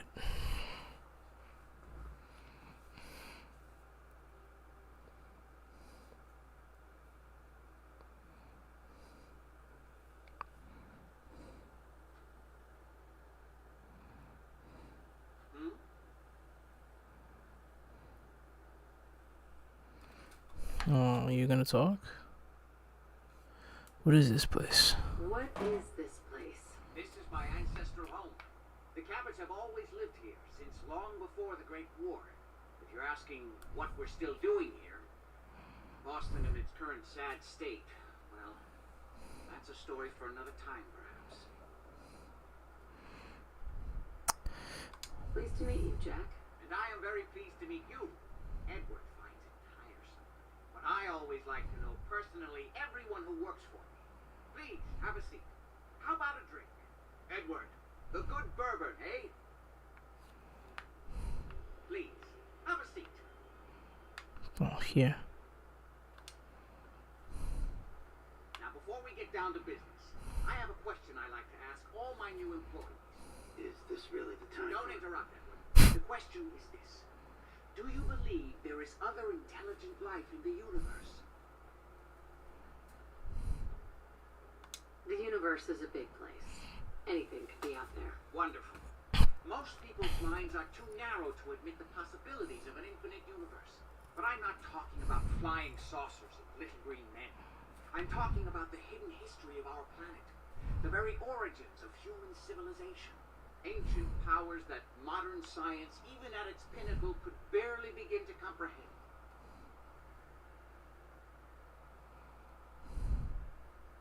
It's really interesting.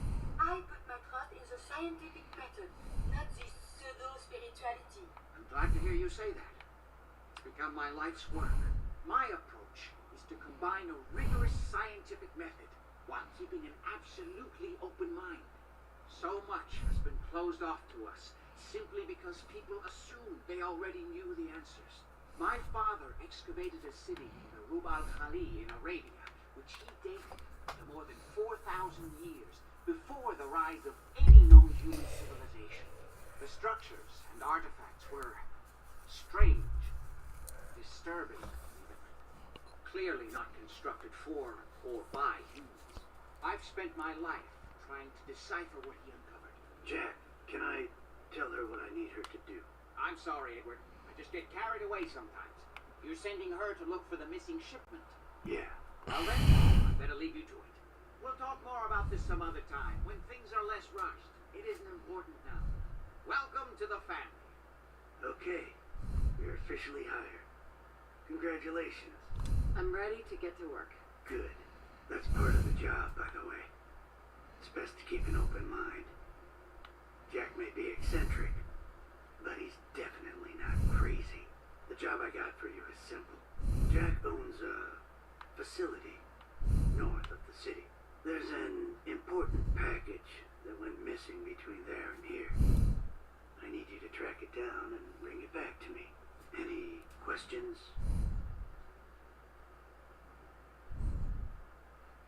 You haven't told me half of what I need to know. Keep your shirt on. I'm getting to it. You should start at Parsons State Insane Asylum. Don't let the name spook you. It's just a secure building that we're using.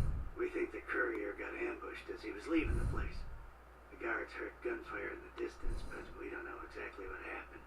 Check in with Maria at Parsons. She's in charge of the security force there. She can point you in the right direction. You all set then? I have some questions. Shoot.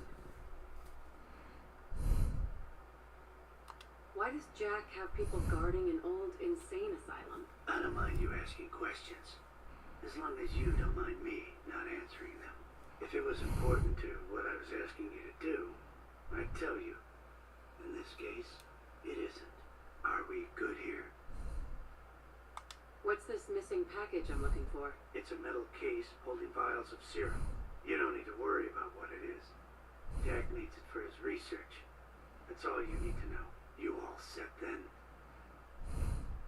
How did this package go missing? The courier got there and picked up the package just fine. And never got back here. Could be simple bad luck. Or it could be a deliberate ambush. That's why I'm sending you. It's important that you recover the missing package. Anything else? Nothing. Nothing else. Okay. They're expecting you over at Parsons, so you'd better get going. Alright, good. Let's go. I have a feeling there's something in this house that I can take with me. Let's see. I'll be getting off soon.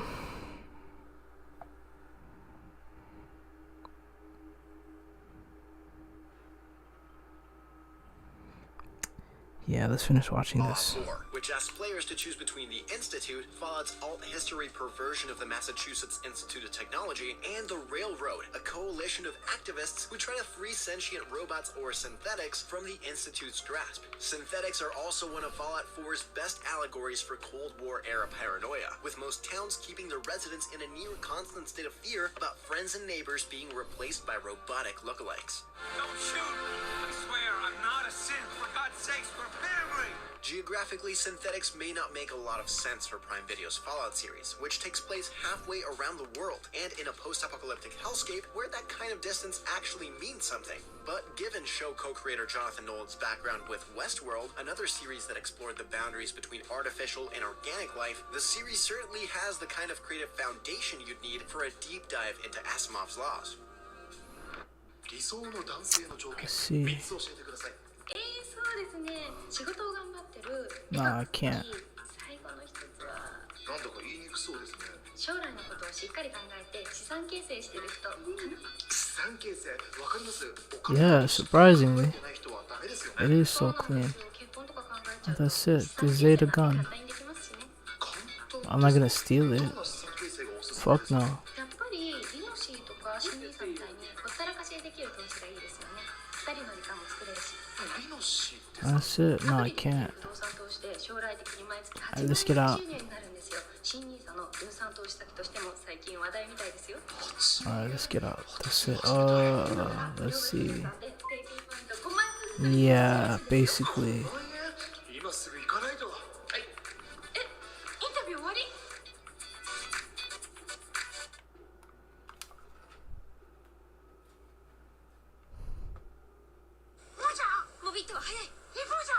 The fuck?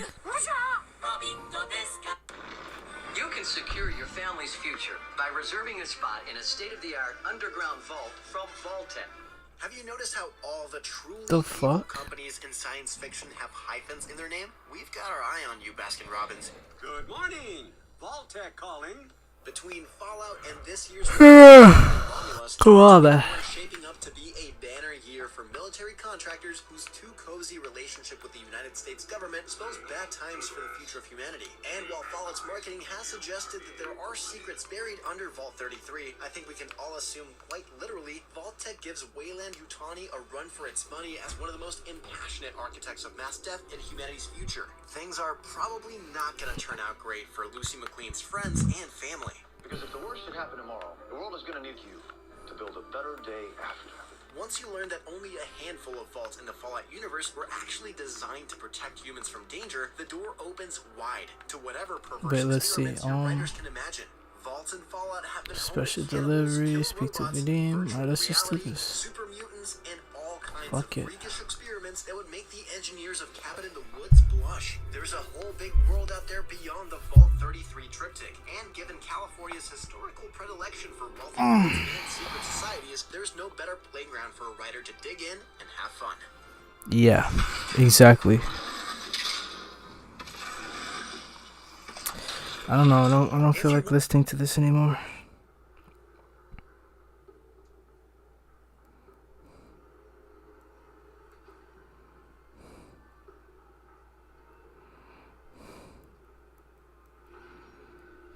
Okay, what?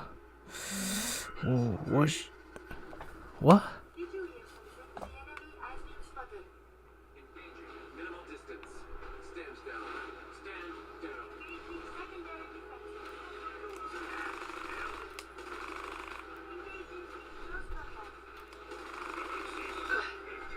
Shit.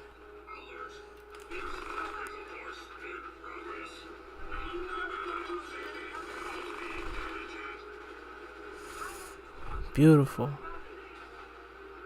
Fuck.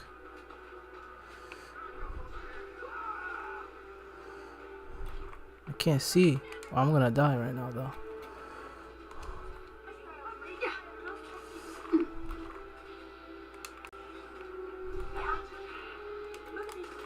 Move. Move. Siri. Kiri. Oh!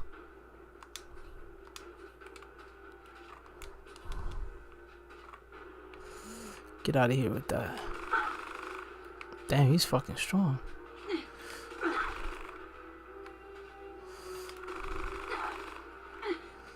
He's fucking fighting a cockroach too.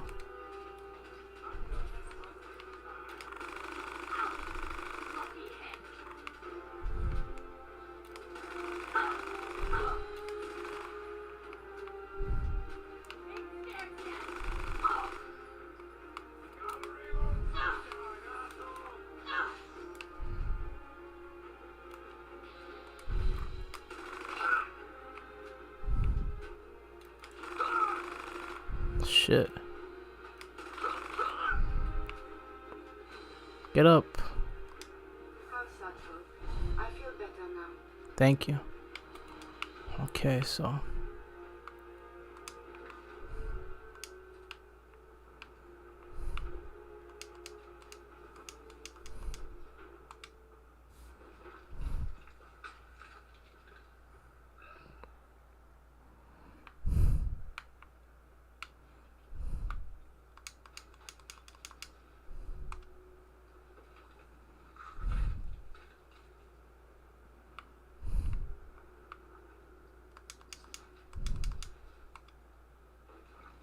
It's fucking crazy that they killed the fucking robot.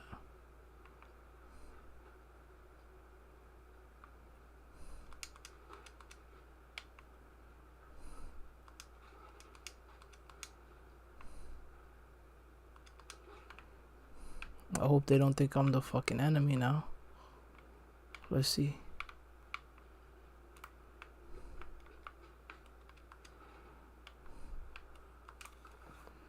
And fucking start killing me and shit. I hope not, because I basically fucking failed.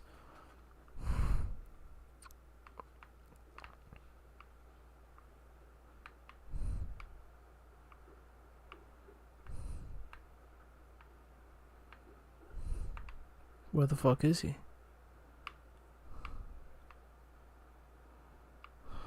Where is he? I don't see him.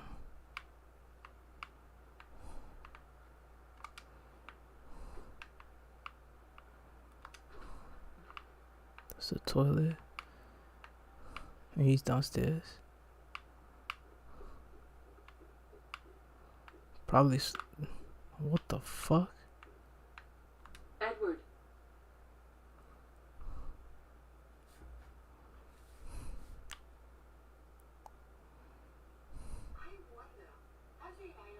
What is it?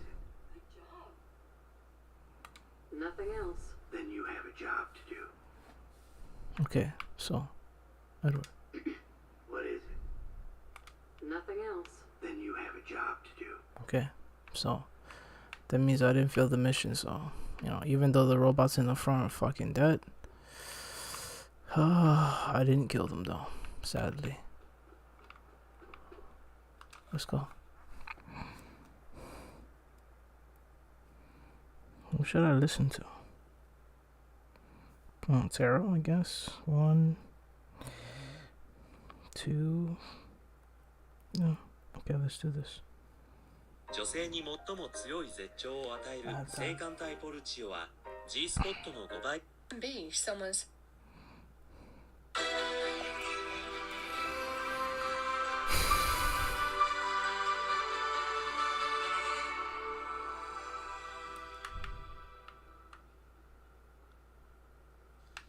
Hello Scorpio and welcome to Truth Well Told Tarot.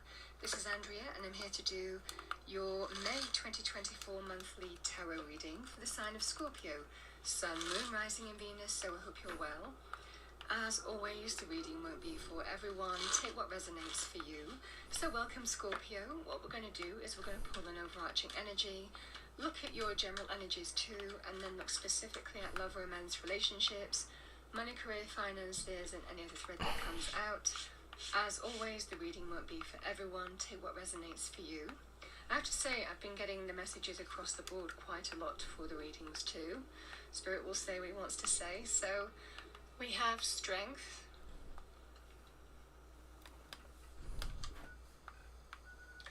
The Ace of Pentacles. Damn, that's pretty fucking far. Okay, so let's just sell this shit first. Oof. King of Cups can be Scorpio, Cancer, Pisces, male or female, or the energy of the card. This can be you. King of Cups can be Scorpio for me as a reader in the minor arcana. Could be someone that you're connecting to.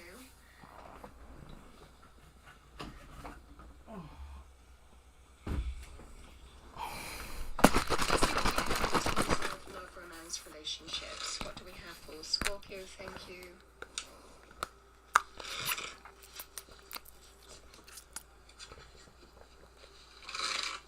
The month of May 2024, Angel Spirits Guides. What do we have for Scorpio?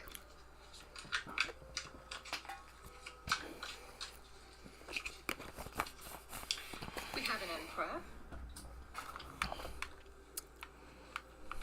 And we have a Chariot. Let's see what we have for you in terms of money, finances, career. I've got a few minutes to browse. Six of Cups. And we have the Four of Pentacles.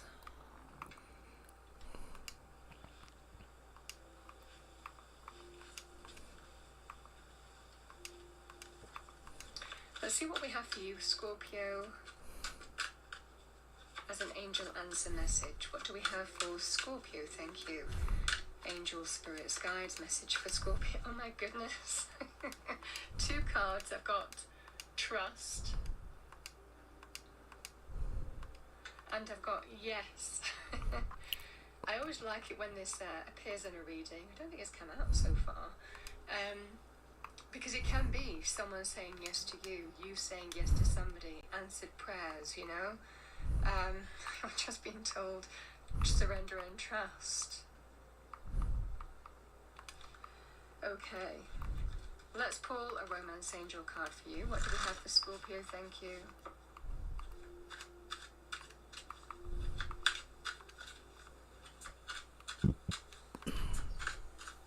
Yeah. We have Flirt. Extend your light-hearted energy to others. This is just kind of like a very refreshing energy. Could be a flirty energy here. More of a fun energy.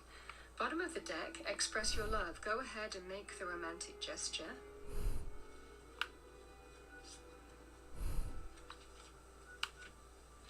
And let's pull a card for money areas. What do we have for Scorpio? Thank you. Angel Spirits Guides message for Scorpio.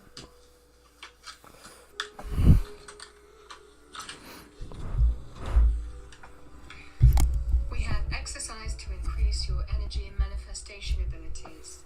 The key to manifesting quickly is to have very high energy levels. And the easiest way to increase them is through physical exercise. Choose a fun and meaningful activity so that you'll look forward to exercising and it becomes its own reward.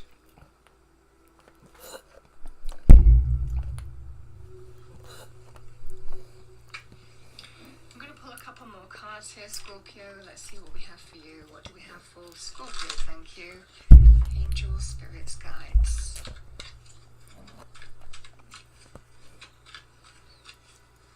Message for Scorpio. Number 34, door to personal healing and happiness.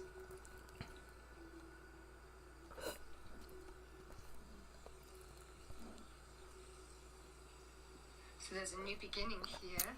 Healing, happiness, recovery. Hostility is number 26.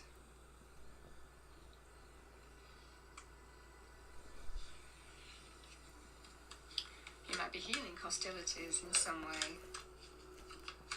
Alright, what do we have for Scorpio? Thank you. Let's pull you a Power Animal Oracle card. We have frog purification, clearing the clutter. This can be about, clearing out energy can be about detoxing, cleansing, purging, letting go of that which doesn't serve you. It can also be linked with things like forgiveness as well. They're not limited to that.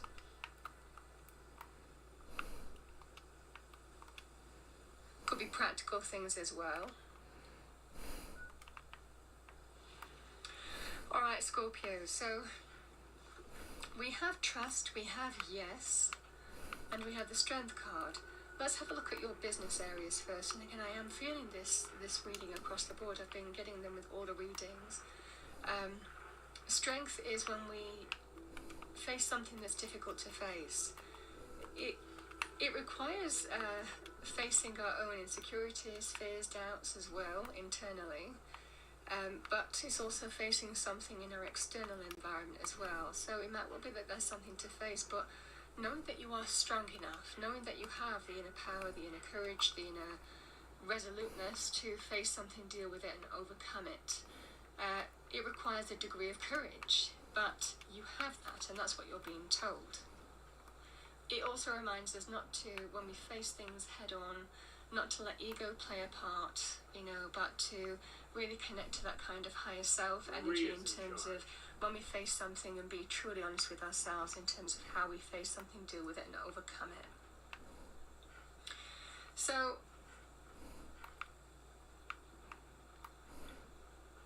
it might well be here, Scorpio, that you're feeling that something... This place is off limits. You'd best move along. Edward Deegan sent me. I'm looking for a missing package. Oh, you're the new girl. So this package, pretty sure we know where it is. The guys that shot Ben are holed up in the Parsons Creamery, just north of here. So you've just been waiting for me to show up to do something about those assholes. As far as I remember, I don't answer to you. And yeah, we were waiting for you. That's your job, to deal with unexpected problems that come up. My job is to make sure nobody gets into this place. Lucky for you, I'm not afraid of a few raiders. Well then, why don't you get out of my face and go kill them? Hey there. What do you want now? What is this package, anyway? It's a metal case, holding vials of serum. What is it? I don't know and I don't care. They pay the bills, I just work here. We done here? So who took the package? Raiders? Sure. Assholes with guns. Although it's weird that they're still hanging around so close. Kinda like they're scouting this place or something. I don't like it. I'm glad you're gonna finally get rid of them. What is this place? If Edward wanted you to know, he'd have told you. Nothing else. Okay. Okay. Certainly in terms of relationships, you might be feeling that something needs to be addressed. Something takes a degree of strength in facing and dealing with it. So this can be that kind of energy. Talk to Maria if you need anything.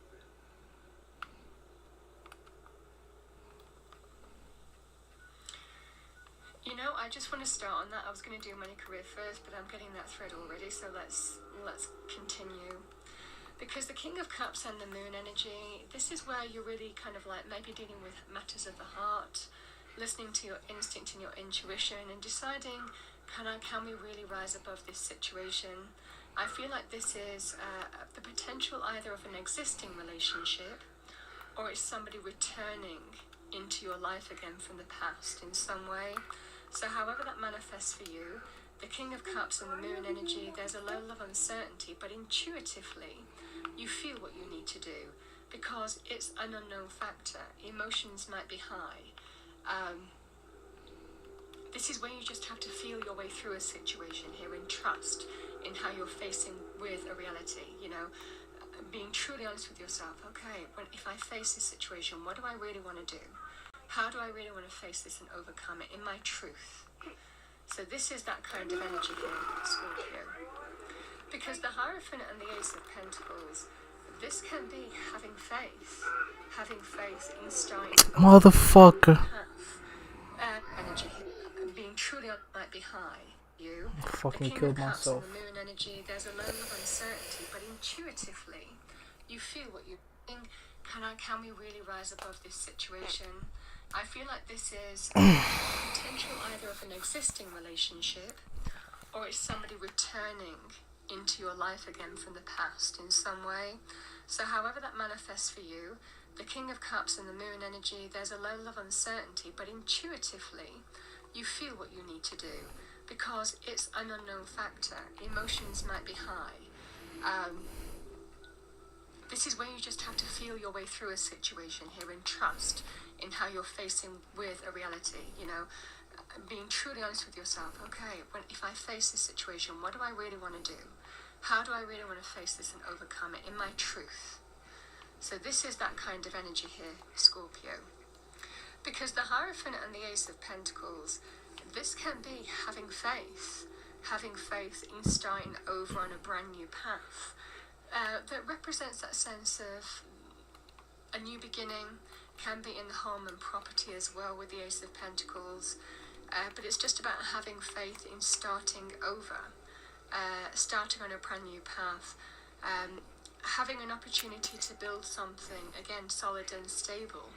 Maybe having gone through some kind of hostilities here, some kind of fallout, there is healing available here. Best move along. Edward Deegan sent me. I'm looking for a missing package. Oh, you're the new girl.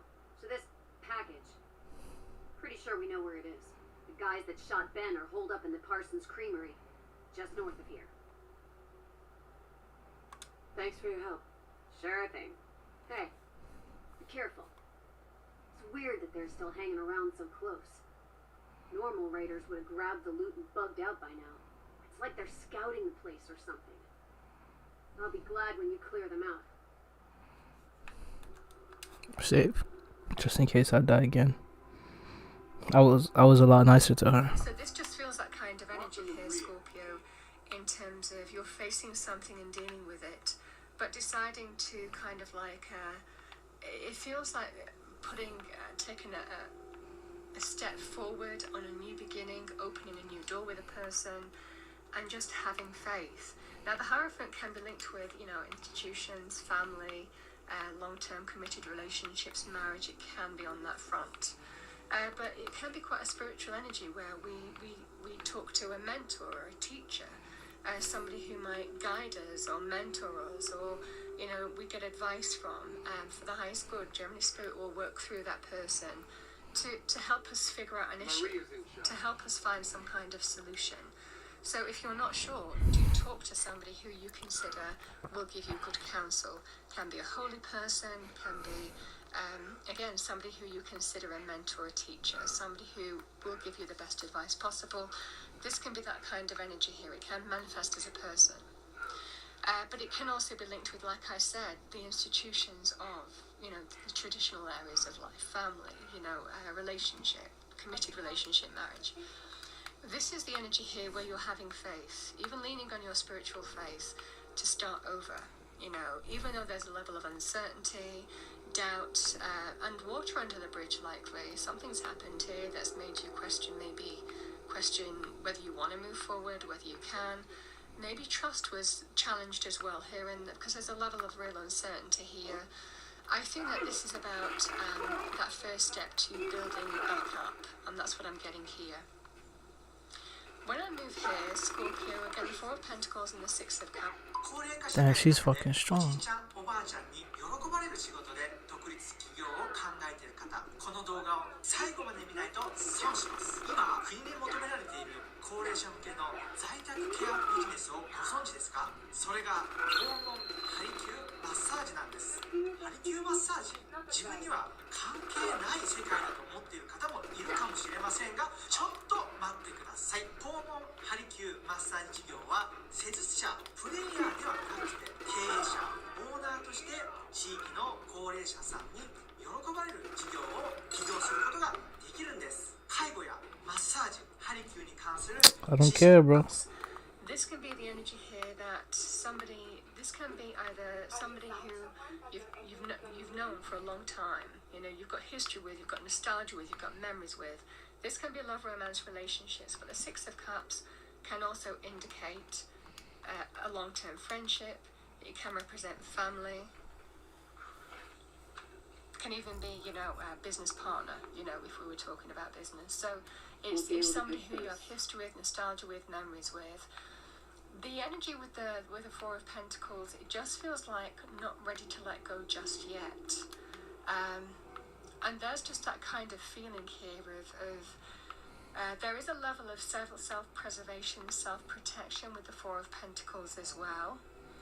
But I'm feeling this kind of energy here of if you're being truly honest with yourself and facing something head-on and dealing with it, you're deciding and trusting to almost like have an opportunity to plant new emotional seeds. This flirty behavior and express your love, it might well be that kind of like refreshing new start. Even renewals, even marriage vow renewals, you know, that would be the energy here as well. Renewal of a relationship, even the celebration of that coming through a difficult time would be focused on here too.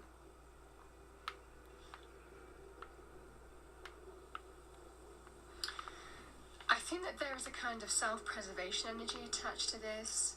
I mean, if you've been through hostilities, you're going to feel that a little bit. But I think it's almost kind of like I'm not ready to let go of this either just yet.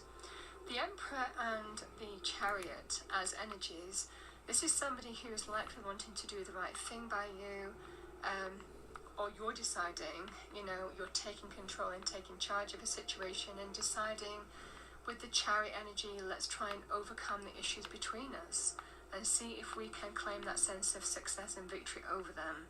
So this is the energy here. This is what I'm seeing. I feel that you're just kind of like going through some kind of process, whether, again, can I truly let go of what's happened and detox and cleanse it and purge it and start anew and embrace that renewal and rebirth?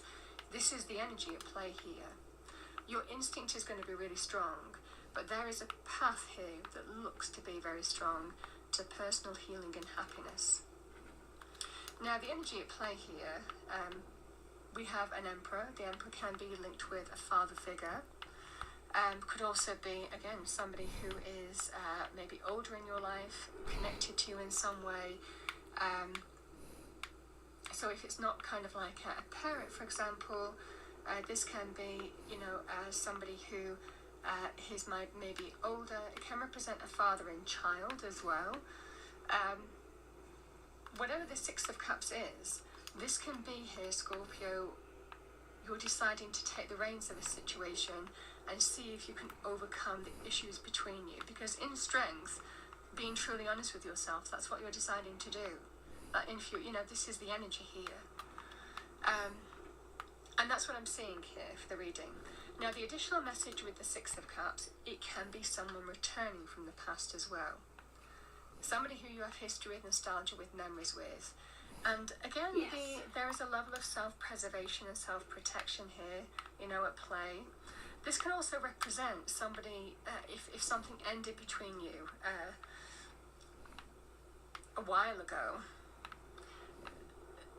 they didn't quite let go of it. You know, this can also be that kind of energy here where I didn't quite let go of that person, didn't quite have the closure, you know, didn't quite let go of it. So there could be an element of that too.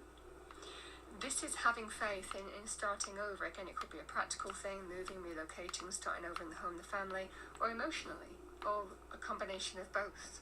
And the same as it applies, seeing if you can overcome the issues between you and truly move on from the past. This is the energy here. Now we have the energy of yes and trust. That's weird. Spirit is giving you a bit of a road marker here, but free will here, Scorpio. That's It's the like energy that I they have for you fucking in terms of disappeared. love, romance, relationships. Let's have a look at money Here you go. aspects here.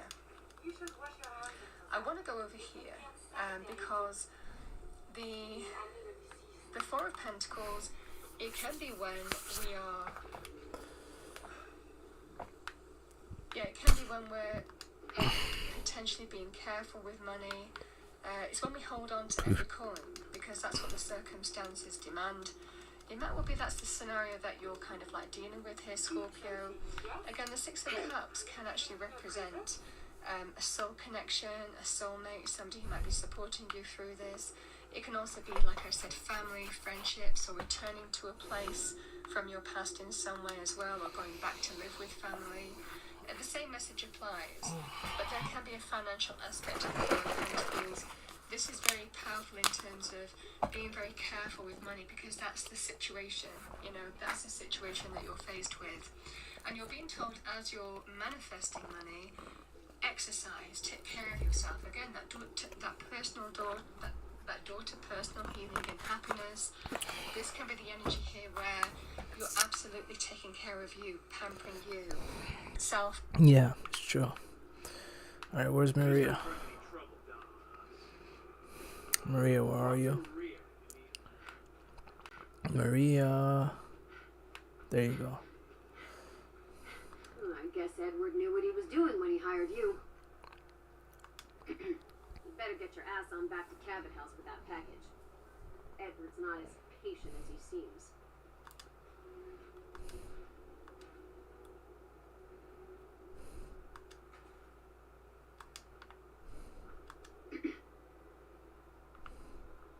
That's it? Okay, I guess.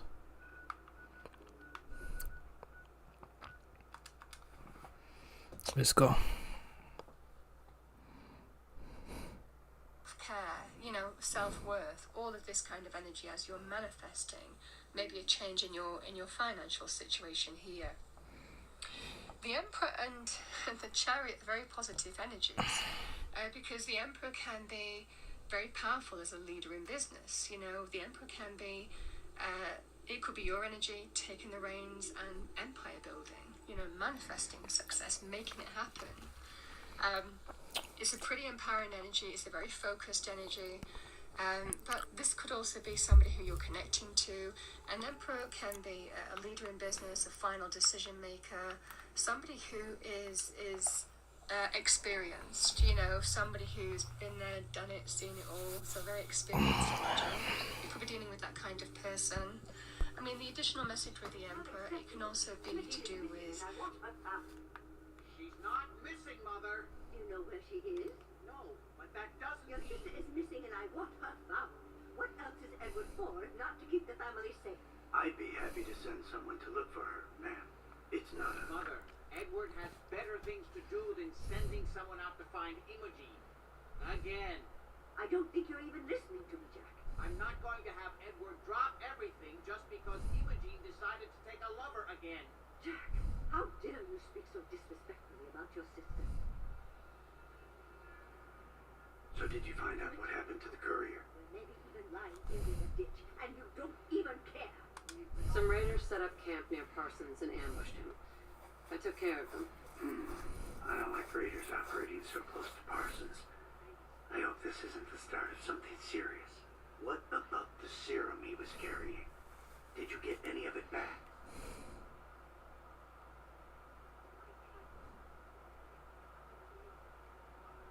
There was only this one vial left. Oh, good. I was afraid we wouldn't get any of it back. Here's your pay for the job. I'm throwing in a little bonus for bringing back the serum. That was good work. Now, as far as what's next. Oh, hell. I guess it's time you met Wilhelmina. Jack's not gonna be happy about it. Come on. Looking after herself. I can't bear to think what might be happening to Imogen right now. Mother, will you let it go, please? Jack, I'll take care of it. Mrs. Cabot, don't worry. I'll send someone to find Imogen. Thank you, Edward. I can always count on you. Why can't you be as devoted as dear Edward? You shouldn't indulge her, Edward. It just makes her more impossible to deal with next time. Just doing my job. Speaking of which, here's all we got back of the last delivery from Parsons. Raiders got the rest of it, I'm sorry to say. Ah, good. Finally. This will help settle Mother down. Imogen is Jack's sister. You probably figured that out yourself. She's, a little flighty. Impulsive. From time to time, she runs off. Usually with a new boyfriend. And I send somebody to bring her home. Do you know where she's gone? No, but it shouldn't be too hard to find out. She's been spending a lot of time in Good Neighbor. That's a jazz club there, the third rail. Somebody there must know something. She's not known for keeping her mouth shut. What if she doesn't want to come home? Obviously, as one of the family, you can't just knock her in the head and drag her home by her heels. Usually, by the time I send someone after her, she's gotten bored with the whole thing and is ready to come home. I'm sure you'll think of something. You're supposed to be resourceful, remember?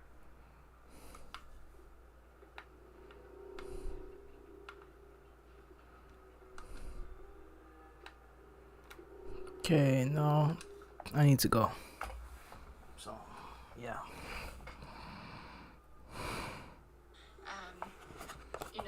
The emperor could also be a judge, who could make some kind of, decision. For the majority of you, this feels more like to do with money areas, business areas.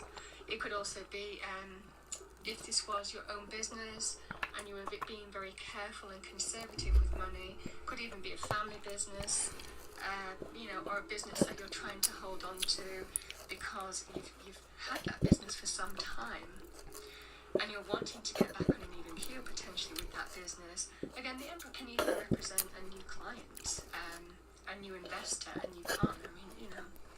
The chariot is telling you that there's a victory here, there's a win, there's a success. So, I just love the way the cards are coming out. Because even though there's a level of uncertainty here, Scorpio, you intuitively, you're just kind of like, this is what I love about this combination, because the moon can be linked with hidden blessings. We don't fully understand how Spirit's helping us, working through a situation. Spirit is working through a situation with the Hierophant, and the moon energy, it's linked to hidden blessings. But we just surrender and trust, and this is that kind of energy in times of uncertainty, where things aren't clear. Am I going to rise above this situation? Am I going to get on top of it? Am I going to be back on my throne? This is that scenario that takes a lot of strength and courage. But you're being told here, there's a new opportunity that is being brought in by Spirit. This is almost kind of like... Hold on, I need to use the toilet. I'll be right back.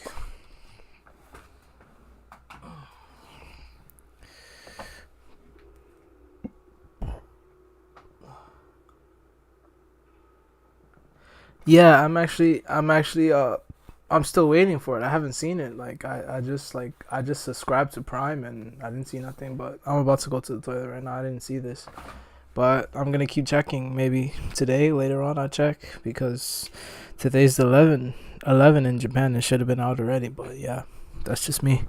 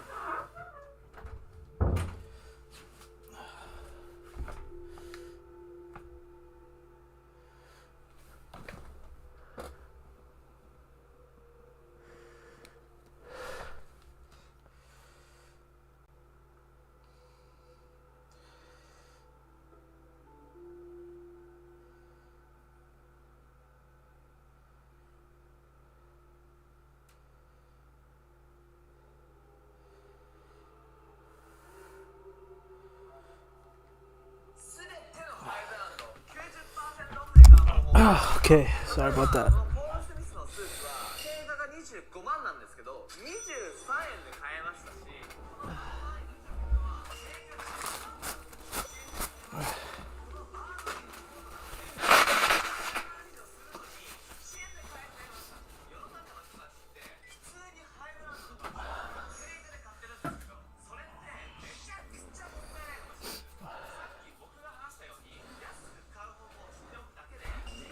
Okay, I'm gonna get off soon.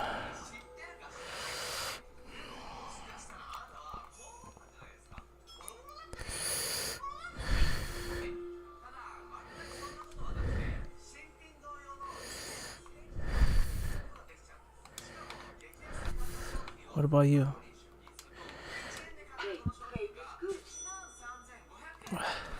Everything.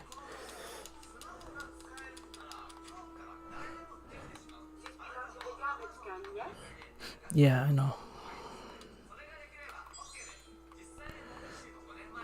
Junk, okay, so store. Yep, there we go. Exactly 300. Give me what you got, woman. Carlos, you again. Here's a tray.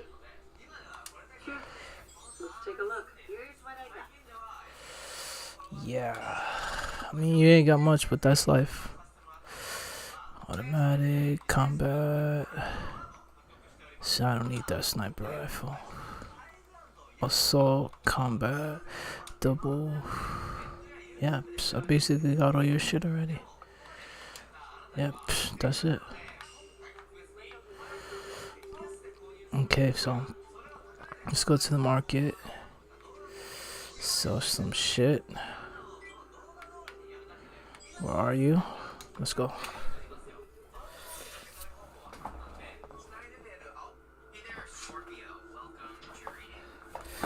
I'm gonna check to see if Fallout is on Amazon now.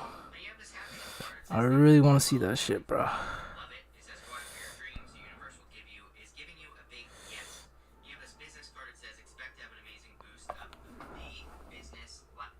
Scorpio, welcome to reading for the week of April 15th. We're gonna jump right in here.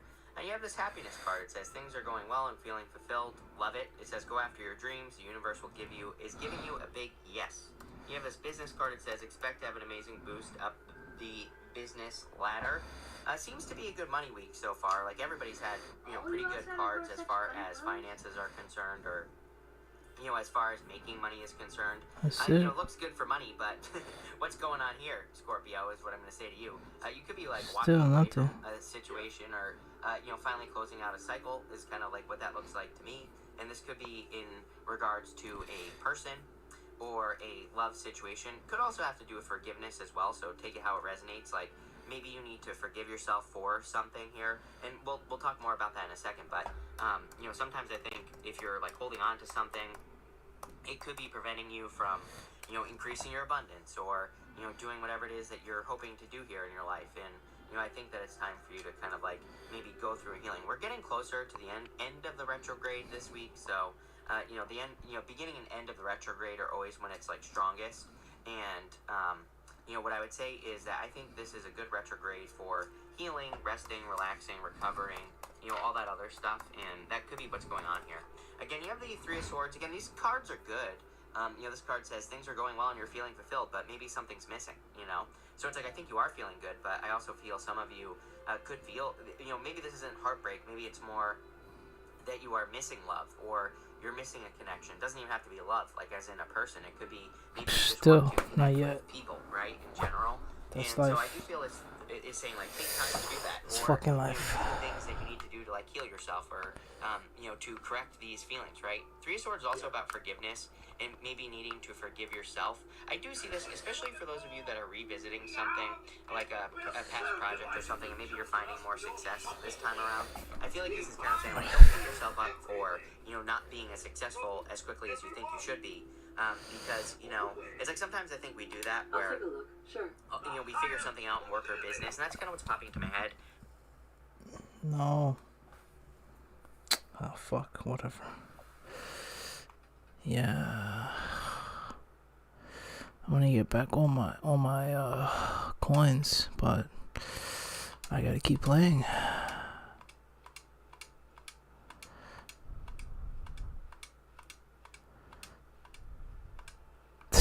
It doesn't even come close.